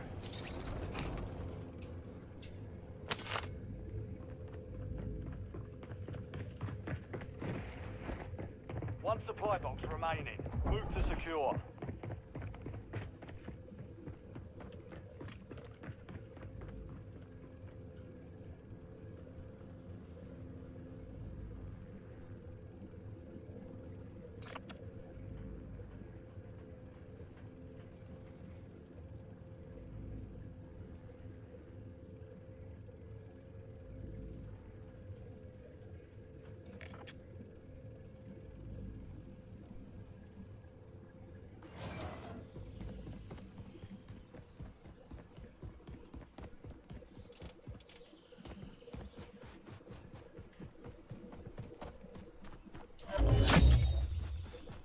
Contract complete. All supply boxes found.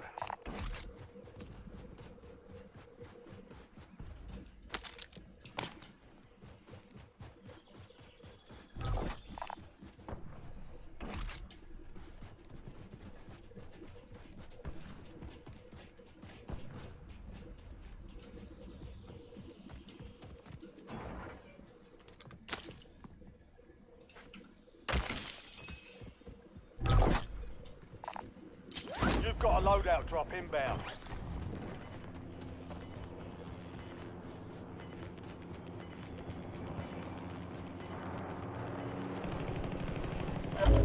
You've got gas inbound. Safe zone relocated.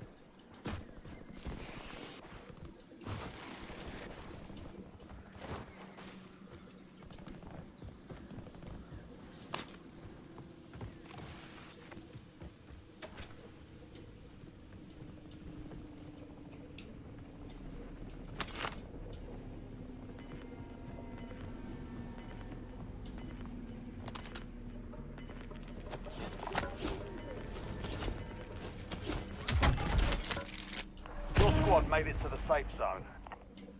Gas is closing in. Got an airstrike here.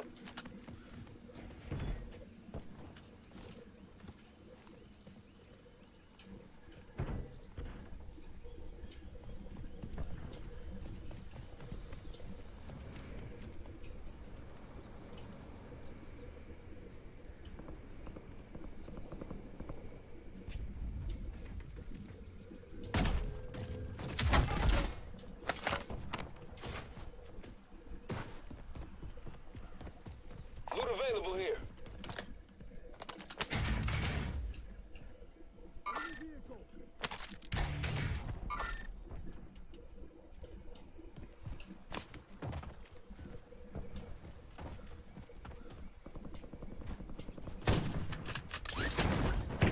Waypoint marked. Never mind. Enemy sniper!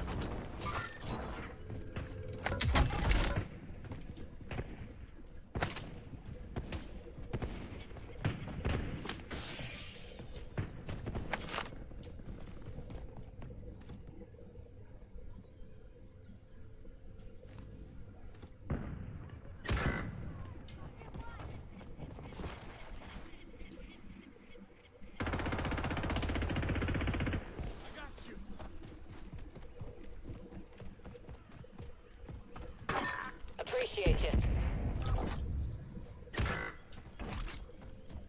We have a loadout drop here.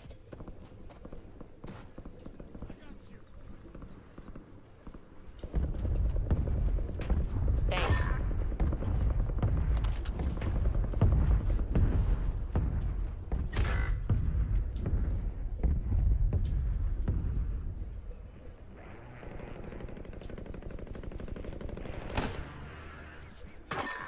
How does he keep getting down?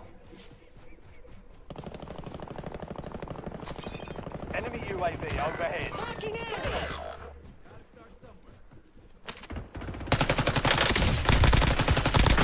Reloading. Really?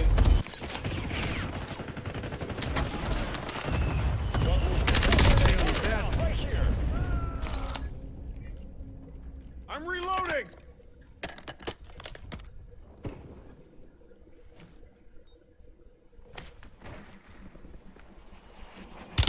Taking effective fire.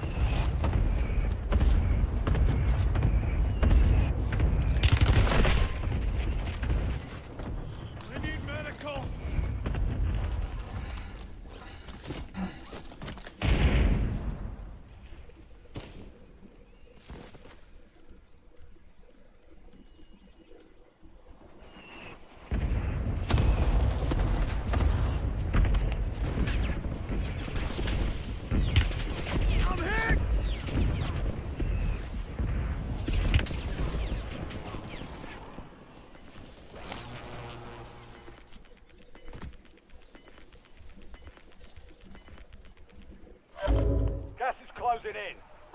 Approaching safe zone.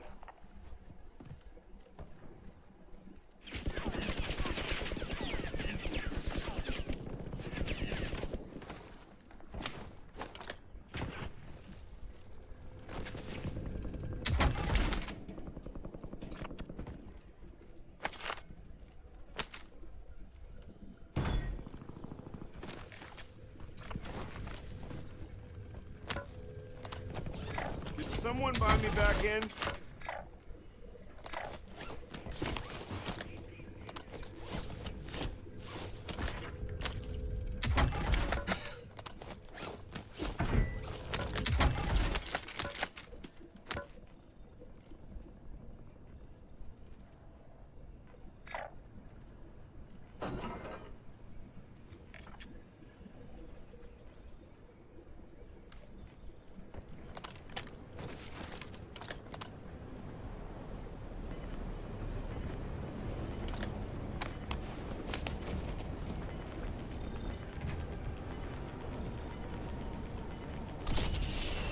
Gas is moving. Nice. I didn't even know there was one of those on there. Reloading. Good shit.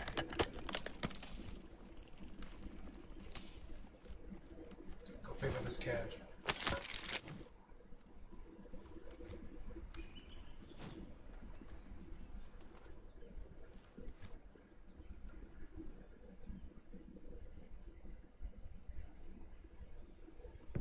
The one thing in this game you can actually hide behind are no trees and rocks. The tall grass, the textures aren't good enough. The bushes, textures aren't good enough.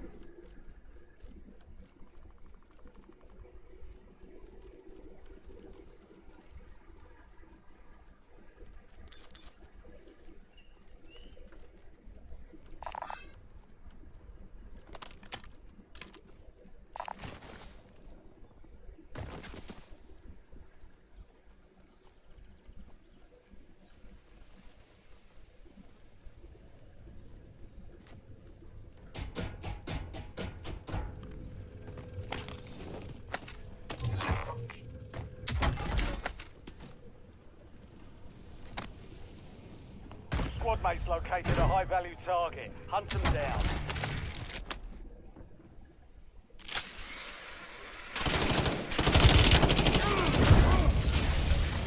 "25 remain.